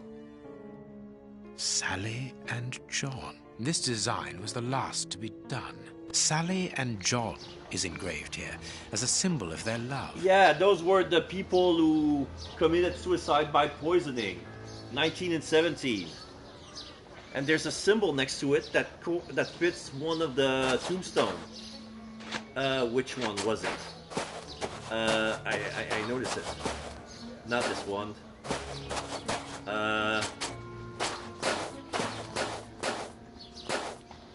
This one? No. Nothing of interest here. Not this one. I know where it is. No. It's not in that part of the cemetery. It's the other side.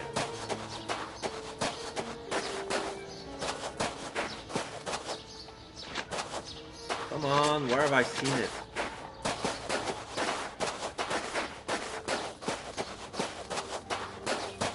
That one. Yes, it must be there. I need something. I need the shovel.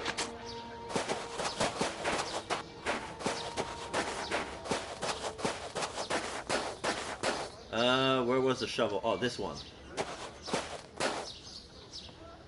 This shovel belongs to the cemetery workers. You frighten me, Holmes. Nah.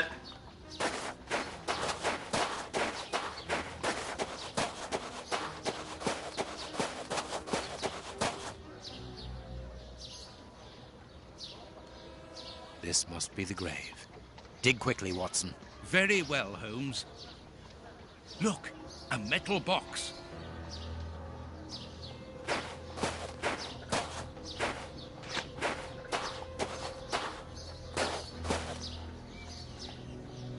The lock on this box is rather sophisticated. This box comes from a bank. The criminals must have held onto it after a hold-up. Real bank number 782-35464.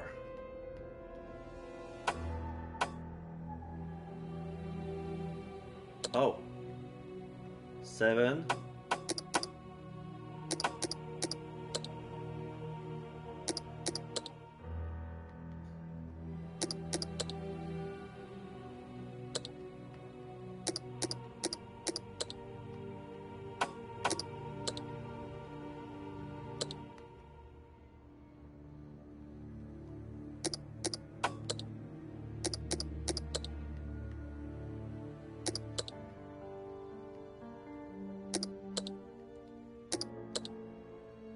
Ah, I see.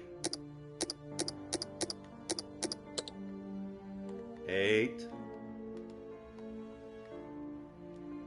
I can only move.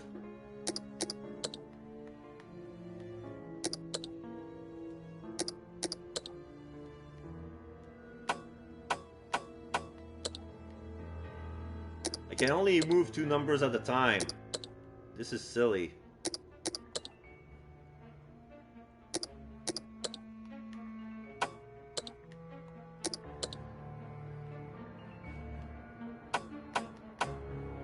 Okay, let me reset that.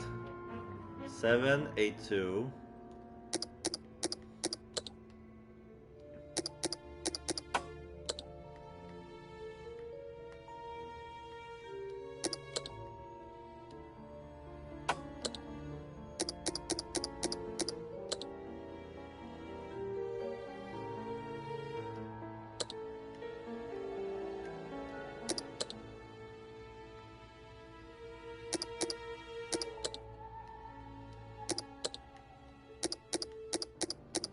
Seventy-two, 35464.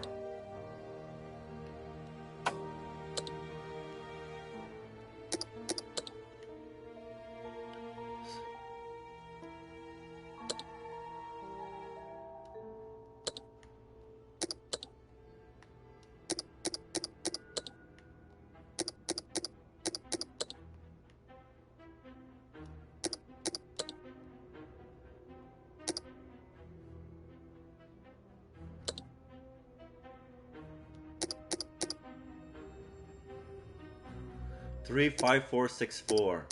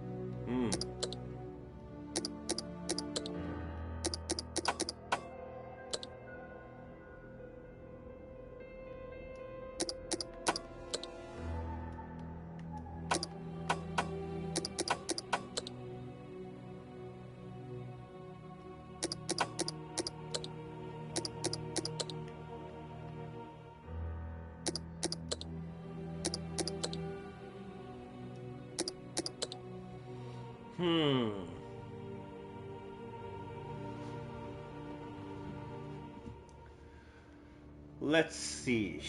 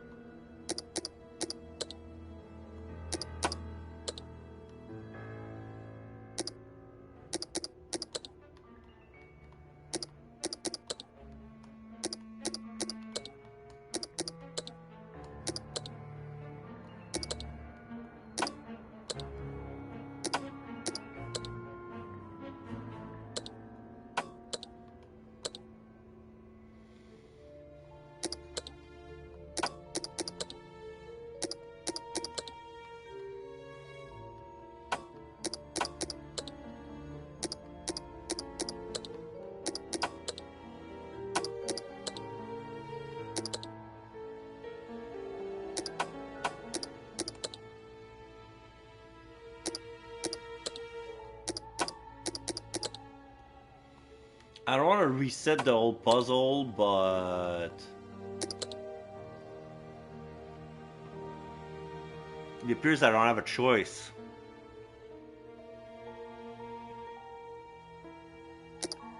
Okay, let's see if I can make the 5464 first.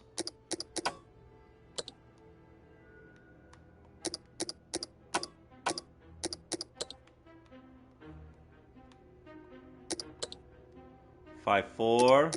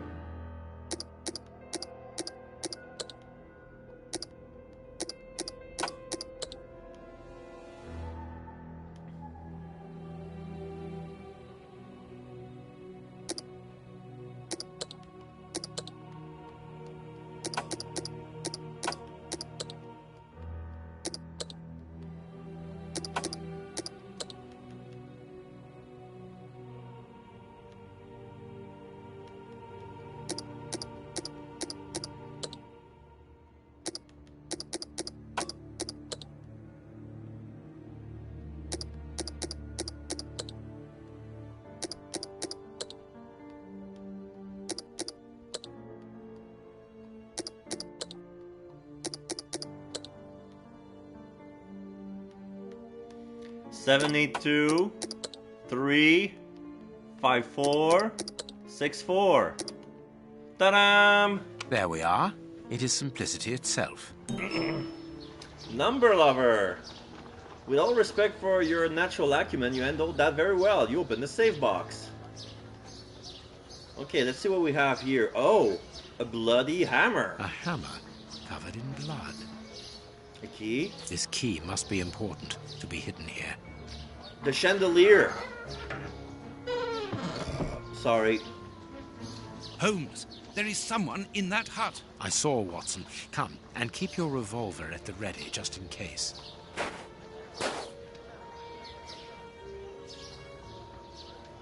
These candlesticks are undoubtedly stolen. Okay, we're done here.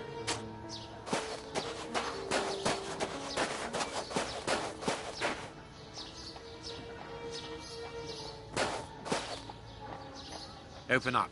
We're not the police. Do not be alarmed. That's a strange way of reassuring someone. Yeah.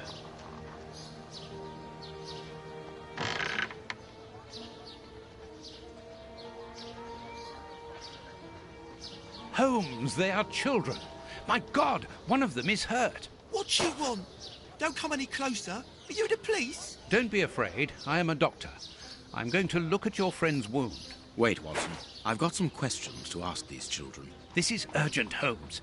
In this filthy place, the risk of infection is very high, and the wound could get worse with every second lost. The immediate danger for these children is not so much the wound as Mr. Fletcher. Who? Look at the wound, Watson. It's thin and precise. It was made by a sharp, well-kept blade. Any other blade, less well-kept, would have torn the tissue around it, and its size would be irregular. So what does that imply? In this area, who would take such great care with a blade? A butcher. Fletcher the butcher. And the only butcher in the area is Samuel Fletcher, who at this moment is replacing a window that has been forced open. Yeah, I noticed. He's a man to hold grudges, as anyone around here will tell you. The children are in danger. A man as skillful with a knife as a butcher, and with a bad reputation to match, could easily strike a fatal blow by cutting the child's jugular. If he hasn't done it, it's surely because these little thieves broke into his shop at night to steal a piece of meat. The poor lighting in this area saved them. I can assure you that Mr. Fletcher has spent the day trying to trace these children, and if he finds them, wounds will be the least of their problems. That's true. What do you want? Don't let the butcher find us. Dr. Watson will see to your wound, but the treatment won't be free. I don't need to remind you that life is hard. You know that already. Give me the address of a certain Kurtz, and the doctor will dress your wound. No address, no treatment. I can't tell you, mister. Kurtz is a dangerous madman. Holmes, you go too far. You have frightened the poor child. I could give Mr. Fletcher a compensation for the damage to his property, and he would certainly give up trying to find you then. But for that, you'll have to cooperate. Or else? Or else he'll likely find a less agreeable way of repairing the damage. Wait, mister. I know everyone here. I'll help you. Only protect us from the butcher. I am looking for Kurtz. Tell me where I can find him, and I'll smooth things over with Mr. Fletcher. Everyone here knows Kurtz. He's the worst person in the area. We call him the Colonel because he fought against the Zulus in Africa. Oh. He got chucked out the army because he's completely crackers. He lives at number 8 Batty Street. Good. Watson, see to the wound. Then we will settle the problem between these young men and Mr. Fletcher. Kurt's address. Number 8 Batty Street. I've just been there. Take the first left turning out of the cemetery, down the first right. The number 8 is on the right at the end of the Bland Alley. We must protect these children from that butcher, Holmes. It won't be necessary. I've had dealings with Samuel Fletcher before now. He's not the monster I've made him out to be. If he had wanted to kill them, he would have done so, even in dim light. By wounding the little thief, he wanted to warn him never to set foot in his shop again. Forget Mr. Fletcher, Watson. You mean you lied to frighten those poor children? Ah, we got what we want. Clever, wasn't it?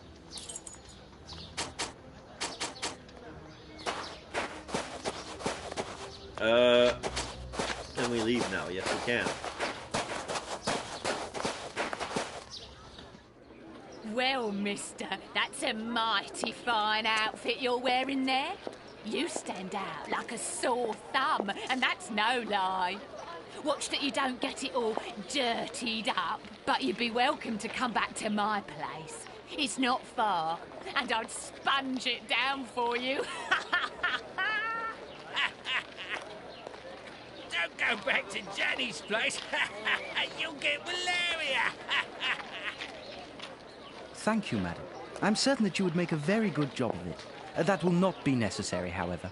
But your thought was a kind one. Oh, it's Detective Baines. Now, sir. Here, please accept this sovereign as a token of my gratitude for your concern. Well, I never. Thank you. That's right generous of you, my lordship. You are very welcome, madam. Madam, he calls me. Bless my garters. What a gent. If you're ready now, sir.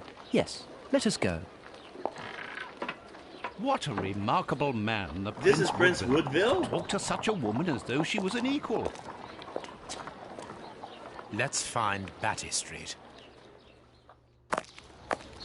All right.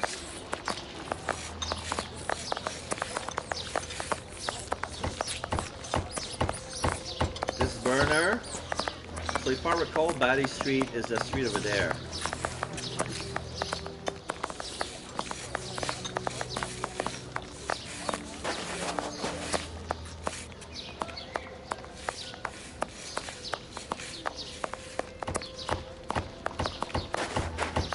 There. So 8 Batty Street.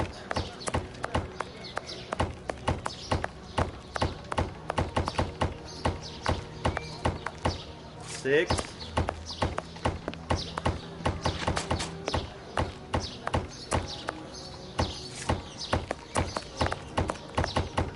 Seven.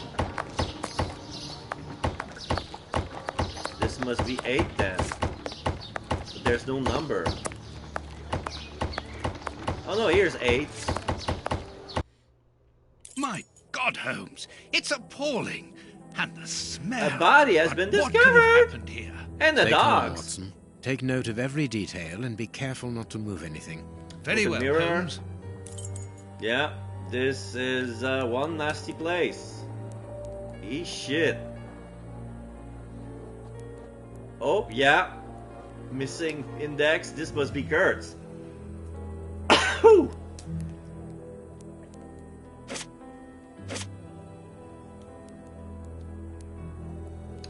crumbled piece of paper. The London News, illustrated, with some piece of some sort of branch pinned. Grapes! What are they doing there?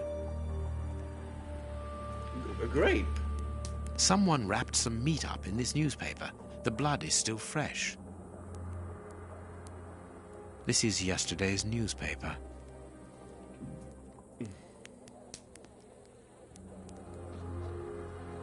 An old photo. It's written to our comrade Jeremy Kurtz from Commando J. Milan, Bloemfontein, 1883. Yeah, Kurtz served as a Boer commander. Yeah, Boer commando. He fought against his country. Oh. Yeah, I remember the Zulu War, but Kurtz was part of the Boer, which was they were against the British. The dog's bowl is empty. Someone brought food for the dogs, probably just before the fight broke out. And just after they had been fed, they attacked a man to eat him. Incredible. Let us look at our deduction board, Watson. Dogs. The murder had a poison that caused madness. The dogs were fed just before the murderer.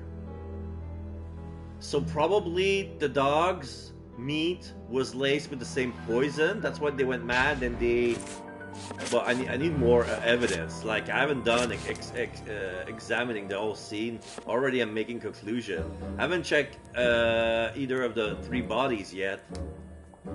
So let's see. Here's the dog. Part of his legs is missing some flesh. The skin was deeply torn.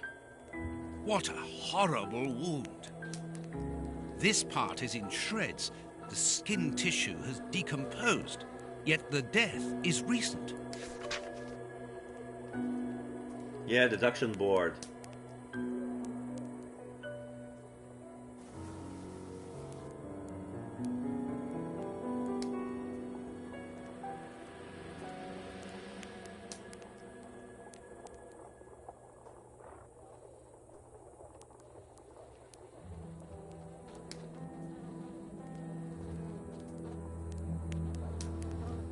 Yeah.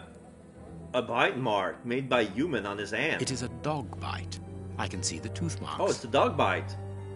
Yeah. The canine are in the front where some of the incisive would be. So yeah, it's a dog mark, a dog bite. Only a dog could inflict so deep a wound, but it appears that the wound was gnawed at afterwards.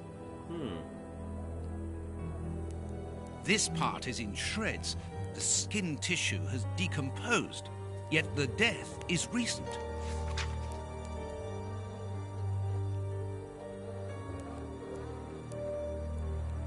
This bandage is a day or 2 old, no more.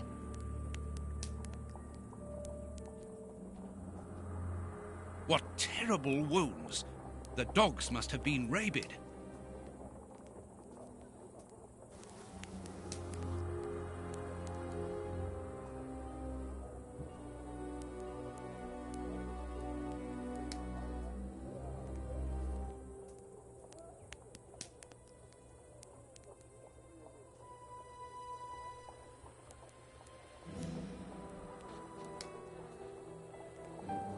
I think we're done with that. Oh, there's still some stuff on his body.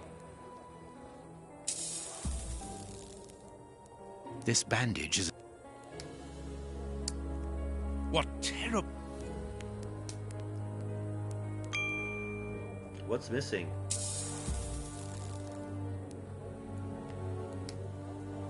This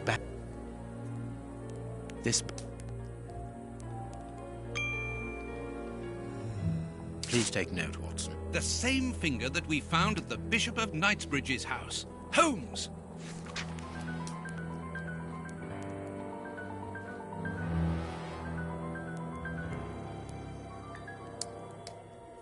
Yeah, that was the only clue that we overlooked. So, by his feet. What a horrible wound. Shoe size? Size 9. Hobnail boots like those worn by labourers.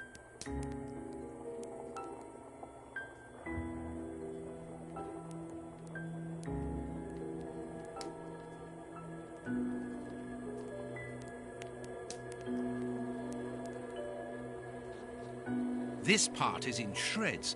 The skin tissue has decomposed, yet the death is recent. The skin was deeply torn. What a horrible wound.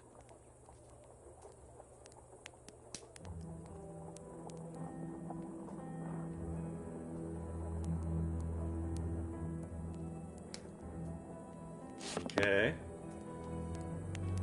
The material on this tray is rather odd. A small burner. A pipe with a strange smell. Pellets. Small burnt balls. There can be no doubt. Judging by the material on the tray and the pipe, the man smoked opium. Opium? I doubt if this man could have made his drug here. He would have needed a real laboratory.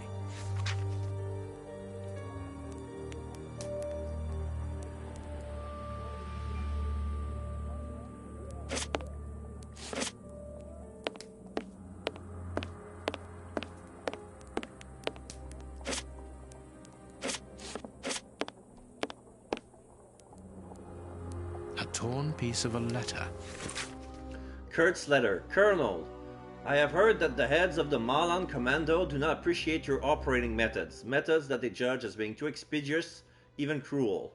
We are defending our land. Our cause is holy and just. We need combatants who are honorable and motivated, not wealth-hungry assassins. There is no room here for opportunists like you. It seems to be a letter of dismissal.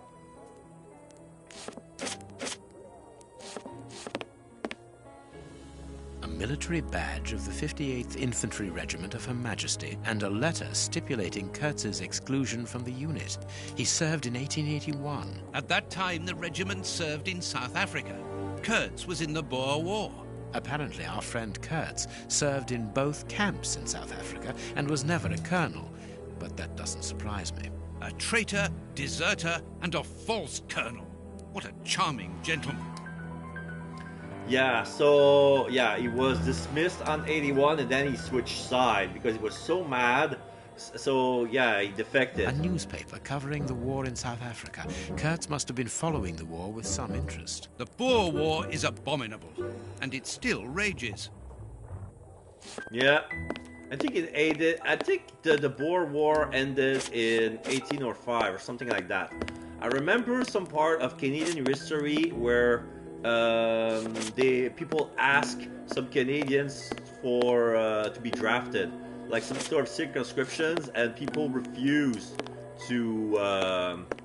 Let us look at our deduction board, Watson. Okay, so we have to fulfill the board without moving elsewhere. So, deduction Kurtz. Okay, so the pipe, the man smoke opium, the dogs, the man.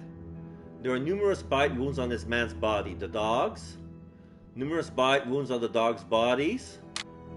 The man ill-treated his dogs and they turned on him? No. The man's dogs were used to torture him? No. The man fought savagely against his dogs. I think the man's dogs were used to torture him. With the potions the poison that caused madness. The dogs were poisoned, the dogs were hungry, the dogs were trained to kill the man. No, the dogs were poisoned. And what else? Instruments? There are no available instruments here to prepare opium. The man could not have smoked the opium. The man was given a pipe that already had opium in it. The man had a supply of opium. Let's start with the second one. Finger. The man is missing a finger. The man is one of the bishop's murderers. So let's see. No.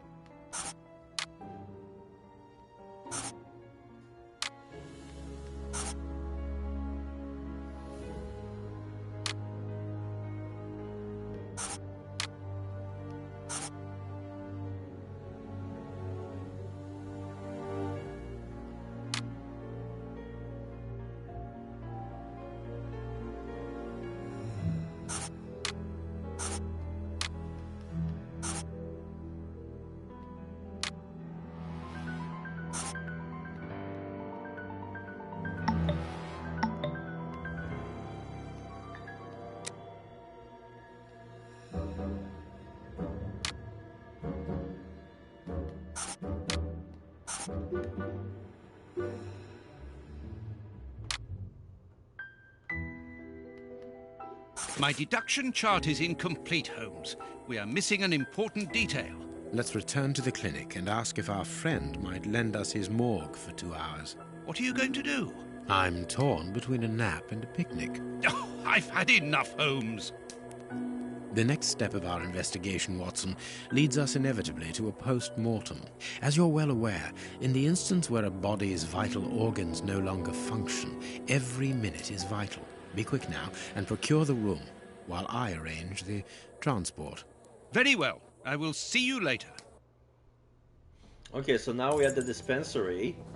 I'm as control Dr. Watson. So let's see. They say that my thing was incomplete.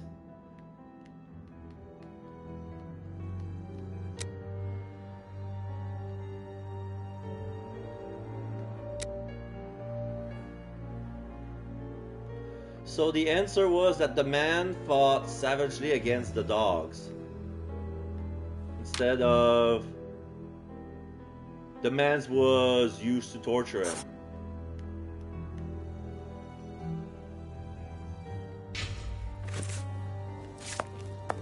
The doctor is now no longer there.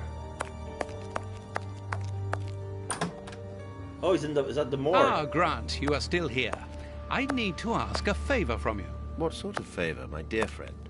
Might I use your morgue for a couple of hours?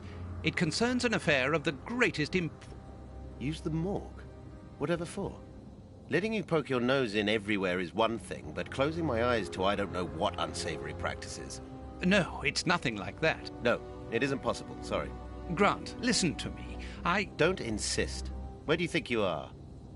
Perhaps because you come from the rich area, you think you are entitled to do whatever you like. But here in Whitechapel, it's the real world, you understand? The real world, where we have to take risks. Do you even know what that means? And this shabby health centre where I've been stagnating for years, it's a public establishment under my authority, for whatever that's worth. I'm responsible for it. Responsible, do you understand? Of course I understand, Grant. Good. I understand, first and foremost, that you are a coward. What? A coward, I said, sitting on your backside behind a desk for years, complaining about your fate without even trying to change a single thing about it. I won't allow you. And you dare to talk to me about risks? I, who was wounded in Afghanistan while in Her Majesty's service, and who, for a great many years, has taken part in some of the most dangerous criminal investigations the country has ever known. But as for being responsible, as you call it, it begins with doing your job properly, particularly when one is a doctor and caring for the poorest people within our society. The real life? Ha ha! Don't make me laugh. I am a doctor too, Grant, don't forget. And I'm ashamed of my profession when I see the state of this centre. It's not my... So, your disgusting morgue, you are going to allow me to use it, dear friend, because I urgently need it for a vitally important affair that is way over your head, and whether it pleases you or not. Understood? If you want to be like that about it, do whatever you like. I wash my hands of the entire thing. That doesn't surprise me.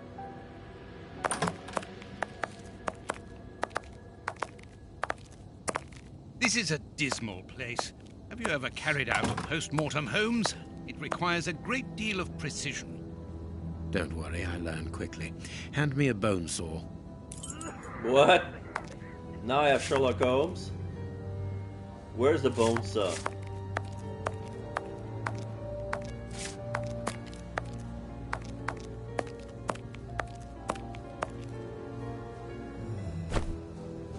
Okay. Go carefully, Holmes, even so. Rib spreader, scalpel, pipette, tweezers, and cotton. Okay, let's go with the scalpel first. I must clean the body first. Oh, okay. So cotton. I must mark the places to cut. Okay. So scalpel here and here. My notches are ready.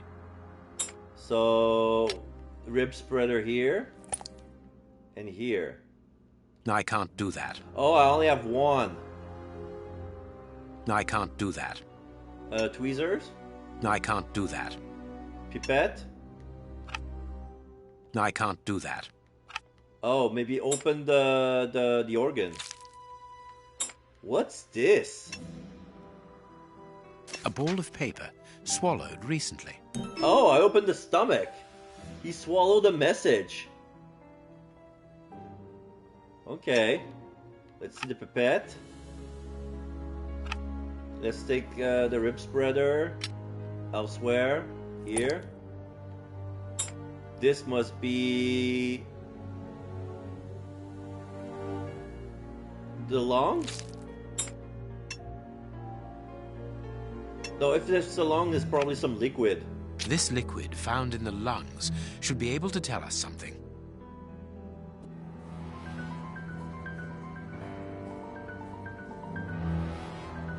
Okay. We never use the bone stuff. What should we do next, Holmes? I must analyze the contents of my pipette. Okay, so where's the lab? Are we to go back to Baker Street? Oh, there's a lab right there. Chemistry material. And smells as bad as the one in our sitting room at Baker Street.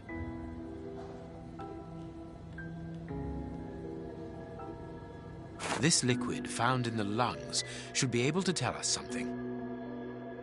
Okay.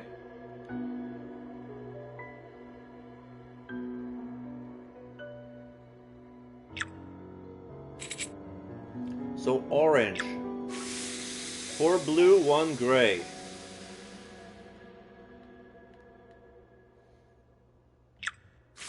Whoops. 4 blue, 1 gray.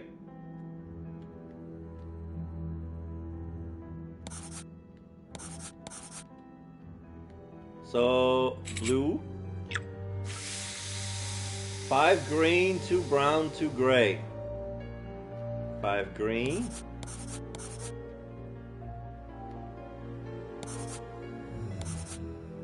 Okay. Now for the green. 4 green, 2 blue, 1 gray. 4 green. 2 blue. 1 gray. Yellow. 2 brown, 2 gray. Vitality. Degeneration of skin tissue. Yeah, it's very strong. And the red. 1 gray.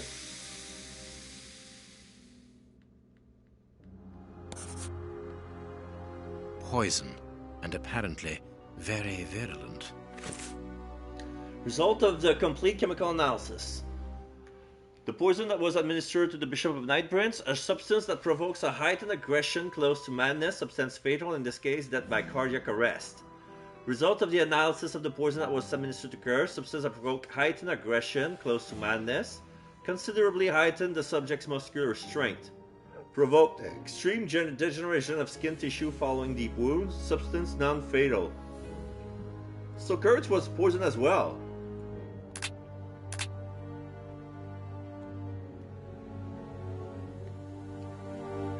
So were the dogs poisoned?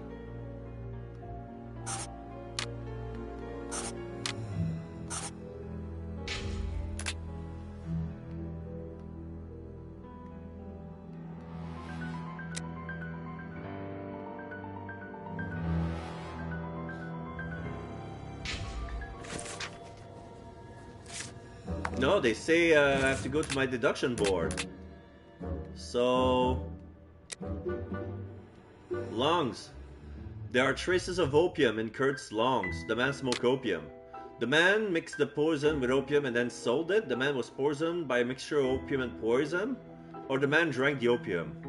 No, it was poisoned by the mixture. Okay, so now...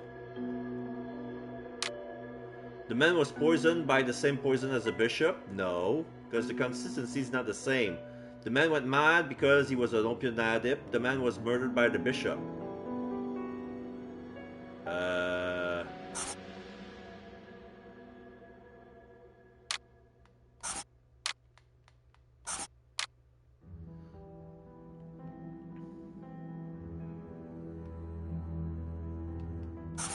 I want to say that it's the same poison. Okay, so the man given a pipe that already had opium in it.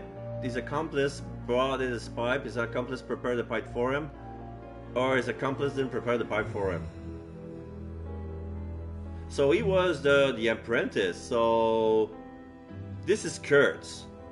Great Ape, I don't think he was the... No, I don't think his accomplice prepared the thing for him. The man was poisoned by his accomplices, the man was murdered by his accomplices, or the man was poisoned by his dogs. I think the man was poisoned by his dogs.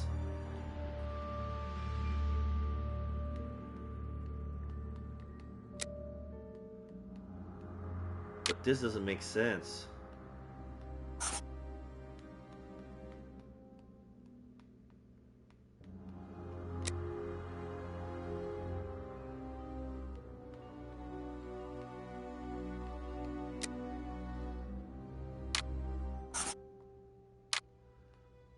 Opium addict.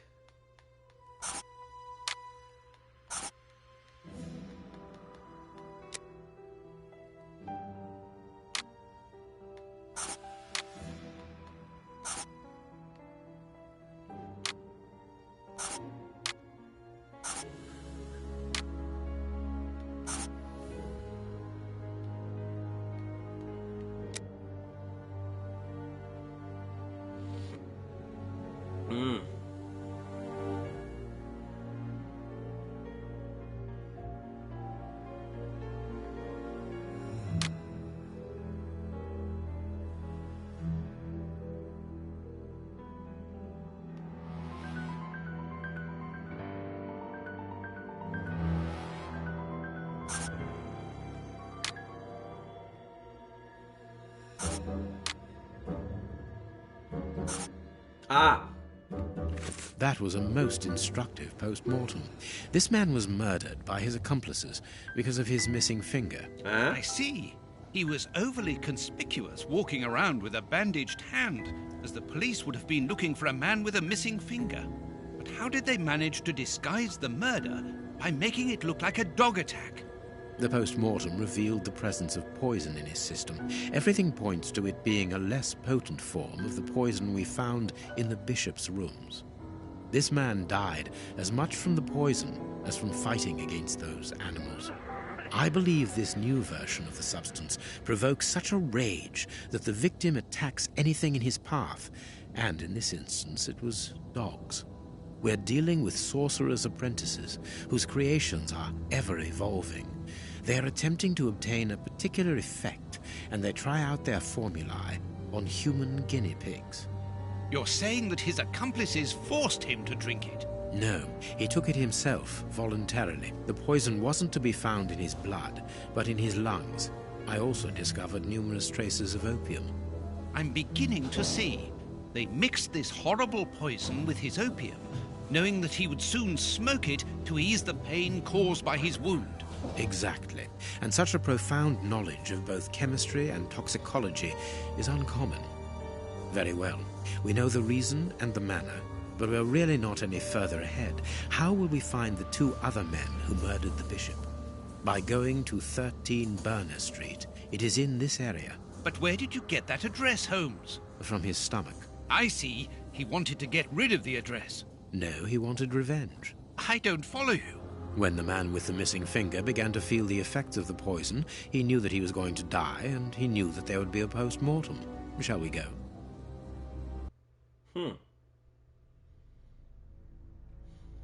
I didn't have time to read all the clues. They went straight to a cutscene as soon as I put two and two together. So let me read what I corrected in the deduction. So the man was poisoned by the mixture of opium and poison. The dogs were poisoned. The man fought savagely against his dog. The man was poisoned by the same poison as the bishop. And the man was poisoned by his accomplice. His accomplice brought him the pipe. The man was given a pipe that already had opium in it. The man is one of the bishop murderers. Okay. Why is this in red? The man was poisoned by the same poison as the bishop.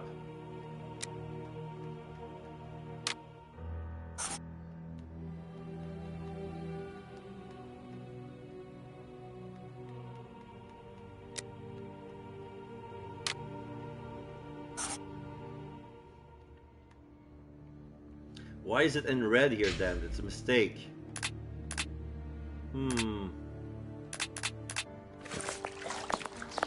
Alright, let's go to Burner Street.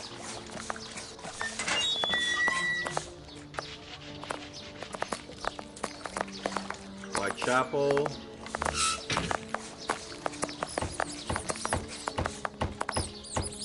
Burner Street.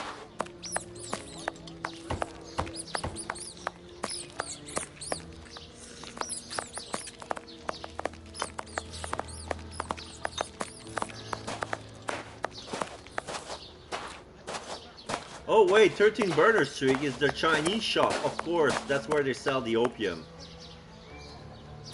There's our opium den, Watson. Let's go. Very stereotypical. Good day, gentlemen. Welcome. What can I do for you? One of your regular clients looked within himself to give us your address. He was very helpful. Oh, I understand. Our clients quickly become regulars. Your friend isn't with you? Sadly, no. He is tied up with his dogs. I understand. I too love dogs. Come in and make yourselves at home. Okay, so let's see. Yeah, people are sleeping in the beds. Poor devils. See, Holmes, the ravages caused by such artificial pleasure.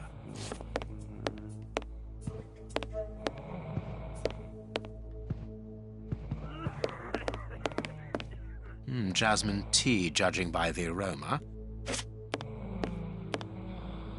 Poor devils. See, Holmes. Poor.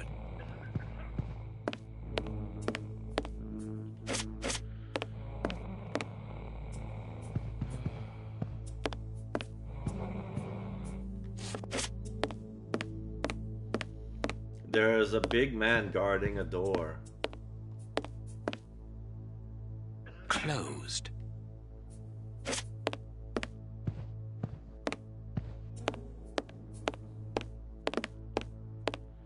It's not allowed here. Go on a bit further. Please excuse us, sir. Well, we have searched everywhere apart from 2 rooms. One of these rooms interests me particularly. You are thinking of the guarded room, aren't you, Holmes? I am indeed. But we should not consider any confrontation with the guard. Let us be discreet and enter the adjoining room. It's locked, and it wouldn't be very discreet if we were to force it. Nevertheless, we do need to get in there. And the manager? Let us find a way of distracting his attention.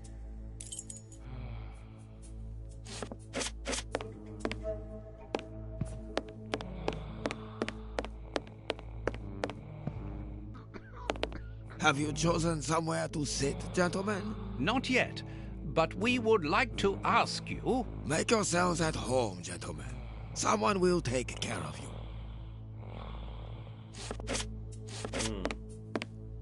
I see keys.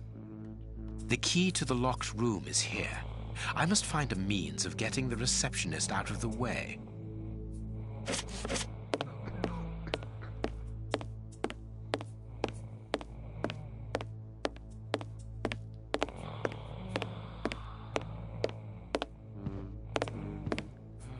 Hey, what's this? Dirty water. This bowl is used to wash smoking tools.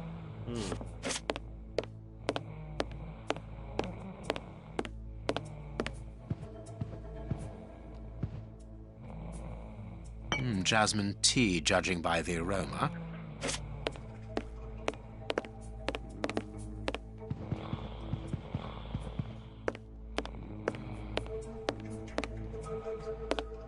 Ashes. It's not very clean here.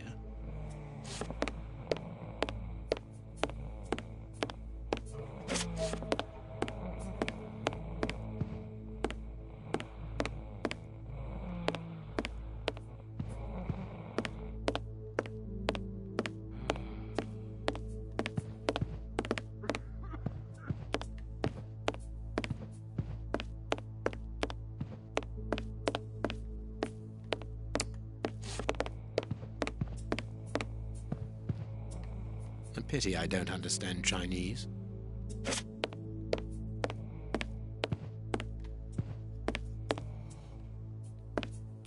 It's not allowed here. Go on a bit further. Please excuse us, sir.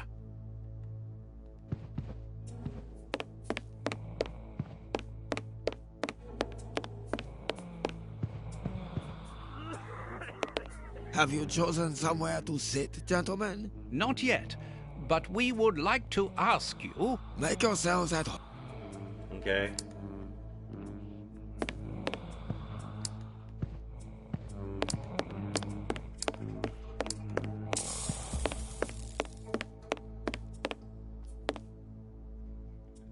Closed.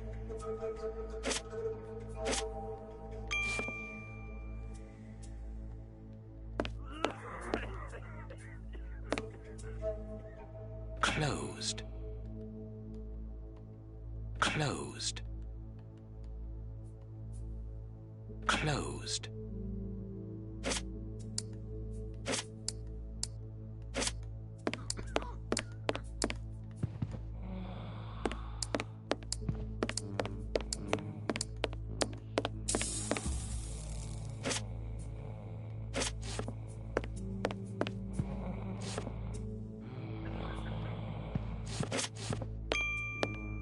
What should we do next, Holmes?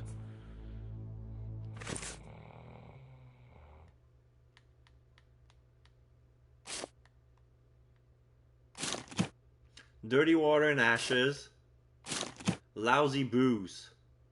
So I mixed the jasmine tea with the ashes and the dirty water. You wanna drink that? Have you chosen somewhere? Not yet. Make your... Okay, maybe I'll give it to the guard over there.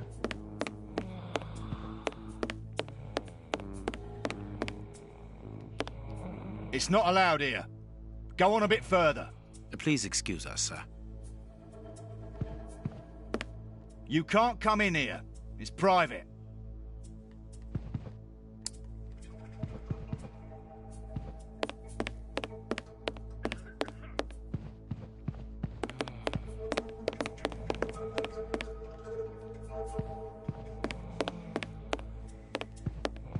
Holmes, you talked about making a client sick, but you were exaggerating. Surely you aren't going to force someone to drink... Another of our differences, my friend. You cure people, I make them sick. So yeah.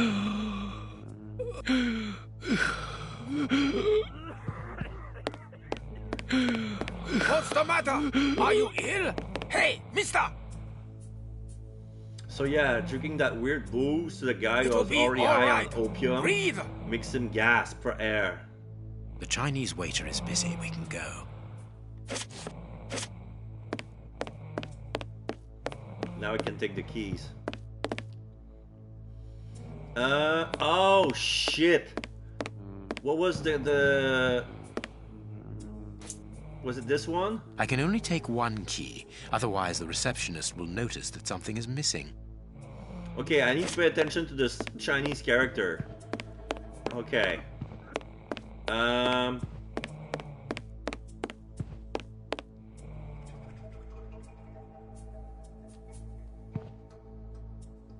Closed. Okay. There we are. It is simplicity itself. Okay, I got it Let's on the first put try. the key back in its place before the manager notices that it's missing. I shall be quick. I managed to return the key without being seen. Perfect. Let's go in. Okay, so we're in. Hello. This billhook is very thin and solid.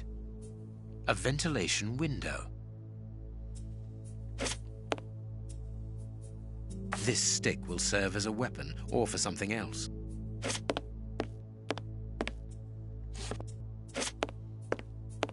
Phew! What a stink! This bottle is full of barbiturate acid. We use it in medicine sometimes as a tranquilizer.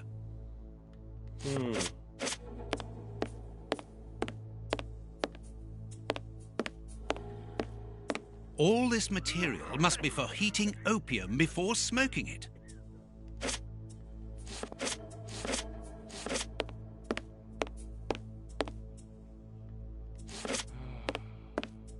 Phew.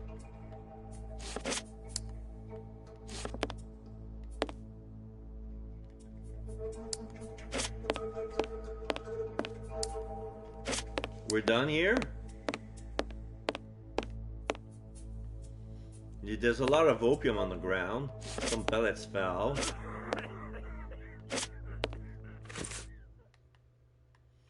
Bill hook, stick.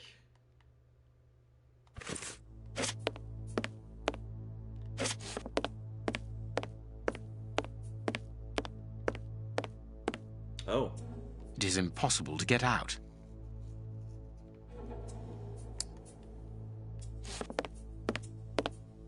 I think we're done here. What should we do next, Holmes? It would be better not to go down there. Remove the curtain? But how? Oh, maybe, This small opening gives onto the guarded room. Holmes, shh, listen. Yeah, but that's different. I don't mind getting money for killing, but he was a sort of pope or something. And we didn't even get...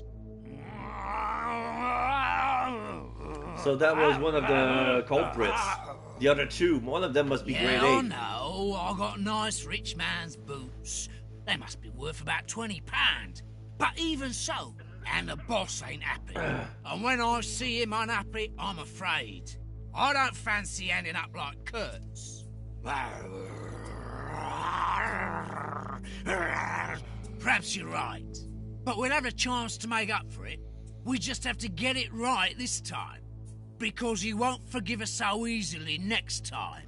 They are the bishop's murderers, Holmes. The fiends. Calm down, Watson. We'll have to take care of the guard at the entrance.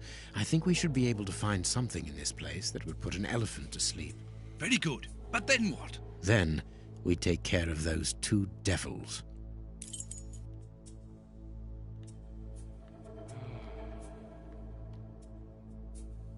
Phew! What a... Barbitric acid. A syringe that could be useful. Aha! So let's put barbituric in the syringe.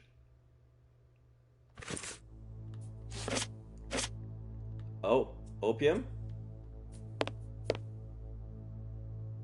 Small balls of opium. I'll take a spoonful. Can we put it in the syringe as well? No.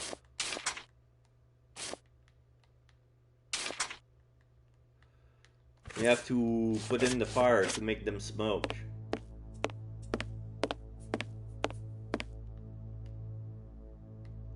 Let's see. I need something. What's this? Oh, it's a burner. I'm gonna use my matches. Holmes, do you really think that this is the appropriate moment? Don't worry, Watson. My mind only requires stimulation when it is unoccupied. That is not the case at the moment. I am merely heating these opium balls to obtain a liquid solution. You have a potentially very powerful sedative there, Holmes. Be careful, such a dose could be lethal. This door shouldn't be open! Let's hide, Holmes. This place isn't very favorable for that. I hate the idea, but we will have to rely on luck. There! It's locked! We've been locked in!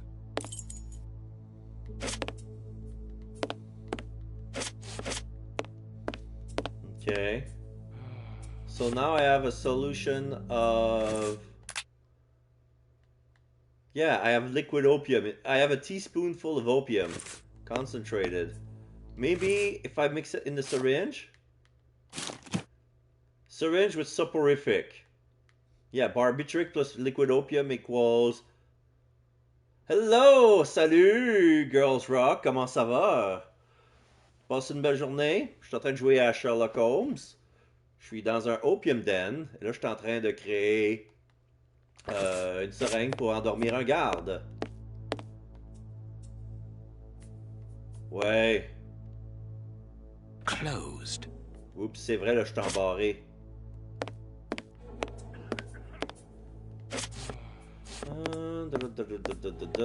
Comment je fais pour sortir de la star vu que je suis embarré dedans? Oh, c'est quoi ça? Oh, ventilation. Ah! I think that window is large enough for us to squeeze through. This window is well and truly stuck. We'll have to pull it free. Change un bâton, t'as un peu. Ça. I think that window is large enough. Ça. It's open, but this window is damnably heavy. We need something to keep it wedged open. Le bâton. Y a rien qui te tente vraiment, hein? Ouais, ben, je comprends un petit peu, là, je veux dire. Là, présentement, c'est ça, là, je suis en train de me remettre d'une gastro, puis là, j'ai de la bouffe qui est en train de cuire à petit feu, puis j'ai l'odeur qui me reste, qui est en dessous du nez. Fait que je suis un peu gossé un peu par l'odeur. J'ai hâte que ça soit prêt, là, j'ai hâte de manger, ça va être mon souper pour asseoir. Mais merci beaucoup d'avoir passé, Girl Rock. Je te donne du gros love. Et encore une fois, mes sympathies pour le décès de ton proche. Et j'espère que tu vas pouvoir trouver un autre compagnon bientôt, une fois que tu auras fini ton deuil. Passe une bonne journée. Gros bisous. Good. We can get out of here. After you, my dear fellow. Very well, Holmes.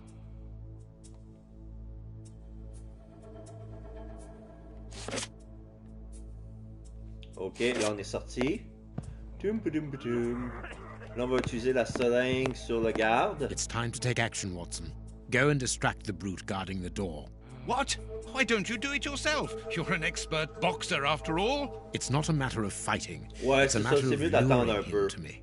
Ah, mais si I jamais see. I imagine t'es that the prête, sedative is for him. je connais Well quelqu'un deduced, Watson. qui a des contacts là, sur des Do something to bring places the guards de towards refuge, tu sais, pour Good des Sir, des would champs you be rescue. so good as to come here?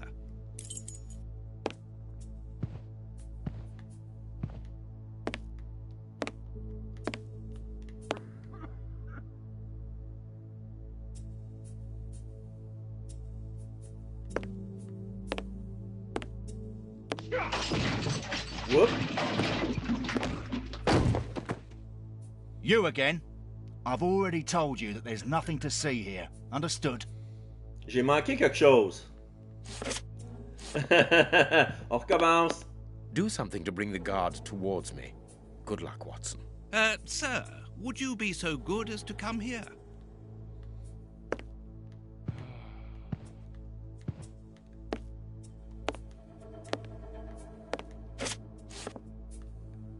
Ça va marcher?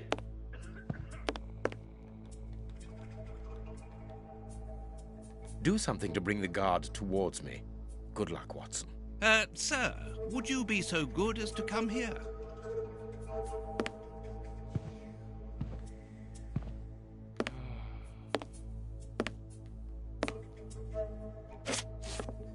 Je comprends pas. Do something to Je pêche sur le piton, ça marche pas. Ah! Hein? Do something. Ok.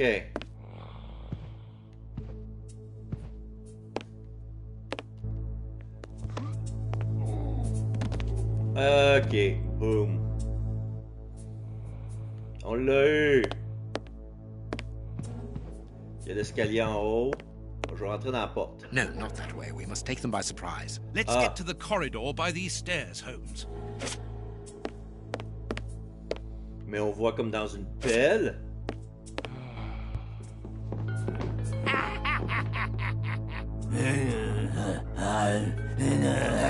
Une chambre privée. Je peux pas utiliser un gun. Holmes, what on earth are you doing?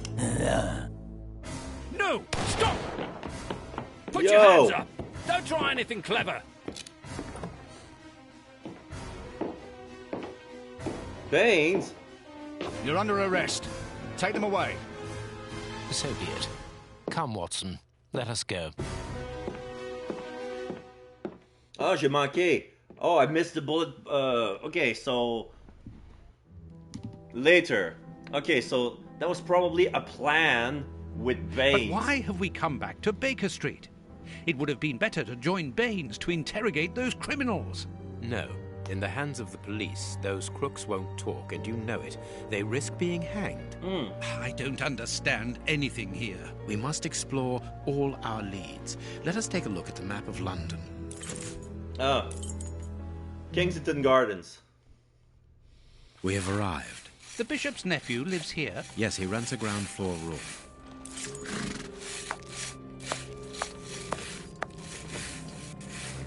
Can I help you, gentlemen? How do you do, madam? We should like to see one of your lodgers, Henry Hamford.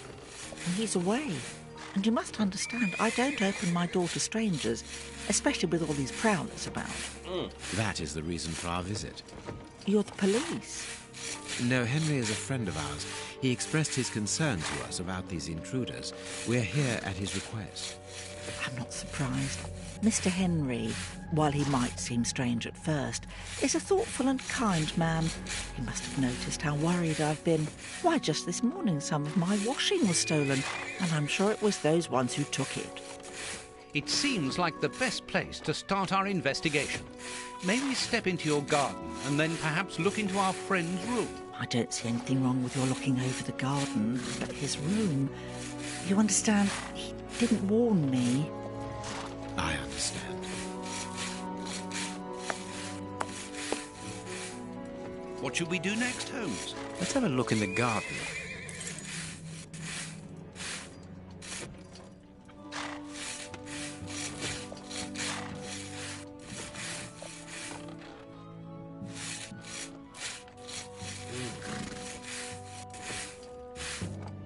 Sorry, I was reading some of that. It is unnecessary.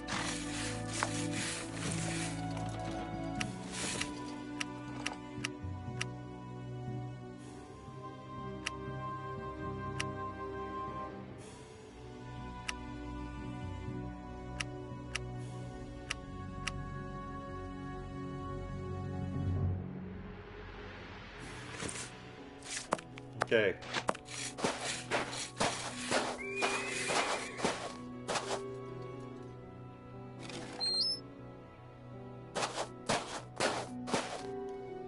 Without a doubt, it is the linen belonging to Henry's landlady.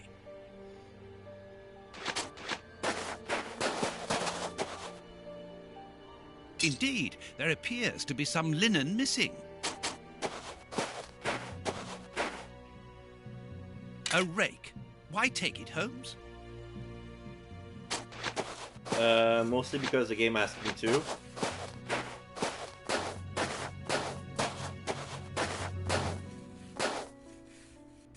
There should be a spade here.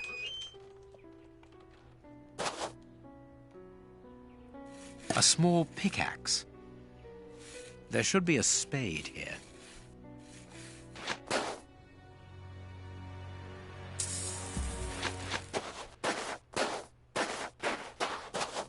There is something interesting here. I need something.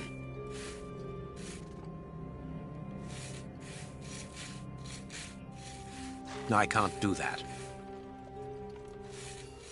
Good, we can pass. Oh.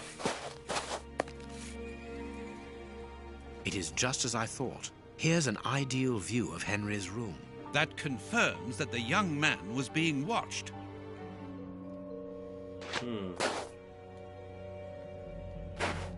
Newspaper. This newspaper is 4 days old. The bishop's nephew was being watched long before his uncle's murder. The Strand. We estimate that nearly half the population of London is threatened by a serious food crisis. At present, the most deprived areas are in critical situation. The shortage that rage through these areas of the capital risk turning into famine if the public authorities do not react. The remains of a small meal. Someone has stayed here rather a long time. Nothing of interest here.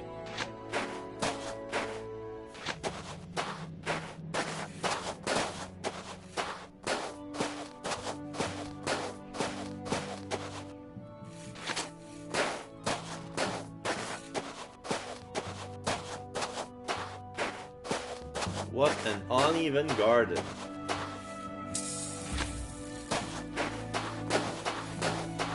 To let. Toilet. There's an eye missing.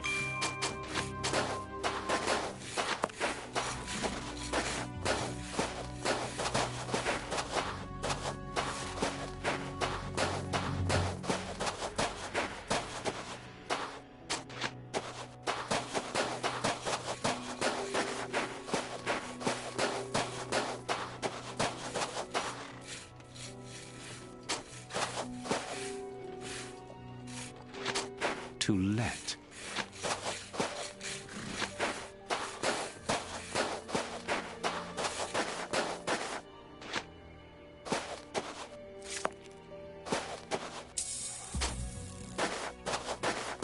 What's this? Some sort of alarm system made out of cutlery. Tins of food tied to one another. The wire seems long enough. They look to me as though they're rudimentary traps used to indicate the presence of intruders. Oh, what a jumble.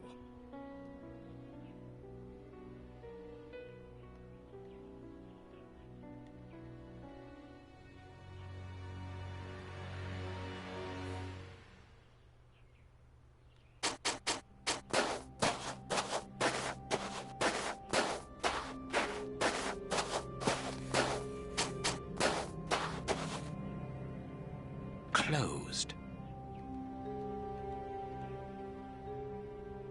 Closed. Closed.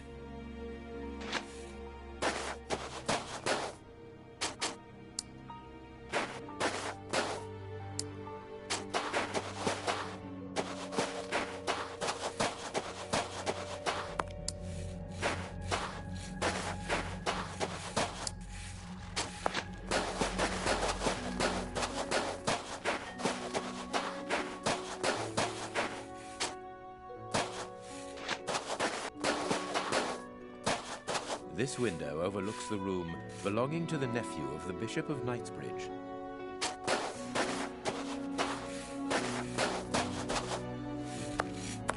Closed.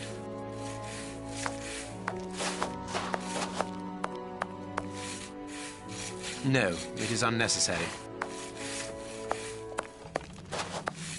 Nothing of interest here.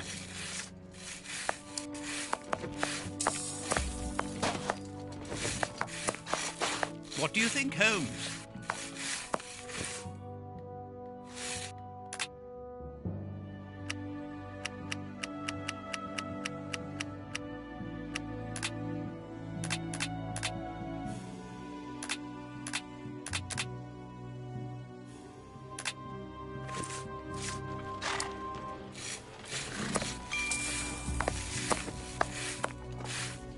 No. No. No. No. No. No. What am I missing then?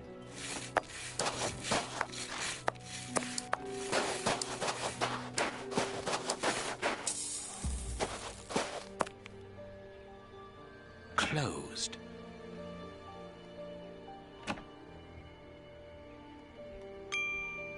Closed.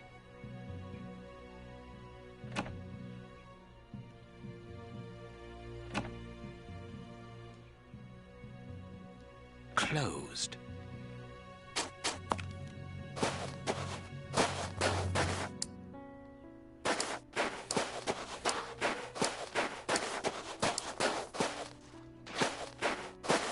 Nothing of interest here.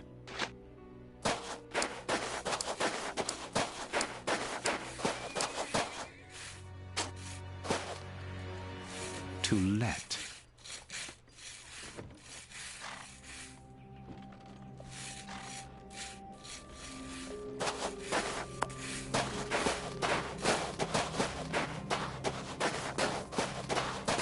What am I missing here?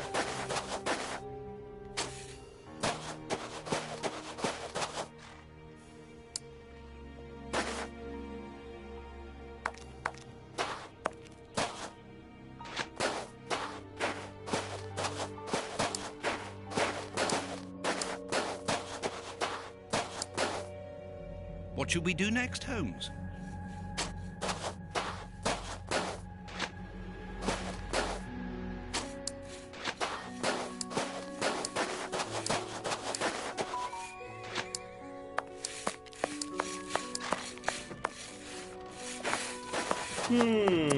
I'm a bit of stump.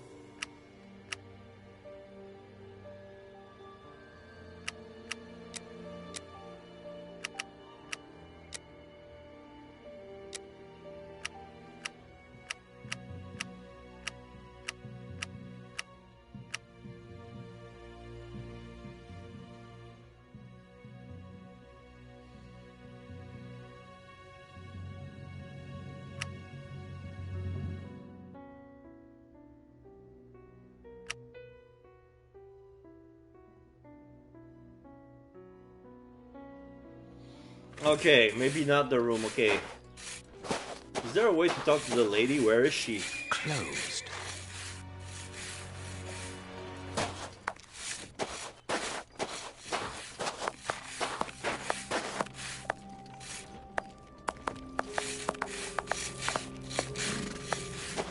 Closed.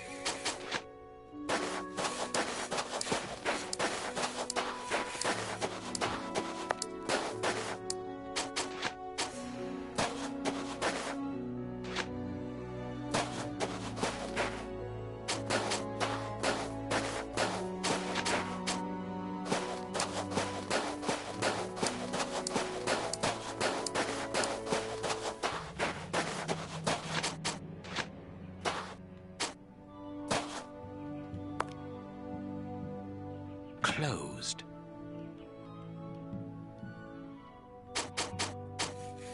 What do you think, Holmes?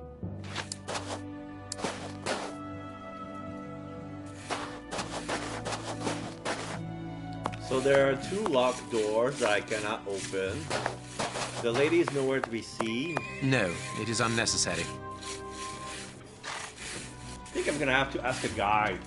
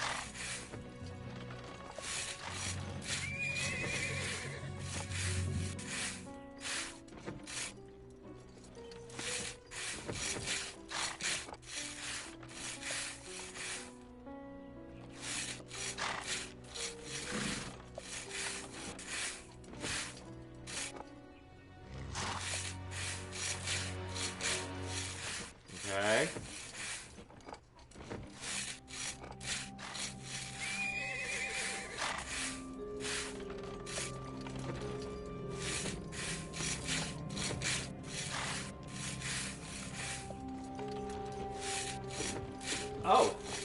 Okay. So, let's see. It should be around... not here.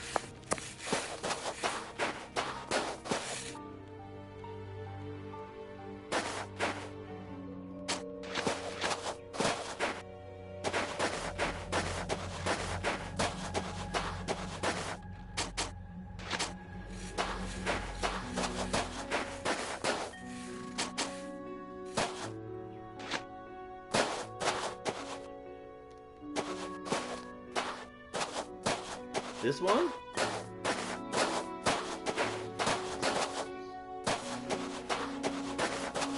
Nothing of interest here.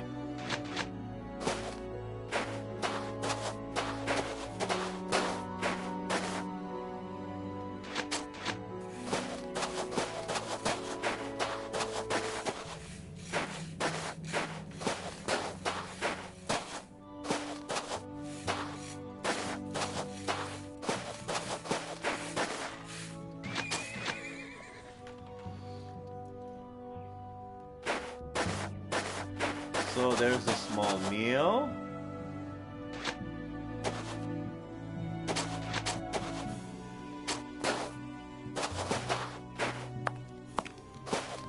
Nothing of interest here.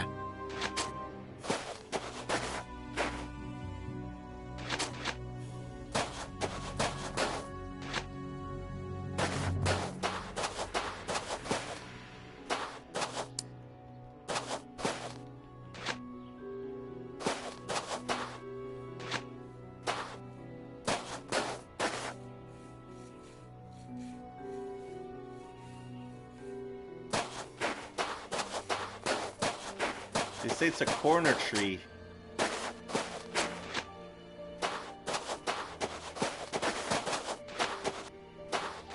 Ah, there it is.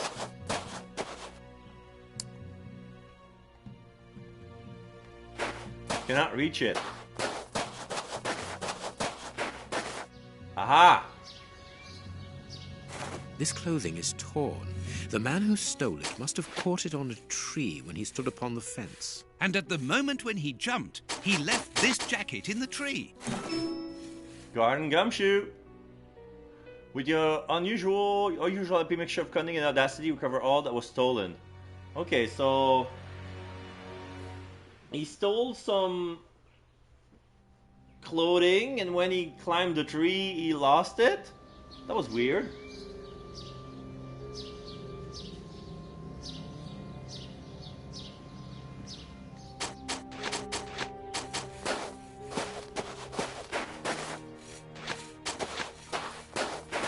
So this is odd that I couldn't get it with when I was pressing L2. I never had an alarm. Okay, so let's go to the front door with the piece of clothing that was stolen. Is this the washing you were looking for? Oh, yes, that's it. Where did you find it? On the ground, doubtless blown there by the wind. They didn't steal it, then. I'd have felt better knowing that those lurkers were nothing more than clothes thieves. That is not the case, madam. This affair seems to be rather more serious than that. It appears that these intruders were spying on Henry. Now, please, let us see his room. Gracious me, whatever next? Come in. Take the first door on the left. It's open. He never locks it. Never? No, never. Well, you know him. He doesn't do things like everyone else. He lives in a world of his own. When did you see him last? Did he say anything to you? Yesterday morning. He just muttered a few words. I can't always understand what he's saying. When he does talk, that is. I can ask him a question, but he just stares off somewhere. The floor, the ceiling, as if I wasn't there. At first I found it strange, but I've gotten used to it. Yes, I know exactly what you mean. He's sometimes nervous too, isn't he? Oh, yes. As soon as anything upsets him. Even when he's alone in his room, he gets cross. And then the next second he is standing stock still. He stares off into space and calms down again as fast as he became angry.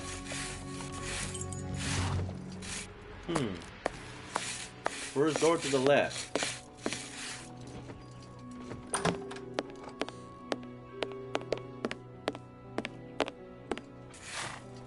He got his scarf out, but he forgot to take it. Someone bed. emptied a bag here. Yeah. Somebody emptied a bag on his bed. Oh, he has a violin. A violin. It is a lovely one, but where's its case? You don't have a case, Sherlock. What are you talking There's about? something interesting here. Pieces of fragments of wood.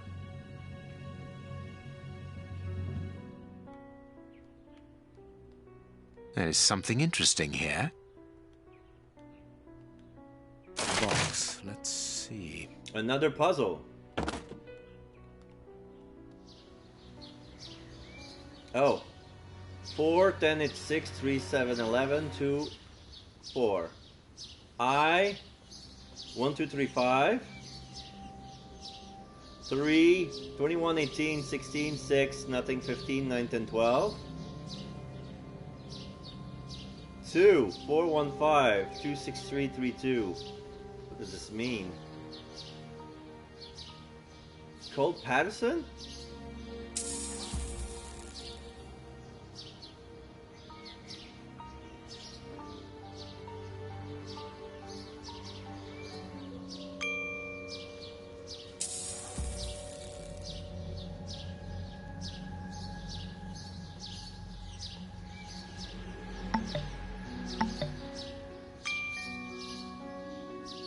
This is 4. This is 3. So 1, 1, 2, 3, 5. So let's try this. 1. I am missing some information.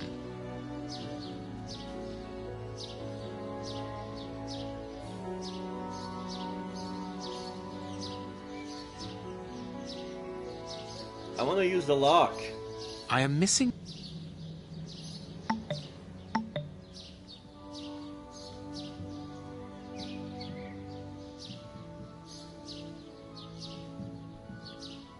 I'm gonna write the clues down.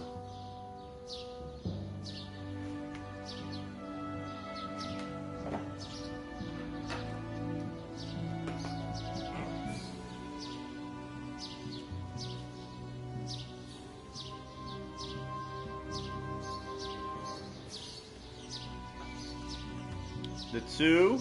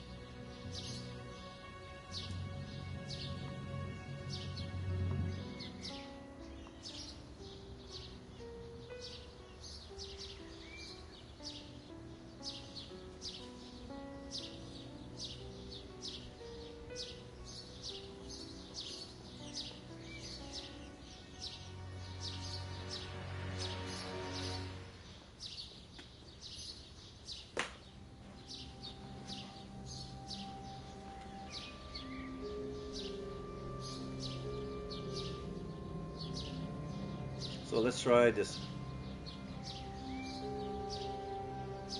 He scratched the lock's cipher codes for himself. Watson, write them down for us. It is noted. It is noted.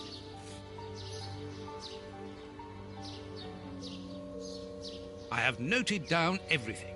This lock is very complex. The young Henry is remarkably intelligent. Okay, so 1, 2, 3, 5. No?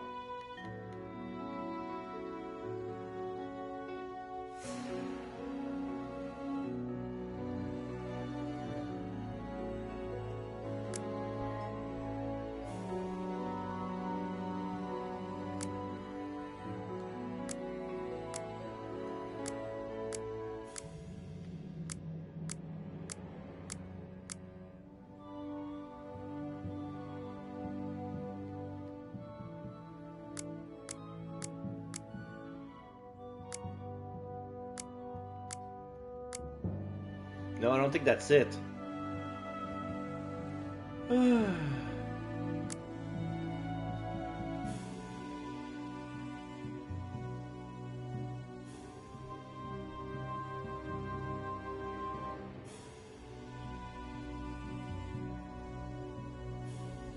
What's the relationship with those numbers?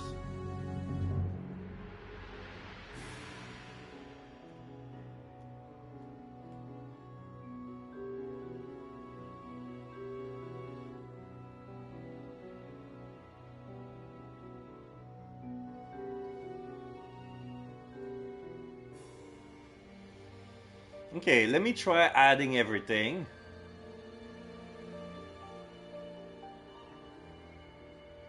Three, 6, 11.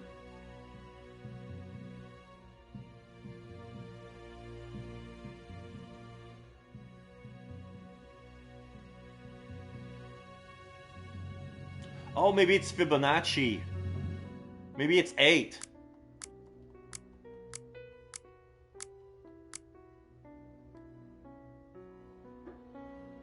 Okay.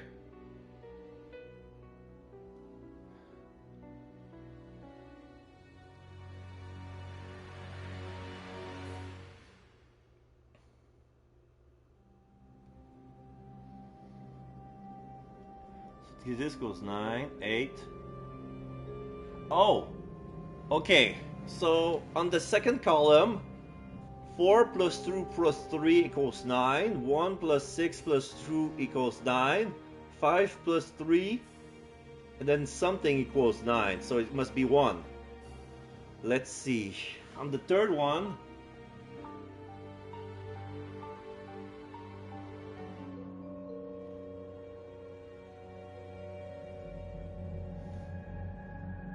$28, 16, 15, 12. This is weird.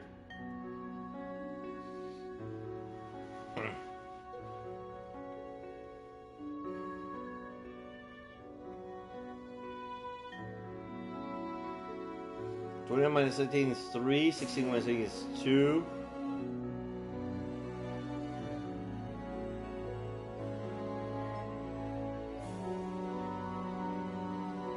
So 3, 2, 6.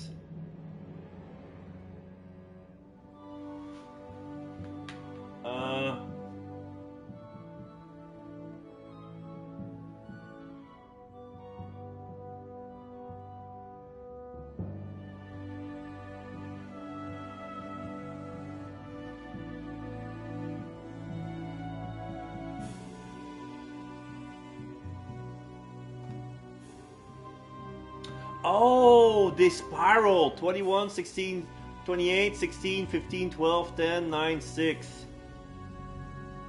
Okay, so minus 3. Then it's 2, then it's 1, then it's 3, then it's 2, then it's 1, then it's 3. 3, 2, 1, 3, 2, 1, 3. So it should be minus 2. So it's 4. And the fourth one, 10, 8, 6, 11, 4, 2.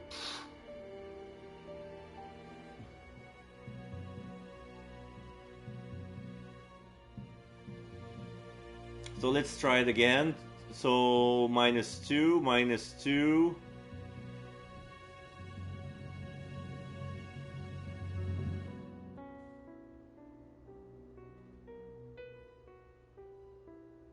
Minus 3 plus 4. Wait. So 2, 2, 3, 4. 4.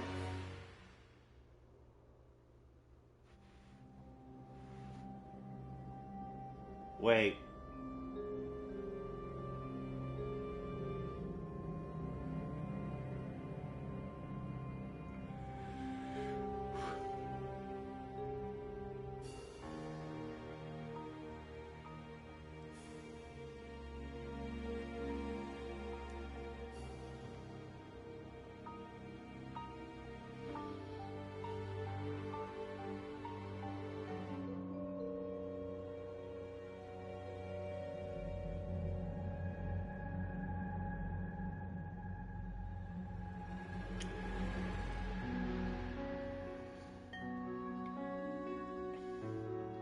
Okay, I'm gonna try something. I see a pattern, so this is probably number 3.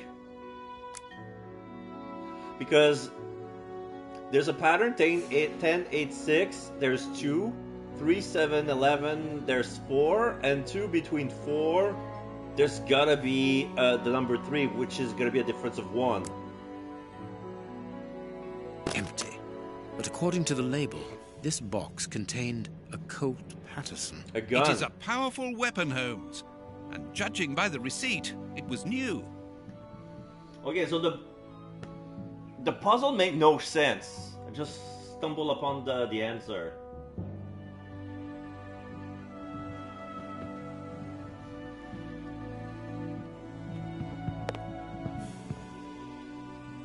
It is an impressive library for someone living alone. And he's read all that. Impressive.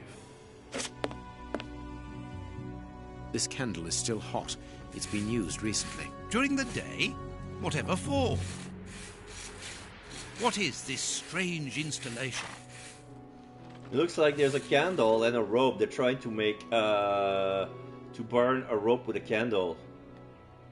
This rubbish bin was emptied, and then someone threw a torn piece of paper in it, and judging by the smell, there was also an onion.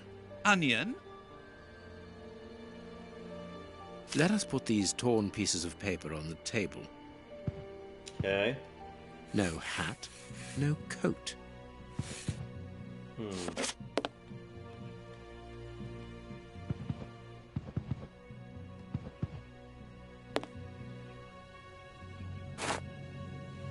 Okay. So this must be a corner, side, middle, top, bottom,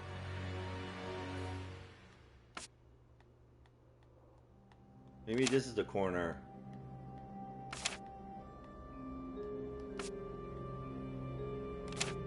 Bottom. Oh shit, I can rotate them. Oh, good lord. Okay. So let's reset them. Let's go by stain pattern.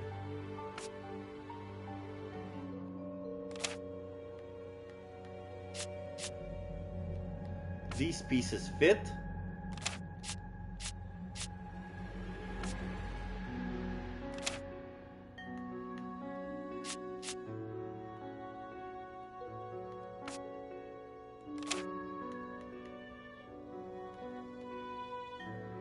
These fit.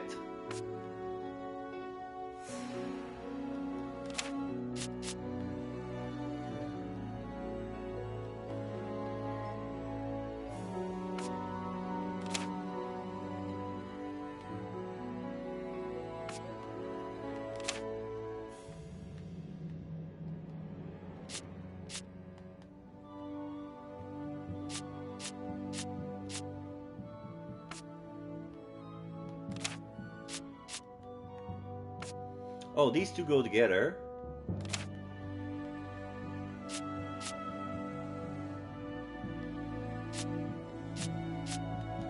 Oh, so this is a map. Wait.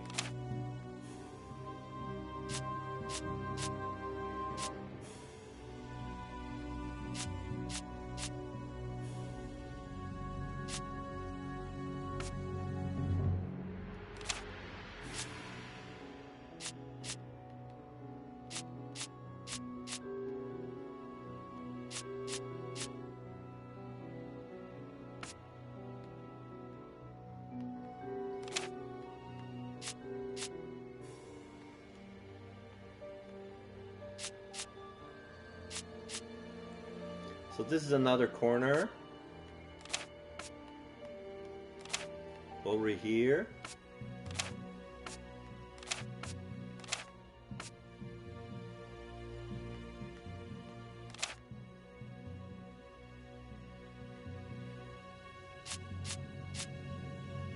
No.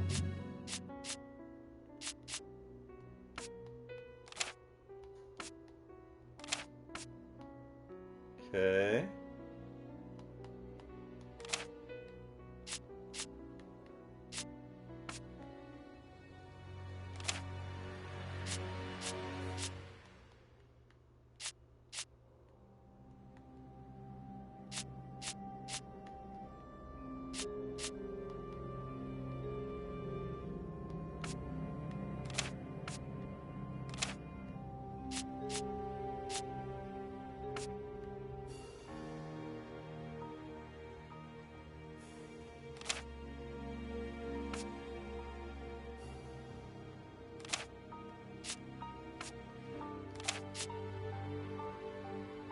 No.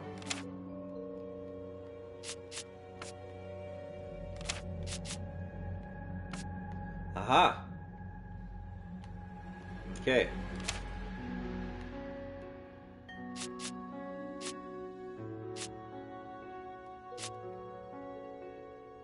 No.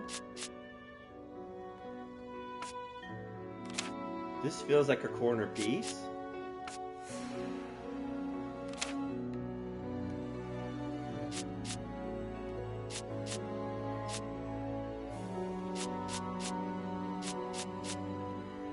No.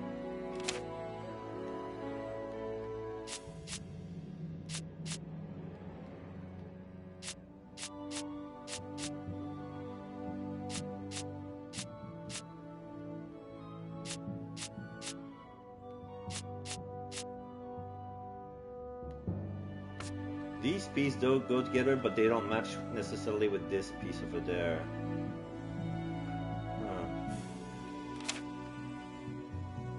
No.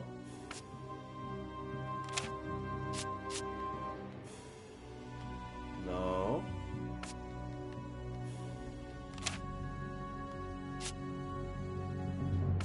This goes here.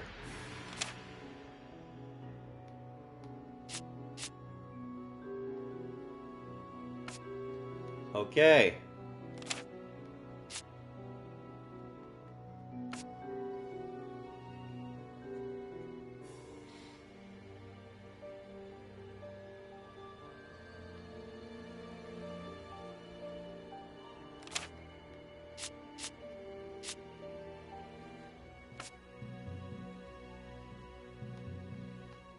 Ah, I see.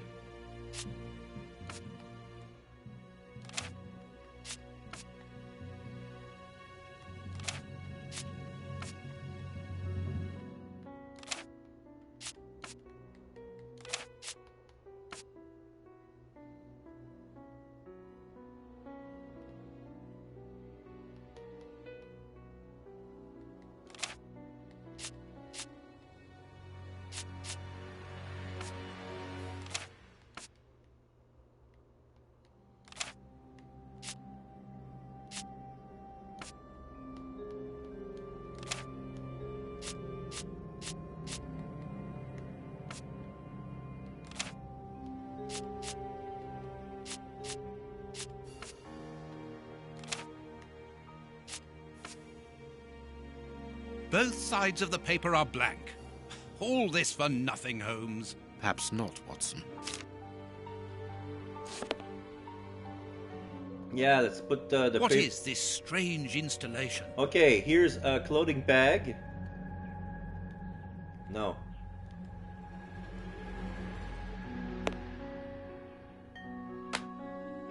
I'll put the paper in.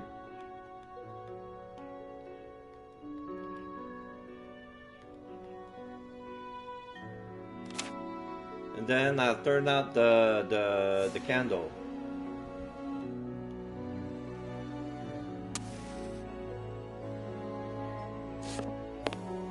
Let's see.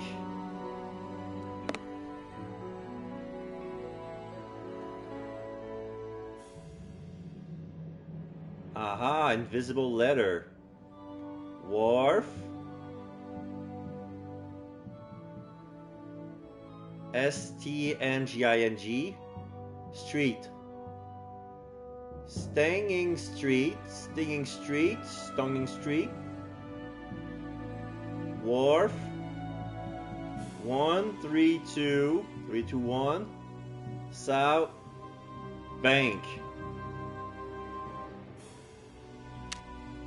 Stinging.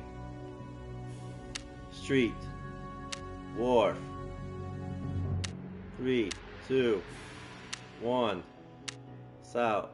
Bank. The address of a dock on the Thames. Stinging Street, Wharf 321, South Bank. Message written in onion juice. Interesting. Very interesting indeed. Huh.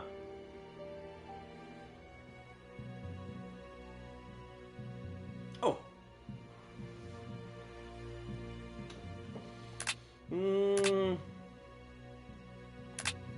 My dear Watson, in the garden and in this room, pieces are missing that should never have left their places. What do you think? The case.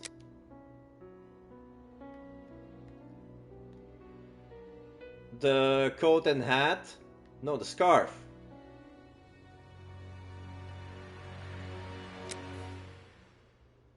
The revolver. That's not right. Start again. Okay, violin case, revolver. That's not right. Start again. Shovel? Quick, Watson, there's not a moment to lose. Go and thank that charming lady while I try to recapture our new friend. Recapture? What makes you think that he has run away? I believe that our man suffers from behavioral problems. You must have seen or heard about those poor fellows who spend their time counting the gravel stones in the garden or moving objects from one place to another hundreds of times in one day. Well, the bishop's nephew suffers from a moderate form of this condition. Nothing would be more disturbing to him than to leave a personal space in such chaos. And yet this is what he has done with this room. For it to reach such a state of neglect can only indicate that he was in a most desperate situation. And do you think that you can catch him? Yes. The candle here is still warm, so he left only a few minutes before our arrival. But it is the missing violin case and the large pistol which concern me. We know that he is quick-tempered and volatile. It is never wise to leave a gun quite capable of killing a bull in the hands of someone like that. Did he leave to go to the address which was written in the invisible ink, do you think? Undoubtedly, Watson. And as for the missing spade, I can tell you that it will be used for digging. Are you ever going to stop delaying me with endless questions? So, gentlemen, have you found anything? We have learned enough to promise you that they will not return. That makes me feel better. Thank you, gentlemen. We are going to pay a visit to that mysterious address, Watson. But first, we must detour to Lambeth. Lambeth? What are we going to do there? Pick up an old friend. He will be a precious help in our locating Mr. Hampford. Toby? Good. And who is this friend? A friend who helped us in the case you so romantically titled The Sign of the Four.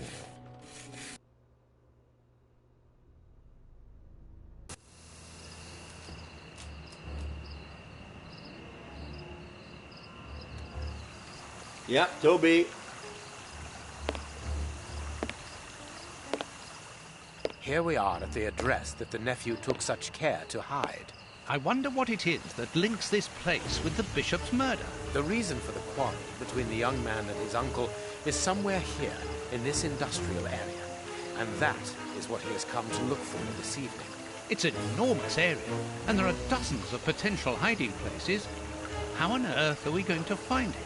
The old dog Toby is the best sleuth hound in town. If the extraordinary Mr. Hampford is here, Toby will find him without any doubt. But I've rarely seen such an old dog. Do you really trust his sense of smell, Holmes? Absolutely. Besides, you are going to follow him. Take the bark and go around that disused factory. If the nephew wishes to run away, he can do so only through there. If you find him, hold on to him until I rejoin you. Very well. Get ready, Watson. Let the battle commence. Toby's sense of smell is legendary, but he needs to know what he is looking for. Search, Toby. Search. There's a good dog. So now we have a... Okay, so now I control Toby.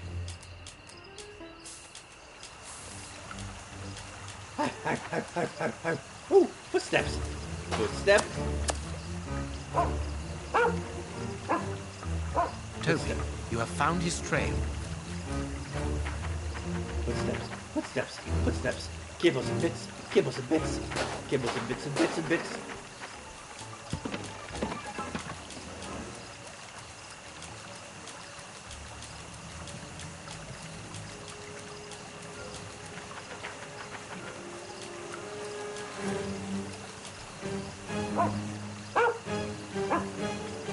Our man came this way.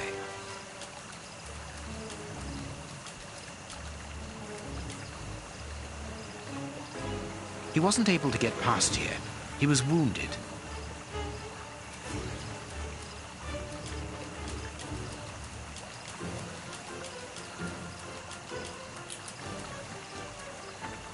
Nothing of interest here.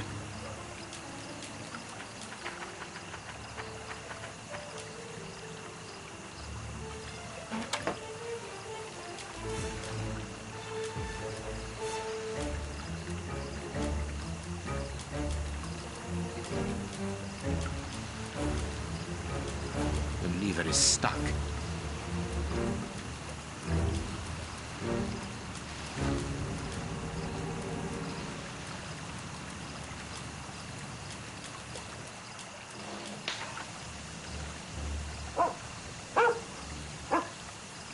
Our man came this way.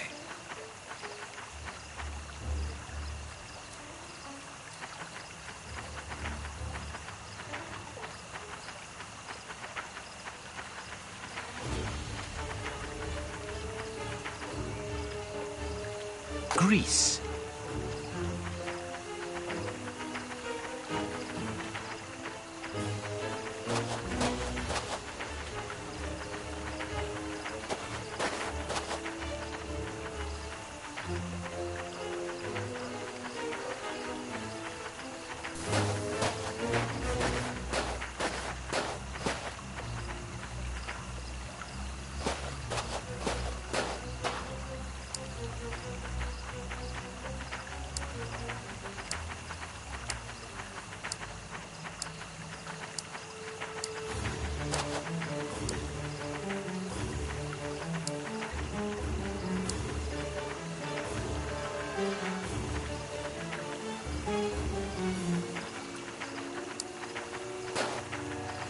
Our man came.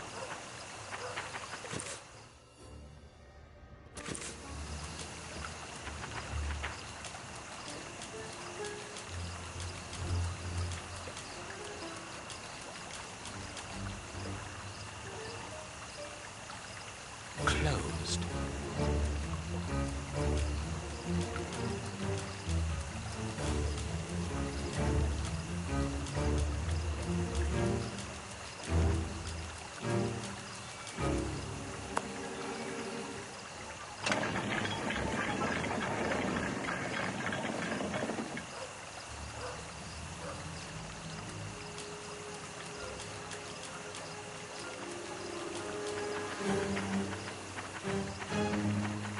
Oh wait.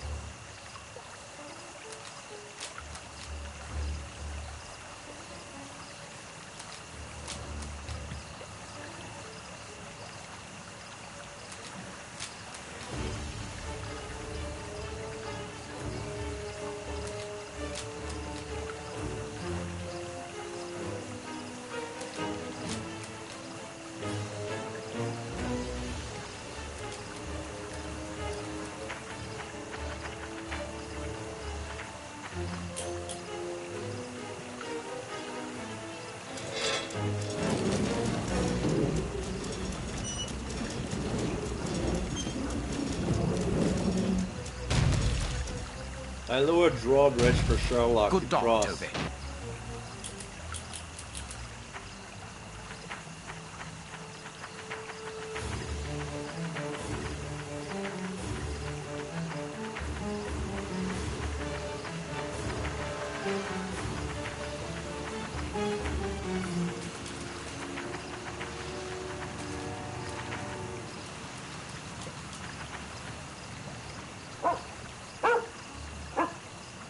He left by this door. Locked from the inside.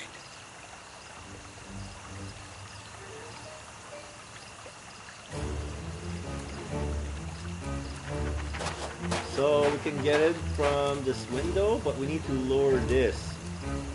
Where's the control for that?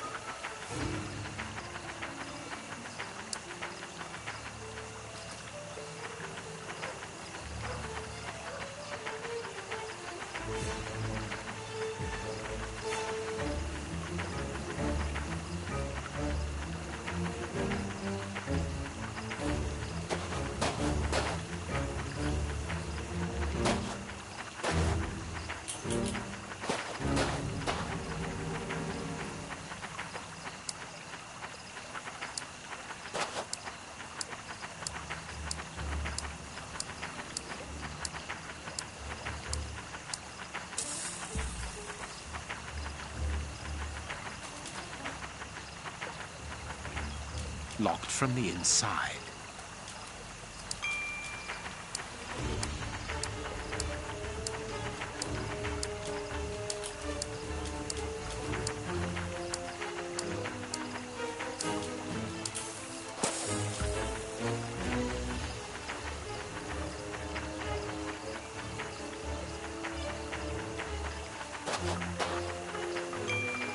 Locked from the inside.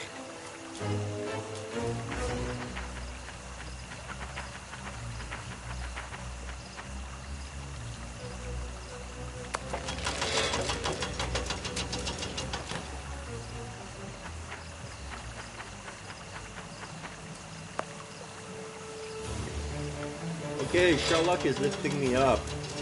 So now I'm gonna go through that window and unlock the door from the inside.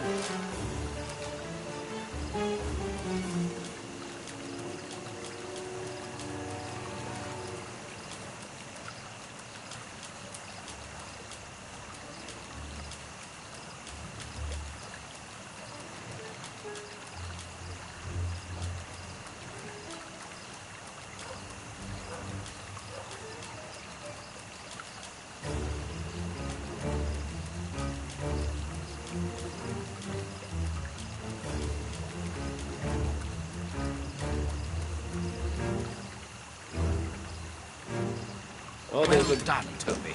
You are a true detective. Yeah, there was a stick that was blocking the door, a bolt.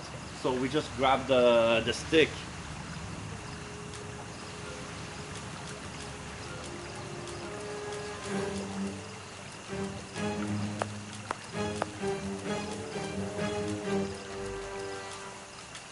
The door is locked, but we can force it.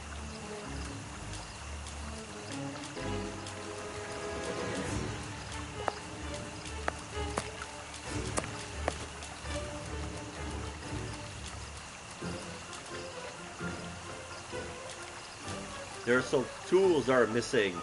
Some sort of pick. Some ice picks are missing.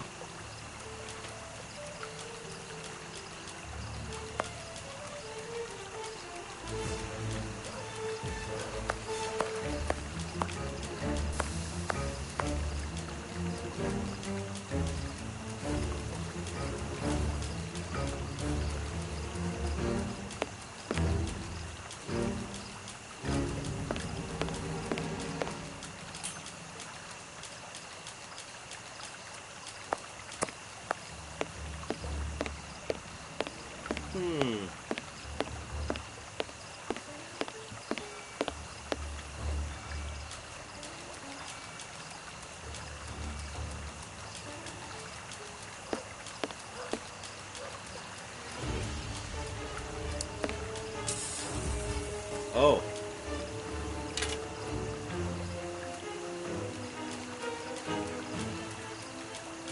The stick to force the door.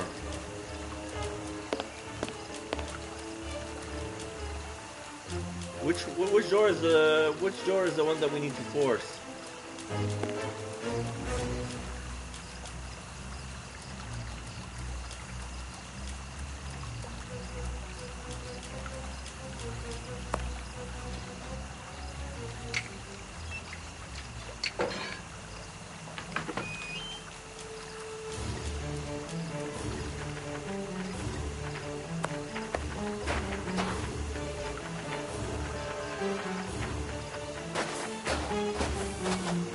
He took the gaff here and cut a piece of fire hose.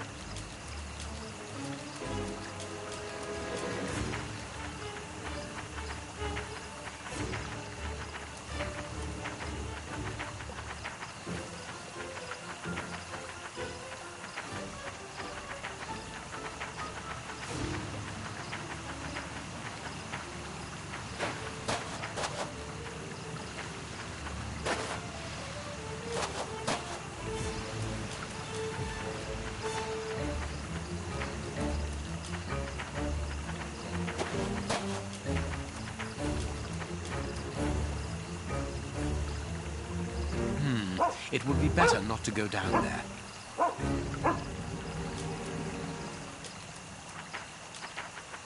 Our man must be on the other side of the gate.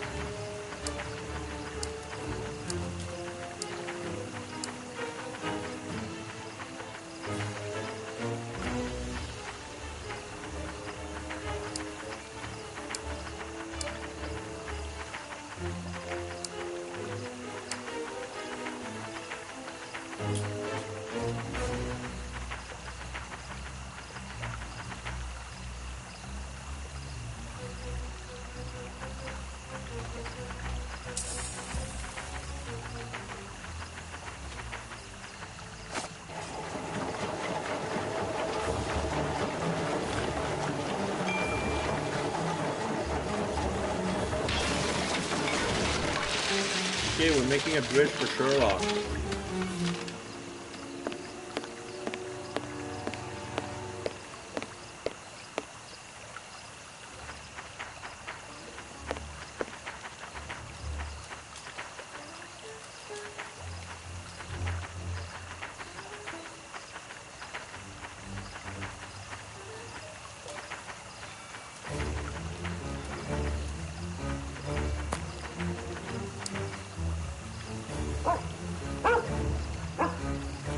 Carriage tracks.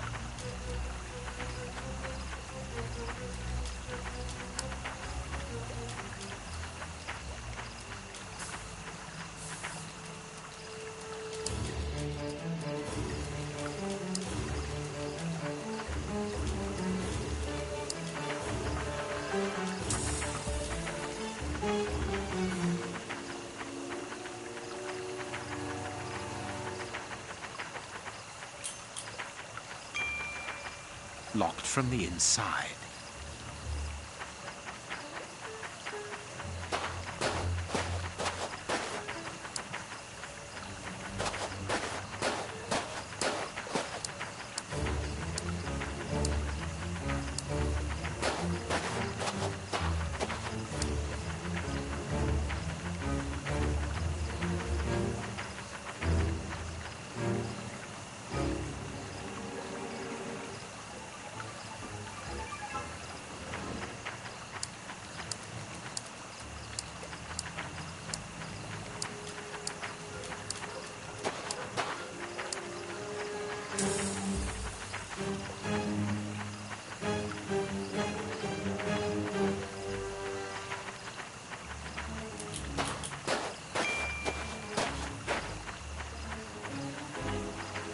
Yeah, even if it's looked from the inside, carriage track, what about that?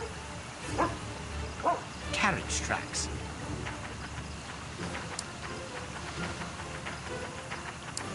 Can I go through here?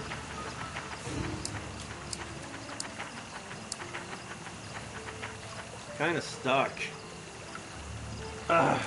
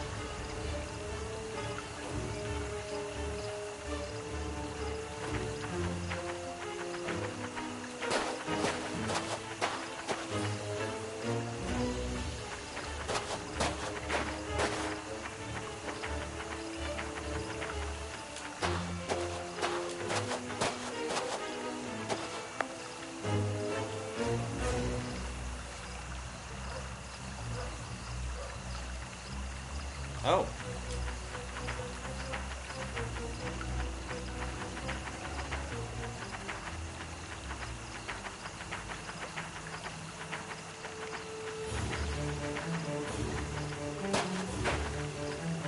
I can climb here. Oh, I didn't know that. Hey! Toby, don't jump. Let us find another way in. Because that's where we go.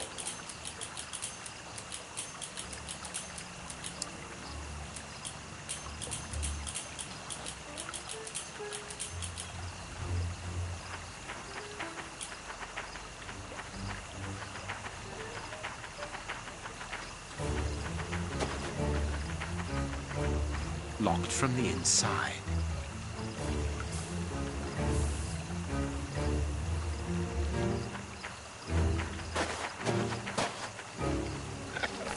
Oh.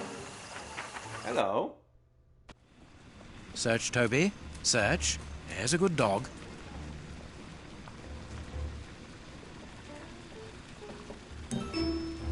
Slewed Hound. The beautiful, faithful nature of dogs.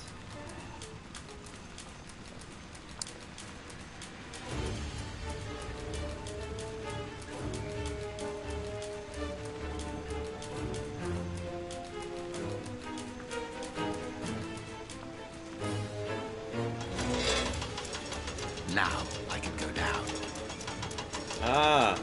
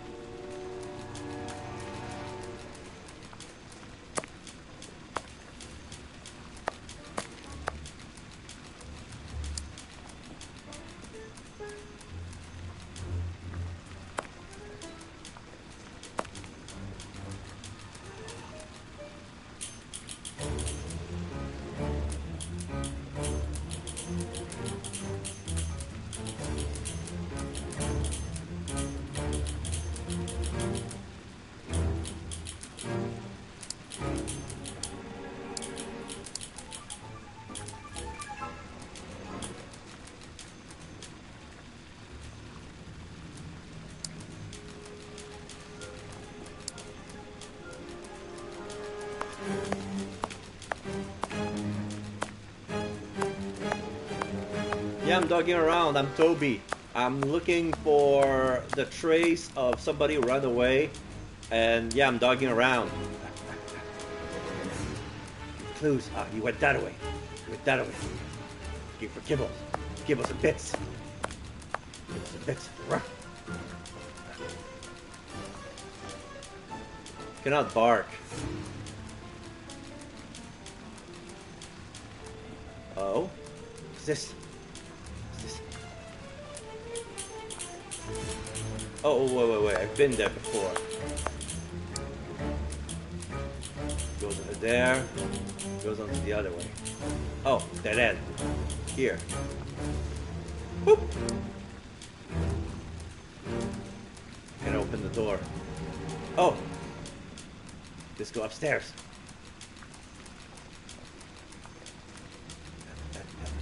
Can open the door. Scratch. I lost Sherlock. Oh, God!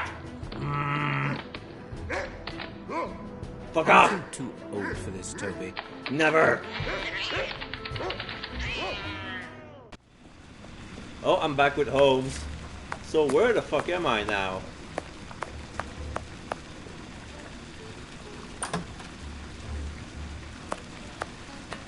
Whoa, the dog went over there? Yikes.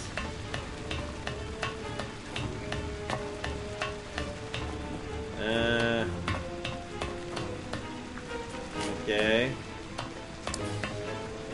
Nothing here.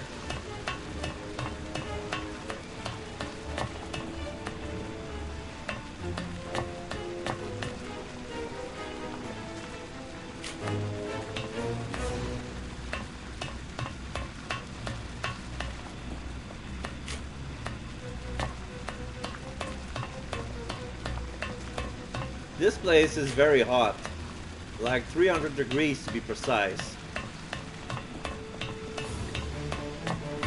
I don't know how Sherlock can sustain such heat.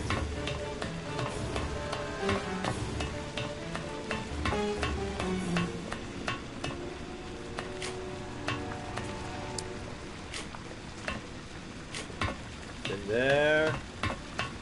Who is this? Is that our guy?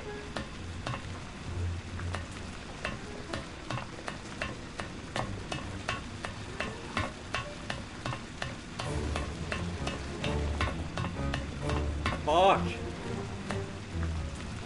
Am I supposed to reach him? This is in the way. So, is there an alternative way? Oh.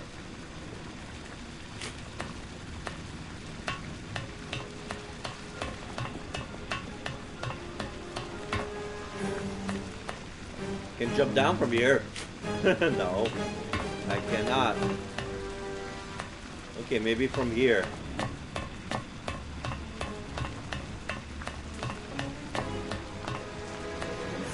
No?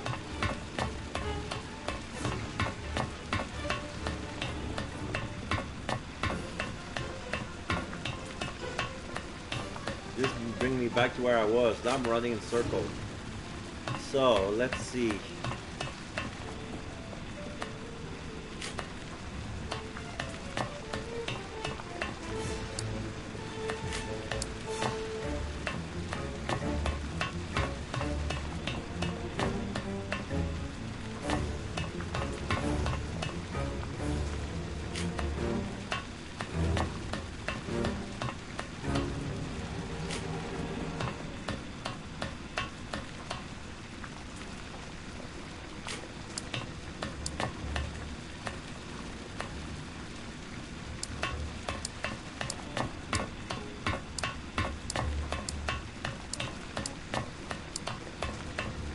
Let's look around. So this is where Toby went.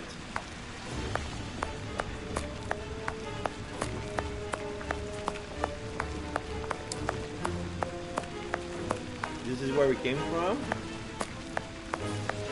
Yeah?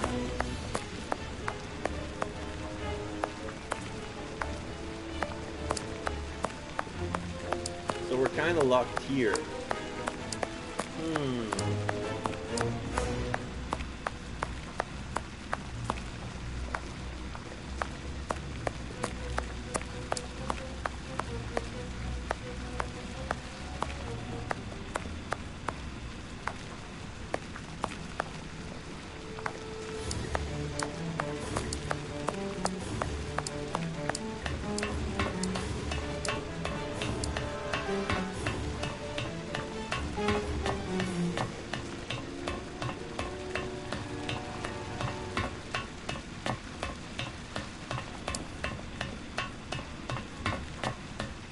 Ah! Safe here. Safe. Whew. Don't be afraid. But keep calm. It's you. Stay Whoa, whoa, away. whoa, whoa! Don't use that gun on us. Toby's here with the cat. Don't be hysterical. Drop your gun. I don't trust you. You're out to get me. Don't Yeah, yes, come the any violent case closer. of the gun. This can shoot a bull. Oh! No! Oh. Well, Toby disarmed him by falling. That was a stroke of luck, but the guy is dead. Shoot, Watson is here. The poor man. What a dreadful end. He has definitely gone. But why was he afraid of you? He was terrified when he saw He thought you. we were police. He must have mistaken me for someone else. Let's go. We have nothing more to do here. We have been running around all night, Holmes, and I've had enough. And that poor young man. Let's find a police station and... There's no question of calling the police, is that understood? Instead, let us see how we might continue our investigation. Very well, Holmes. Holmes, it seems that everywhere we go, there is a catastrophe. And here we are at a standstill. Yeah. Let us return to Baker Street That as rose to quickly that as problem possible. indeed. Okay, so yeah, so this is the end of our lead. Both our leads are at the dead end. So I have no idea what this guy ran away. I think he was the nephew of the bishop, but he looked like a poor guy. Oh, so all that for nothing. This is a story. Oh, they didn't find anything. Sherlock Holmes isn't a nice man, is he? I don't think So I this like him dreadful now. story Look is what I found. read by 10-year-old girls. Like mutilations, that little boy. Don't do that. We don't like him, but you shouldn't hit him like that. Give that back. It's only a doll. This is Sherlock Holmes's attic. All this must have belonged to him. I want to know what happens next. Keep reading. 3 trails and 2 dead ends. The poor nephew is dead, but Baines has the bishop's murderers. The only one left is the rat killer. Have you questioned him? No. May I ask when you're going to do it? When I have found him. What? You're not You trying let to him get tell me that away, he's escaped dumbass. again? Yes, but this time it's not your fault, nor mine for that matter. You've been using me, Holmes. I unwittingly aided one of the most dangerous criminals in the kingdom to escape. So please tell me why. An explanation would be futile. It would only lead to further pointless questions. But do you have even the slightest notion as to where he might be hiding? Forget Hans Schielmann for the moment, Watson. Just concentrate on the fact that the bishop is on the chessboard. In any case, the news has spread like wildfire. Look at the headlines. All the papers are talking about it. And the Globe Explorer, their editors must be jumping for joy. Let the dogs bark with the pack, Watson. But how could Farley be so well informed? Look, he also mentions our visit to the opium den, and in great detail. How did he know? Let me see. Contrary to what you might think, Watson, I do not consider that all of our trails have led to dead ends. We're simply missing a common denominator, something that links them together. And our journalist's mystery informer might just be that missing link. Yeah. Should we attempt to uncover his identity? It is essential that we do so. Let us examine the map. We must talk to Mr. Farley. Examining the map. So the new edit, so this is the new piece of newspaper. September 1888, Globe Explorer newspaper. Incredible escape from Westgate prison. Hans Schielmann, the infamous rat killer in prison in Westgate for murder, achieved one of his most spectacular escapes in British history. Escape took place without violence or bloodshed. Extraordinary that the prison guard did not observe anything untoward. Indeed, it was someone entirely unconnected with the prison who noticed that the dangerous criminal was missing. That person is none other than Dr. John Watson. Yes, dear reader, you read it correctly. Dr. Watson, the friend and companion of the Baker Street detective, Mr. Sherlock Holmes. According to the prison director, Mr. Holmes visited Westgate in order to interrogate Hans Schielmann as regards what exactly still remains a mystery. Concerning the fact that Schielmann could not have possibly escaped without outside assistance, it is quite easy to guess that the true reason for Sherlock Holmes' visit to the Westgate fortress. Yeah, now they're gonna say in the newspaper that we went there deliberately to help the rat killer escape. Well, we were partially used by Sherlock Holmes, but we knew what was going on. But it was we had to go along with the plan, air quote, to progress the story, because there was a moment where there was a smoke bomb, and the rat killer was dressed as one of the officers. I can tell by his voice that it was him, because he's a German and he has a very strong German accent, and the guy that he took his clothes from was named O'Sullivan. You know? So he was an Irish guy. So, yeah, he's like, toss me the keys because I'm stuck there, help me. So I was like, I didn't want to toss him the keys, but I had to. So, alright, it's quite easy to guess. Okay. Is it up for the police to conclude the current investigation? They are decidedly very busy. Yesterday morning, Inspector Baines declared that 2 suspects were being held in relation to the murder of the unfortunate Bishop of Knightsbridge. The 2 men were arrested at an opium den in Whitechapel. An interrogation of the establishment staff, if not providing anything concrete regarding the identity of the 2 criminals, nevertheless revealed that Sherlock Holmes was also present at the time. Indeed, the director of the establishment, Mr. Chen Shahu, accuses the detective of attacking a member of his staff, as a guard was later found incapacitated with a syringe protruding from his arm. Yeah, we left the syringe there. According to the clinic where the man was swiftly taken, he has been on the receiving end of a terribly dangerous anesthetic. Mr. Chen affirmed that at the time of the attack, apart from his client, only Sherlock Holmes and his loyal friend, Dr. Watson, would have the opportunity to carry out the crime. It's true that we drugged a guard to sleep, but that helped to arrest the bishop's murderers. Still, according to the Mr. Chen, the aggression took place in order to gain access to the room occupied by the same 2 criminals. So what was Mr. Holmes doing in his opium den? Apparently he had knowledge that the Bishop of Knightsbridge killer were there. Why did he not alert the authorities? Why did he act alone? Why attack the guard? You may be sure, dear readers, that our investigation had only just begun. Oh, Farley. Okay, so what else have we unlocked?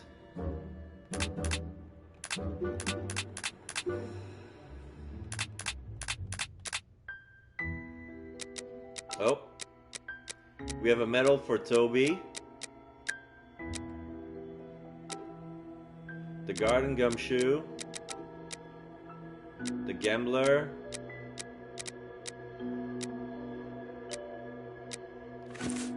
Okay, so now we have to access the map, right? Oh, Toby is back here. You have been a great help, dear Toby. I'll ask Mrs. Hudson to send you up some fine giblets.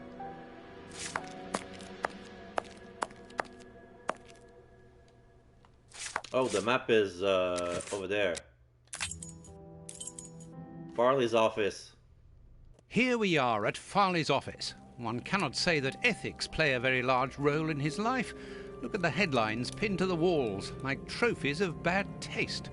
Perhaps we will finally begin to understand the reasons for his persistence in tarnishing your reputation. Perhaps. Okay. Coffee. It's still hot.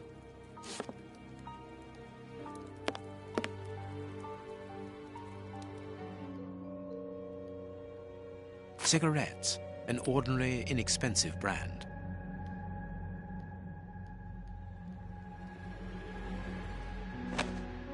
A press card. Osmond Farley. It's his overcoat. The agents of the force... What?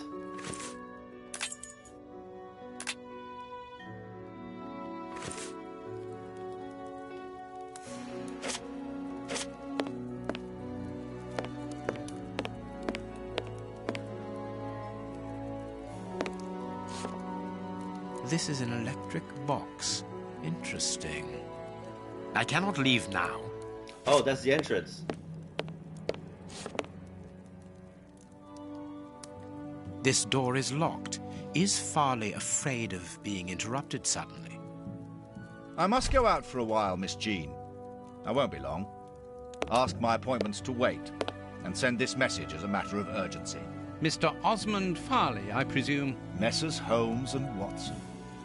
What a surprise. What is there so surprising about being visited by the targets of your slander?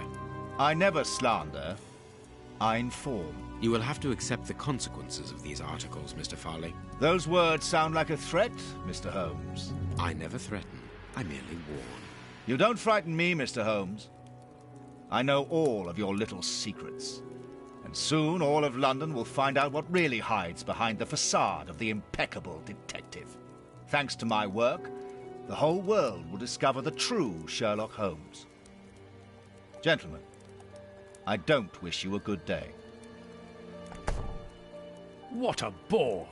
Even to the point of refusing to shake our hands. Which means that we can avoid having to wash them. Nah. Did you notice the crumbs on his jacket? He had just finished eating and his hands will be covered in grease, the same as his mouth. Slovenly habits.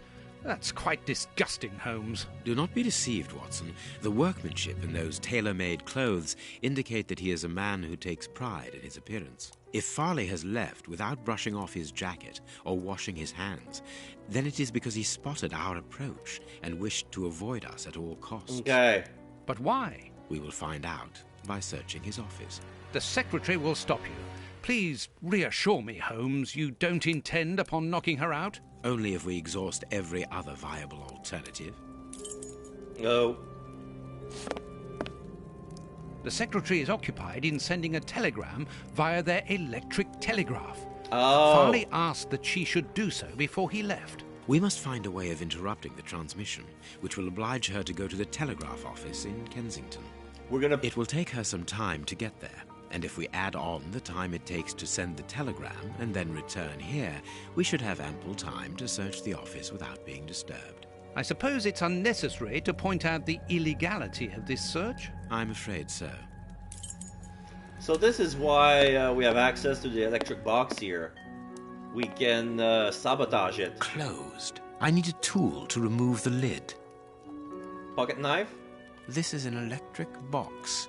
Interesting. I need a tool to remove the lid.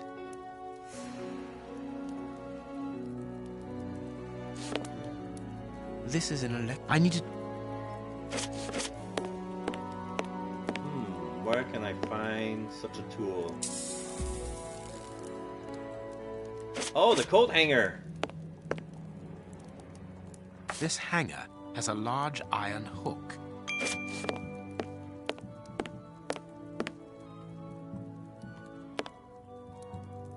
I can hear an electrical humming. The secretary is using the electricity supplied by this switch. Let us see if I can cause a short circuit. Oh yeah, if we connect those two things together.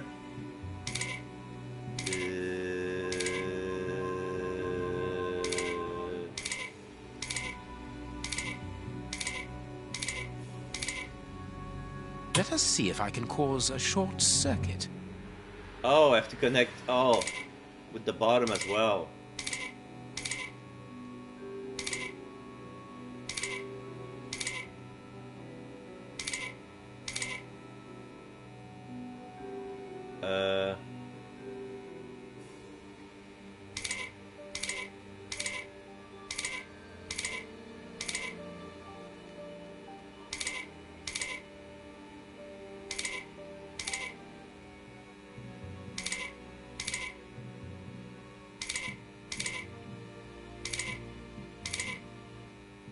Let us see if I can cause a short circuit.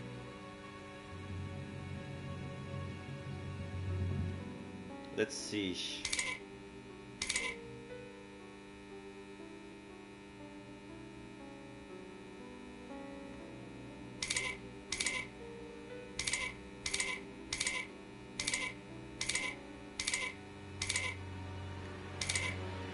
Unless...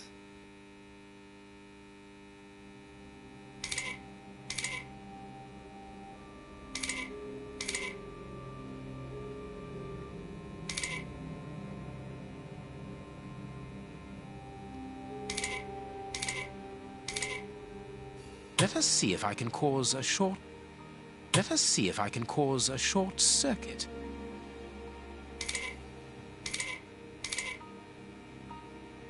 There we are. It is simplicity itself. Oh, that's just too bad. Get out quickly, Watson. I'm going to hide here.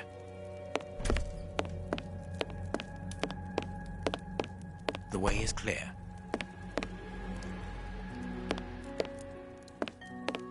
I cannot leave now. Oh. Let's go, Watson. Freedom of the press. The press is a most valuable institution if you only know how to use it.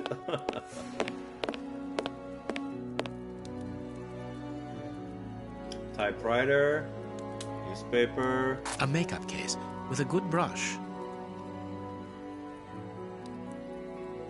A page of this notebook has been torn out. We can only see the title in shorthand and today's date.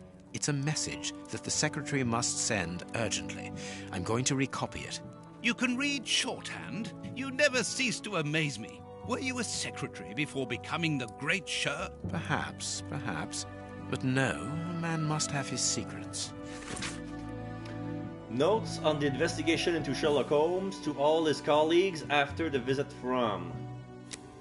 Press card. The agent of the force are invited when possible to facilitate the mission of Osmond Farley, correspondent of the Globe Explorer, and allow him to access information site in the case there is no force majeure obstacle. The chief of the Metropolitan Police. So yeah, this is like a press pass. The ribbon is missing from this machine. Okay.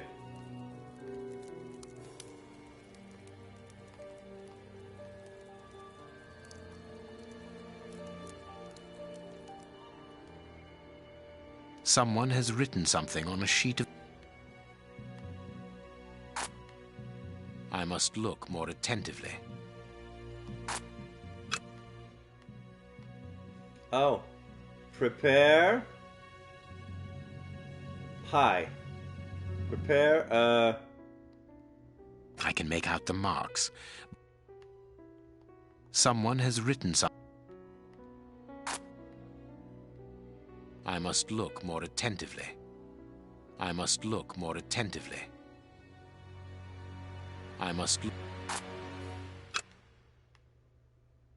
I can make out the marks, but I need something to bring them to light. I can make out the marks, but I need something to bring them to light.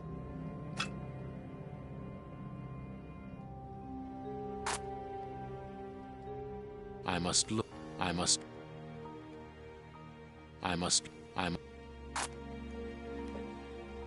Someone has written something on... Someone...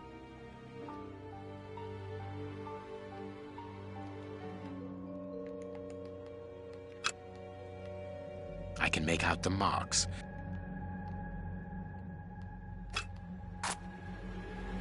I must look more attentively. I must... They expect me to use the brush and the magnifying glass at the same time, but I can't. I must look more attentively. I can make out the marks. I can make out...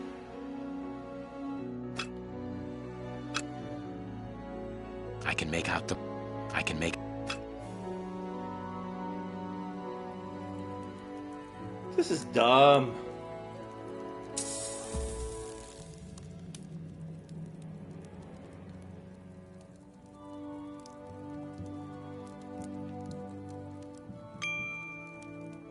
The ribbon. A page of this notebook has been... You can read... Perhaps. I can make out the marks, but I... I'm gonna look elsewhere. The secretary has just changed the typewriter ribbon. There are smudges of dark blue ink.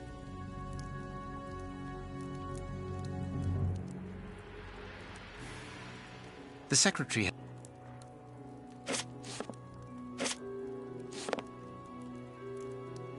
The ribbon is missing from this machine.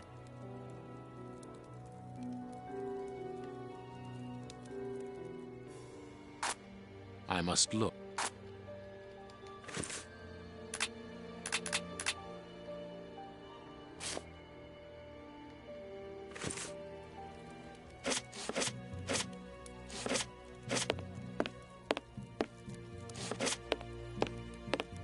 Here is Farley's secretary's telegram. Nothing special here.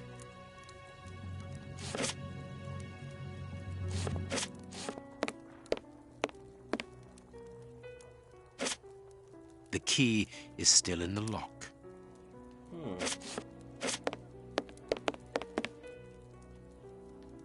This book has fallen down from the shelf. The Adventures of Sherlock Holmes. My word, it's my stories about your investigations. A real investigative reporter must have read them, my dear Watson. So Watson's pen name is actually Sir Arthur Conan Doyle, based on this cover. My adventures have fallen from this shelf. Painting of Queen Victoria. I will call you on this morning. Destroy this letter. Receive it urgently. Your revelation regarding our man's true schemes are incredibly surprising. A Machiavellism of the sort. This paper only just escaped the flames. But who is this note about? And who wrote it? I will deal with it later. Someone closed the curtain, as though he wanted to maintain his privacy. This cabinet has a lot of drawers, each marked with a letter. There is surely a great deal of information in them. But we can't open all of them. We must know what we are looking for. Keys? A bunch of keys. A telephone. A technological marvel. A number was written next to it quite recently. A fine, educated hand. Holmes, this number seems very familiar. 1313? Yes, but let us dial it to be sure. Miss, get me 1313, please. It is Scotland Yard, of course. I'm beginning to understand. Yeah, he's the informant. Lucky you. Judging from all the notes on the board, our reporter is an assiduous and organized worker.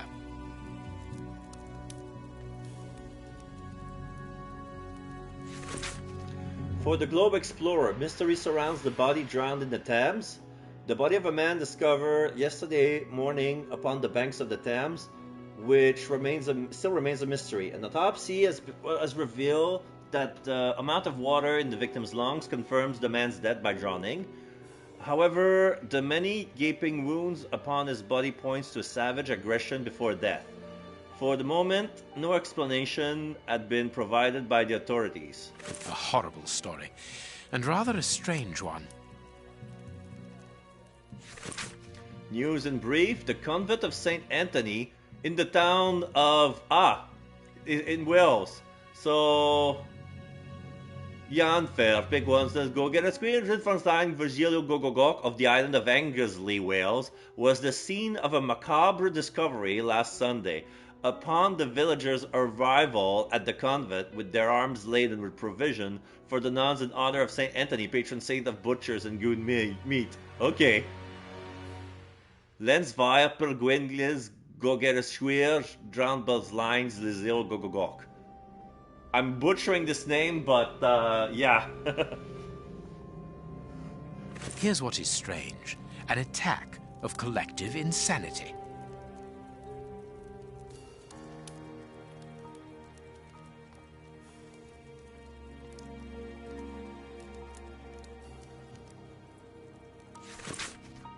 Photo of Prince Woodville.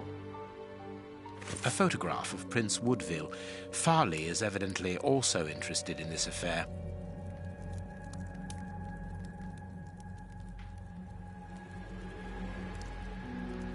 Are we done?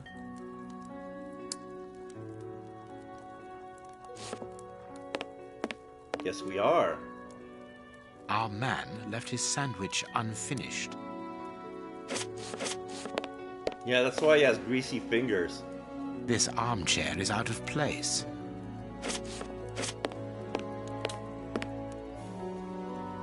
This ashtray is worth examining. Oh! This ash comes from an ordinary, well-known brand of cigarettes. It is still warm. The cigar end is still hot.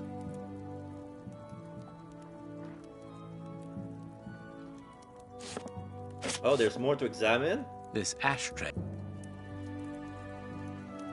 The cigar. This cigar is of a fine quality. It must be very expensive and difficult to obtain. And it is not even finished. What a waste. Farley was not alone when we arrived at his secretary's office. You are thinking of the owner of the cigar? Yeah. Yes, the reporter smokes ordinary cigarettes. Can you smell the subtle scent of gingerbread? That is the characteristic odor of a Habano Clarissimo. Our mysterious visitor is a rich man, Watson. This category of Havanas is exorbitant, and I cannot imagine a cigar lover crushing out such a marvelous smoke before finishing it. Yeah. Since we saw no one leaving the building, that must point to a secret exit somewhere. How are we going to find it? By retracing Farley's steps from the moment before we arrived. Look, this room is teeming with clues. Okay, investigation to the journalist Farley. Yeah, the sofa out of place. The armchair is in the wrong place. The journalist sat in the armchair. The journalist pushed the armchair when he ran. The journalist visitor sat in his armchair. The journalist moved the armchair to get something from underneath it. The journalist pushed the armchair when he heard the doorbell. The journalist pushed the armchair as a means of protection. I think he moved the armchair to get something from underneath. So the ashtray. Journalist visitor smoked a cigar. Journalist smoked a cigar and a cigarette at the same time. Cigar has been there for a long time. Visitor smoked a cigar and sat opposite to the journalist. The journalist lit the cigar to cover a woman's perfume.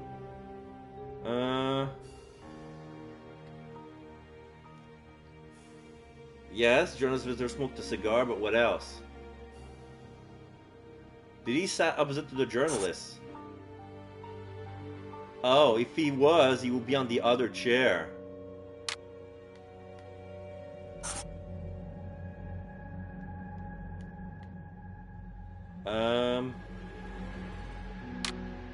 The key's still in the lock on the inside of the door. The secretary put this key in the lock when she was leaving. The journalist didn't close the door. The journalist closed the door and left the key in the lock. The journalist wanted to make sure the door was closed. The journalist saw a shadow under the door. The journalist forgot to lock the door.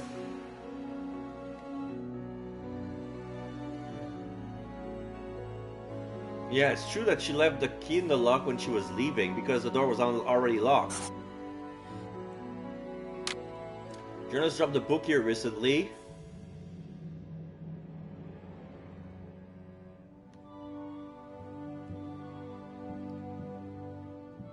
Huh. Was he hiding something compromising in the book?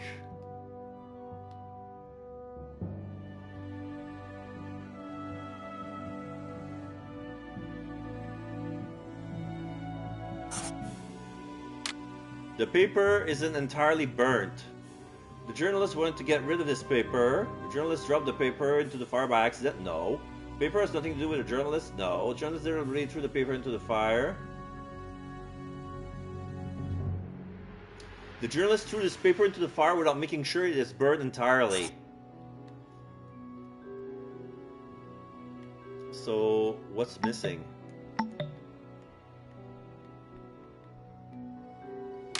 So this is wrong.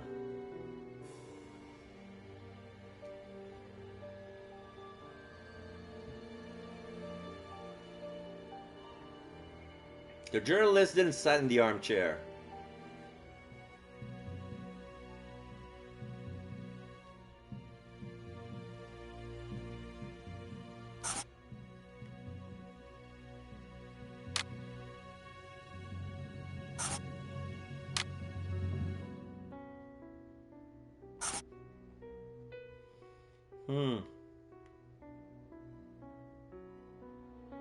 I want to try something else first. Deduction journalist. Oh. Okay, I can access it anytime then. Okay. Okay. So, expect everything here, expect everything here. Because now I want to try something. No. The keys that were on the door.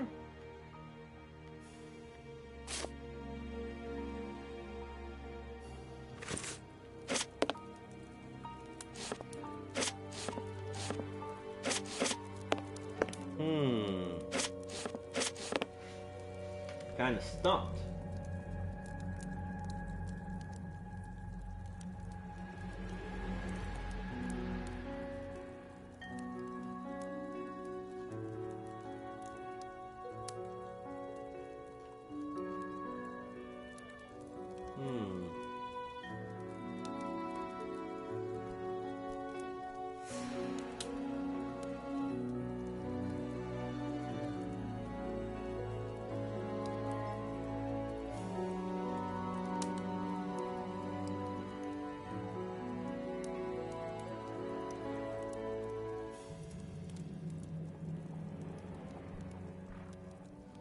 Okay, let's try this. Ah, this wasn't there before. I understand what you want to do. It's an old trick.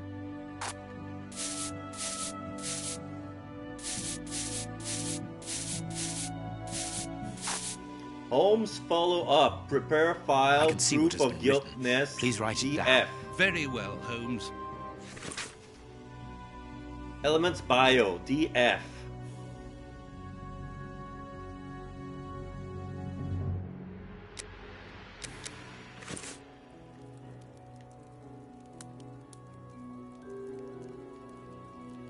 Okay, so now we're done here.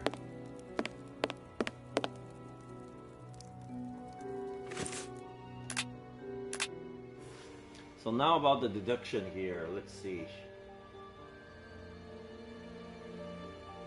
Oh!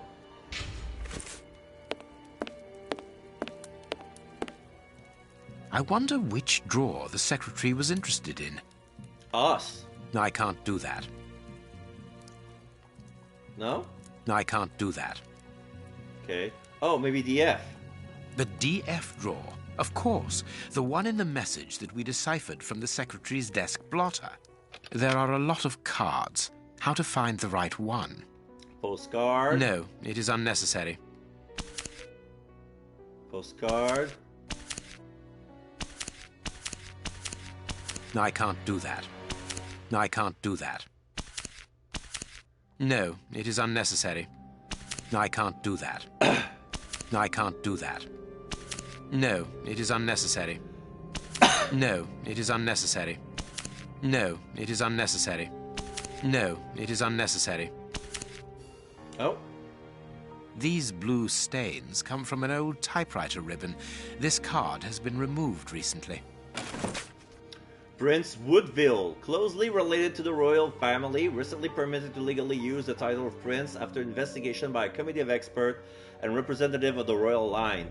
Highly regarded among the common people. Involved in charitable and philanthropic action, distribution of soup to the needy in Whitechapel area, financing a campaign for medical treatment, and distribution of blankets.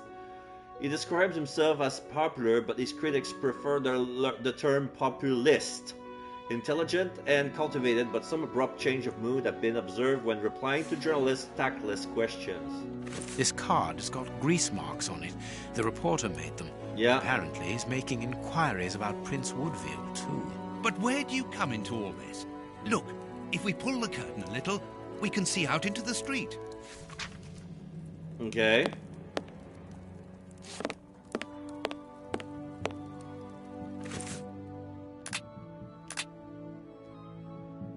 Oh, the journalist looked at the card inside the cupboard.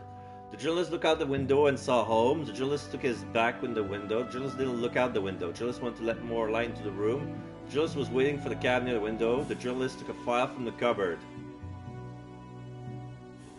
He probably saw us from the...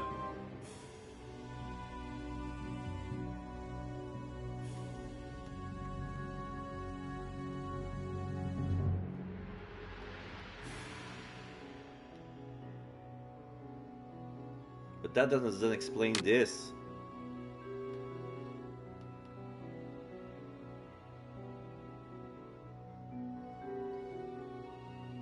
Oh, maybe he heard the doorbell. He heard the doorbell. Took the file from the cupboard. Burned it. So then...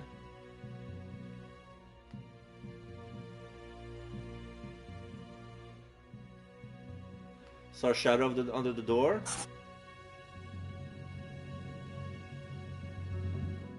I'm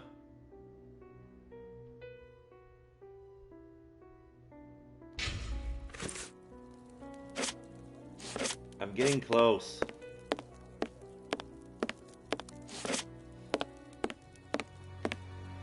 We must finish our deduction board, Holmes. Okay, so what I'm missing? The 6.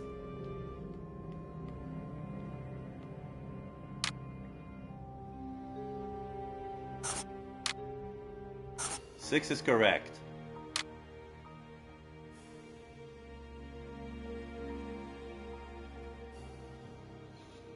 Did he accidentally drop the book?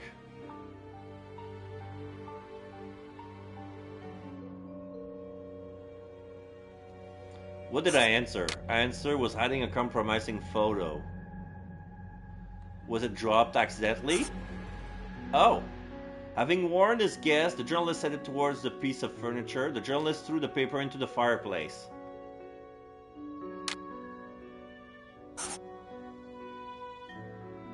Oh.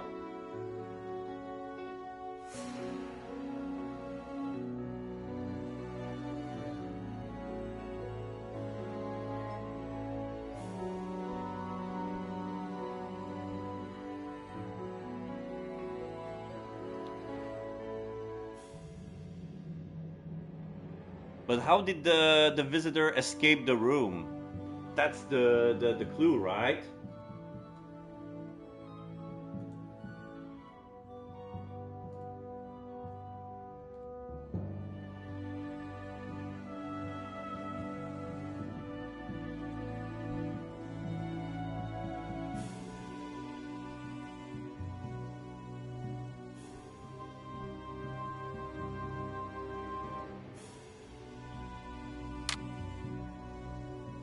Yeah, this is correct. He saw Holmes.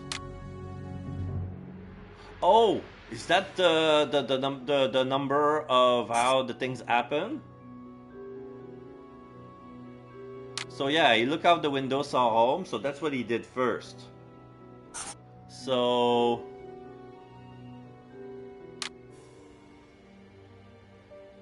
but he could have took a file from the cupboard. Oh, that doesn't change anything. So yeah, he saw Holmes. What else?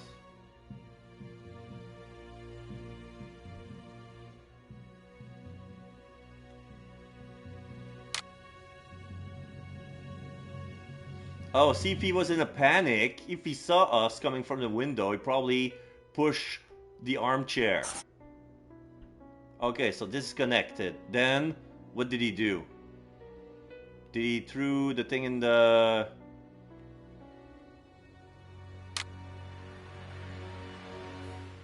Oh, this is correct.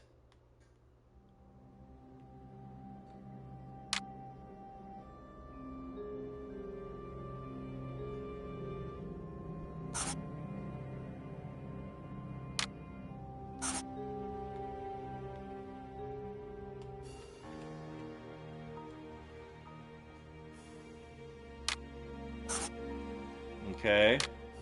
So this is wrong. And this is wrong.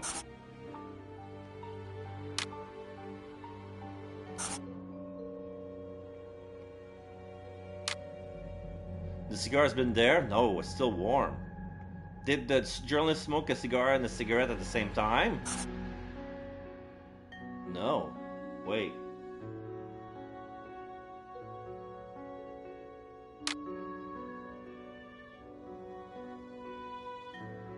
Well, it would make sense that he left the door and left the key in the lock. I said the journalist saw a shadow under the door. No.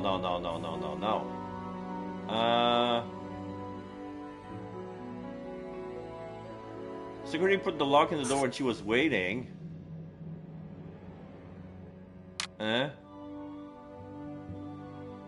He closed the door and left the key in the lock. Okay, the journalist saw Sherlock through the window, ran to the door, and locked it. But then what? 1, 2, 3. So what am I missing?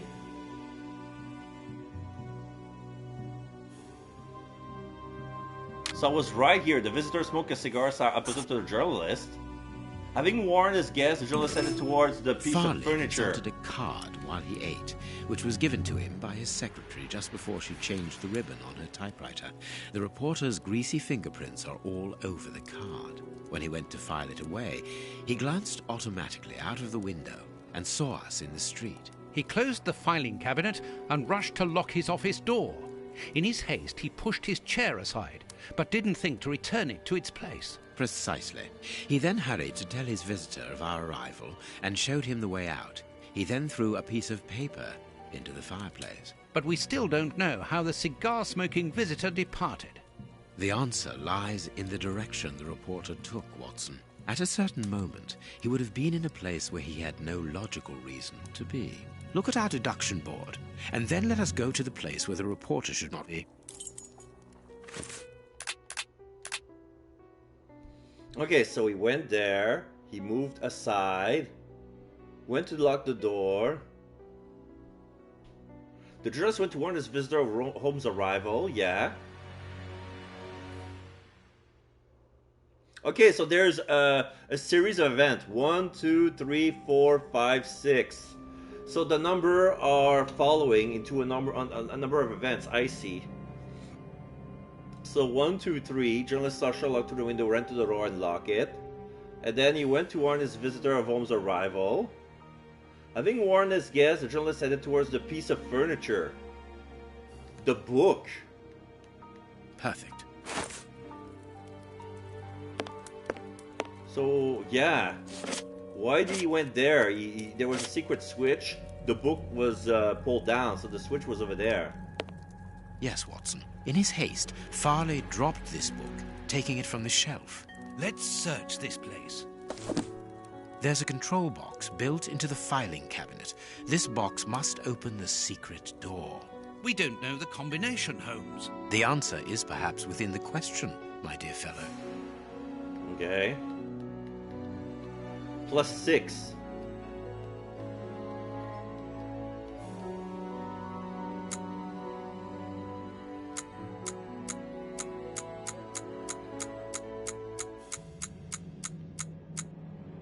One, 2, 3, 4, 5, 6, 7, 8, 9, 10.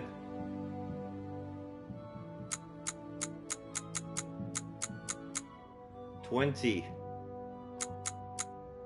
1, 2, 3, 4, 5, 6, 10, 16.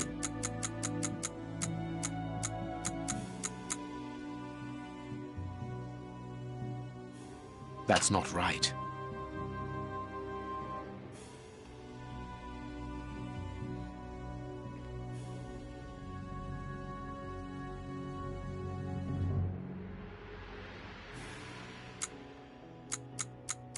Let's see, between 4 and D, 1, 2, 3, 4, 5, 6, 7, 8, 9, 10, 11, 12, 13, 14, 15, 16, 17, 18, 19.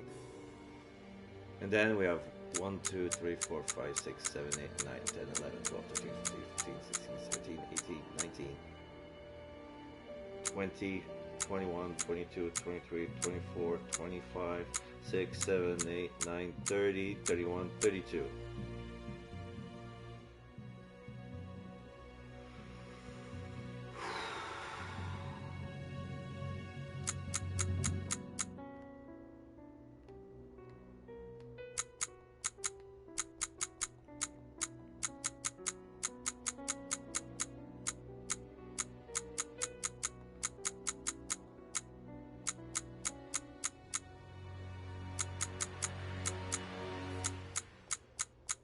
That's not right.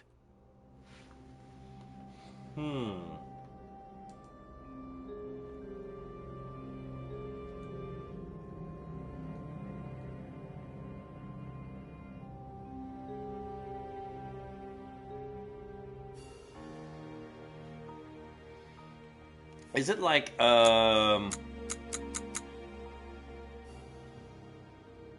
Maybe it's like a postal code.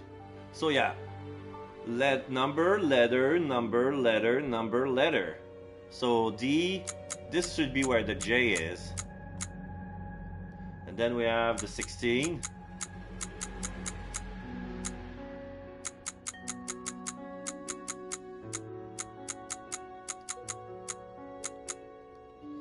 And then 10 plus 6, that must be the 16th letter of the alphabet, which is P. There we are. Ah, it is simplicity okay. itself. Let us go and look at this secret exit, Watson.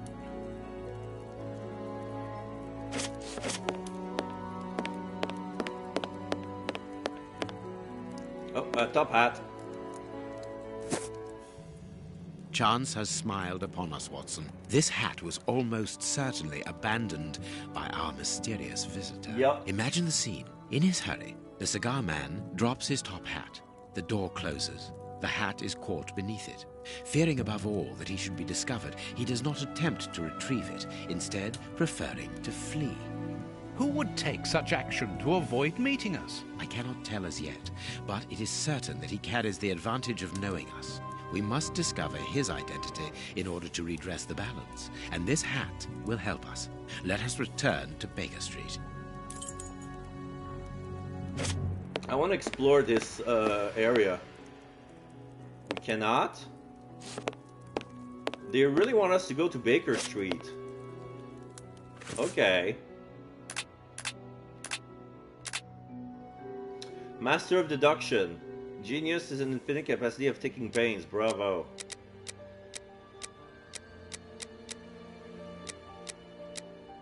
Freedom of the press. Yeah, I have this one.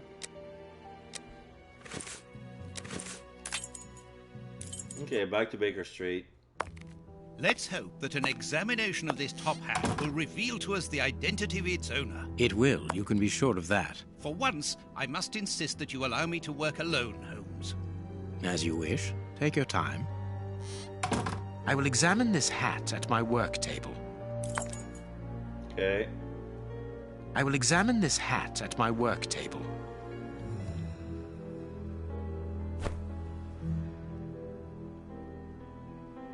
This hat is of an exceptional quality. The man who owned it is wealthy. Slight scratch marks.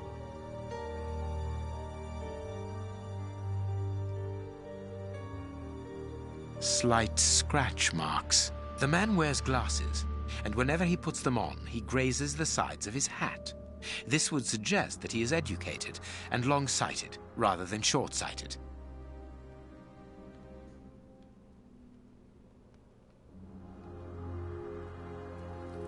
Okay, I can see the scratches now.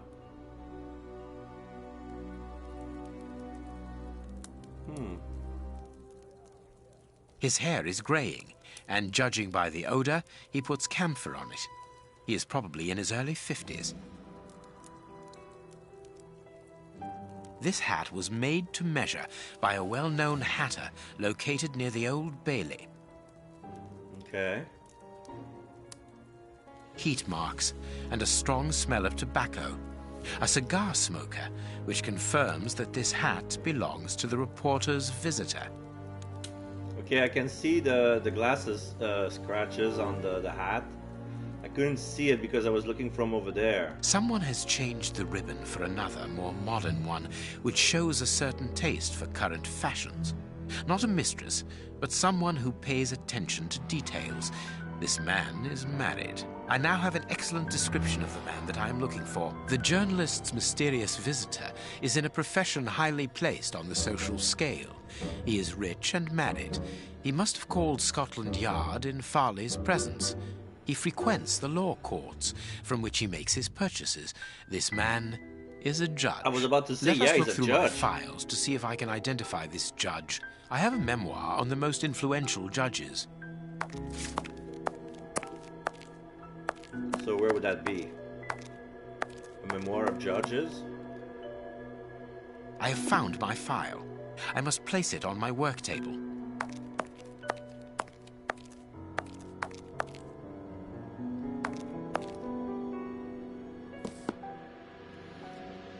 Okay, so find which of these judges visited the journalist. So we have Lawrence Bromsby, Coutts Bennett. He doesn't have any glasses.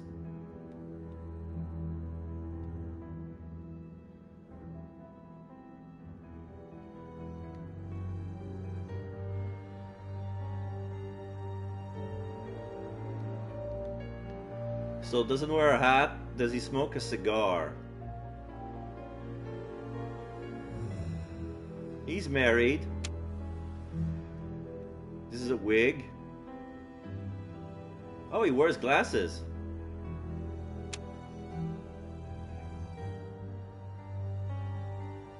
Okay, so here we have wears a hat. Oh, he's married as well. Gray hair. Yeah, kinda. Doesn't seem to be smoking the cigar. This guy. Is he married? Yes, he's married. Gray hair, probably. Doesn't wear... Does he wear glasses? Yes. Doesn't wear... Oh, he's wearing a hat. Does he smoke the cigar?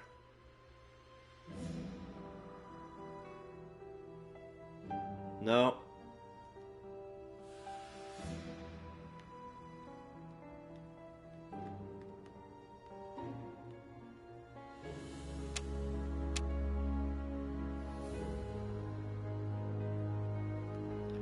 How can I change my page?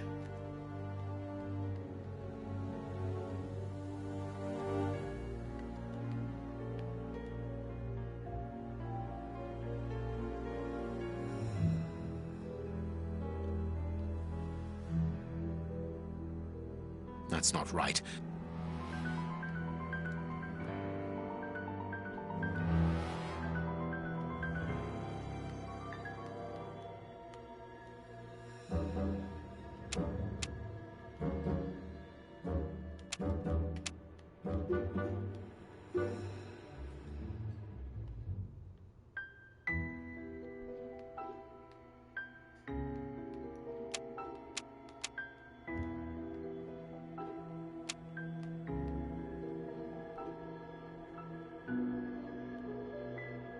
He wears a cigar.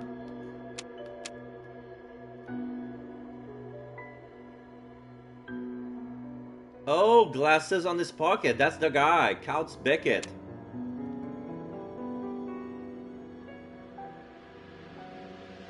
And this guy wears a hat.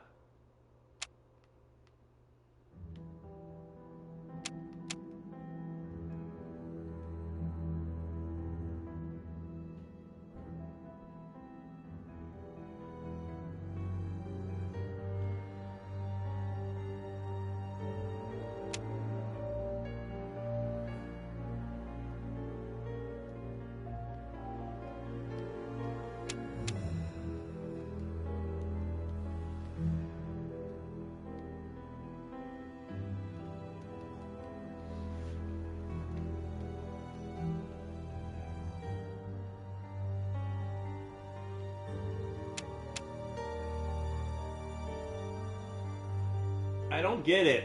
Am I supposed to be done?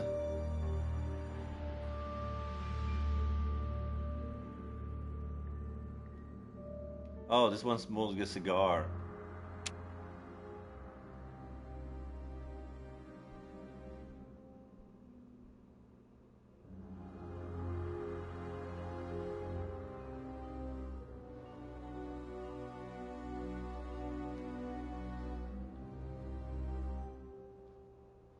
Is there a way to validate my my deduction? Like, I don't get it.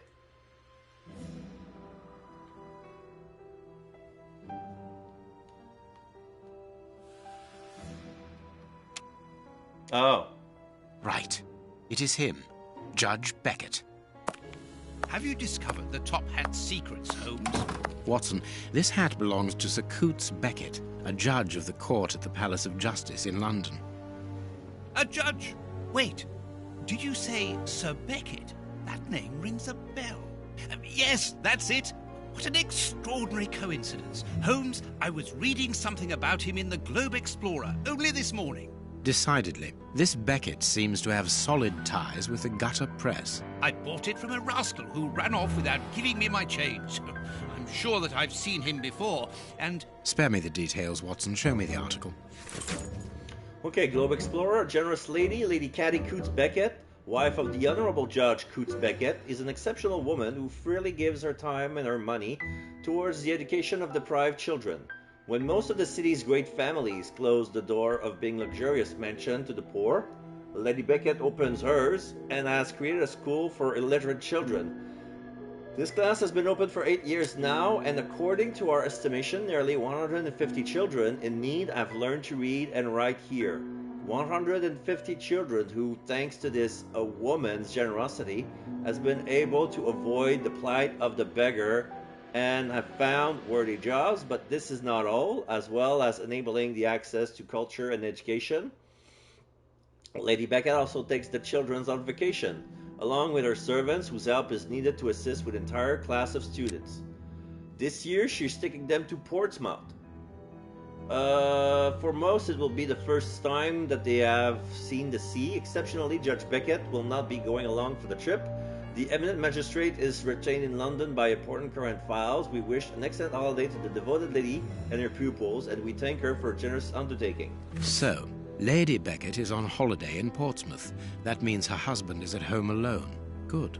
We shall pay a courtesy call, Watson. With a little luck, we shall leave with a few habanos clarissimo. Hey, you get a still from a judge? The judge of the High Court isn't surprising. You've solved so many criminal affairs that there are 1,000 reasons why a magistrate should be interested in you. But why should this one feel the need to act in shadows? It's true that it's surprising. Perhaps he simply wishes to avoid being seen in the company of this Farley fellow. Mr. Kirby, our local postman, owes me a favour. He'll give me Beckett's address. At this hour, he should still be at the post office. I'll go there, Holmes. Good, Watson, but be quick about it. While you're gone, I'll make preparations for our visit. Sir Coots Beckett. I've got the address. We can go round after a nice cup of tea. Don't get too comfortable, Watson. We're leaving immediately. Okay, so map. Judge Beckett. Okay. This is the front of Judge Beckett's property. It's enormous. It looks very luxurious, Holmes. This man has conducted his career brilliantly. Who says that crime doesn't pay? It all depends upon for whom. You never said a truer word, Watson. Now, let's try to find a way in. What's that package you are carrying, Holmes? You haven't said a word about it all the way here. Cakes for my old aunt. Your old aunt? Stop pulling my leg, Holmes. If you want a sensible answer, then you should ask a sensible question. Very well. I'm going to ring the doorbell. That should be an appropriate task for someone like me. No, leave it. I'll do it. Okay, so this game will auto-save.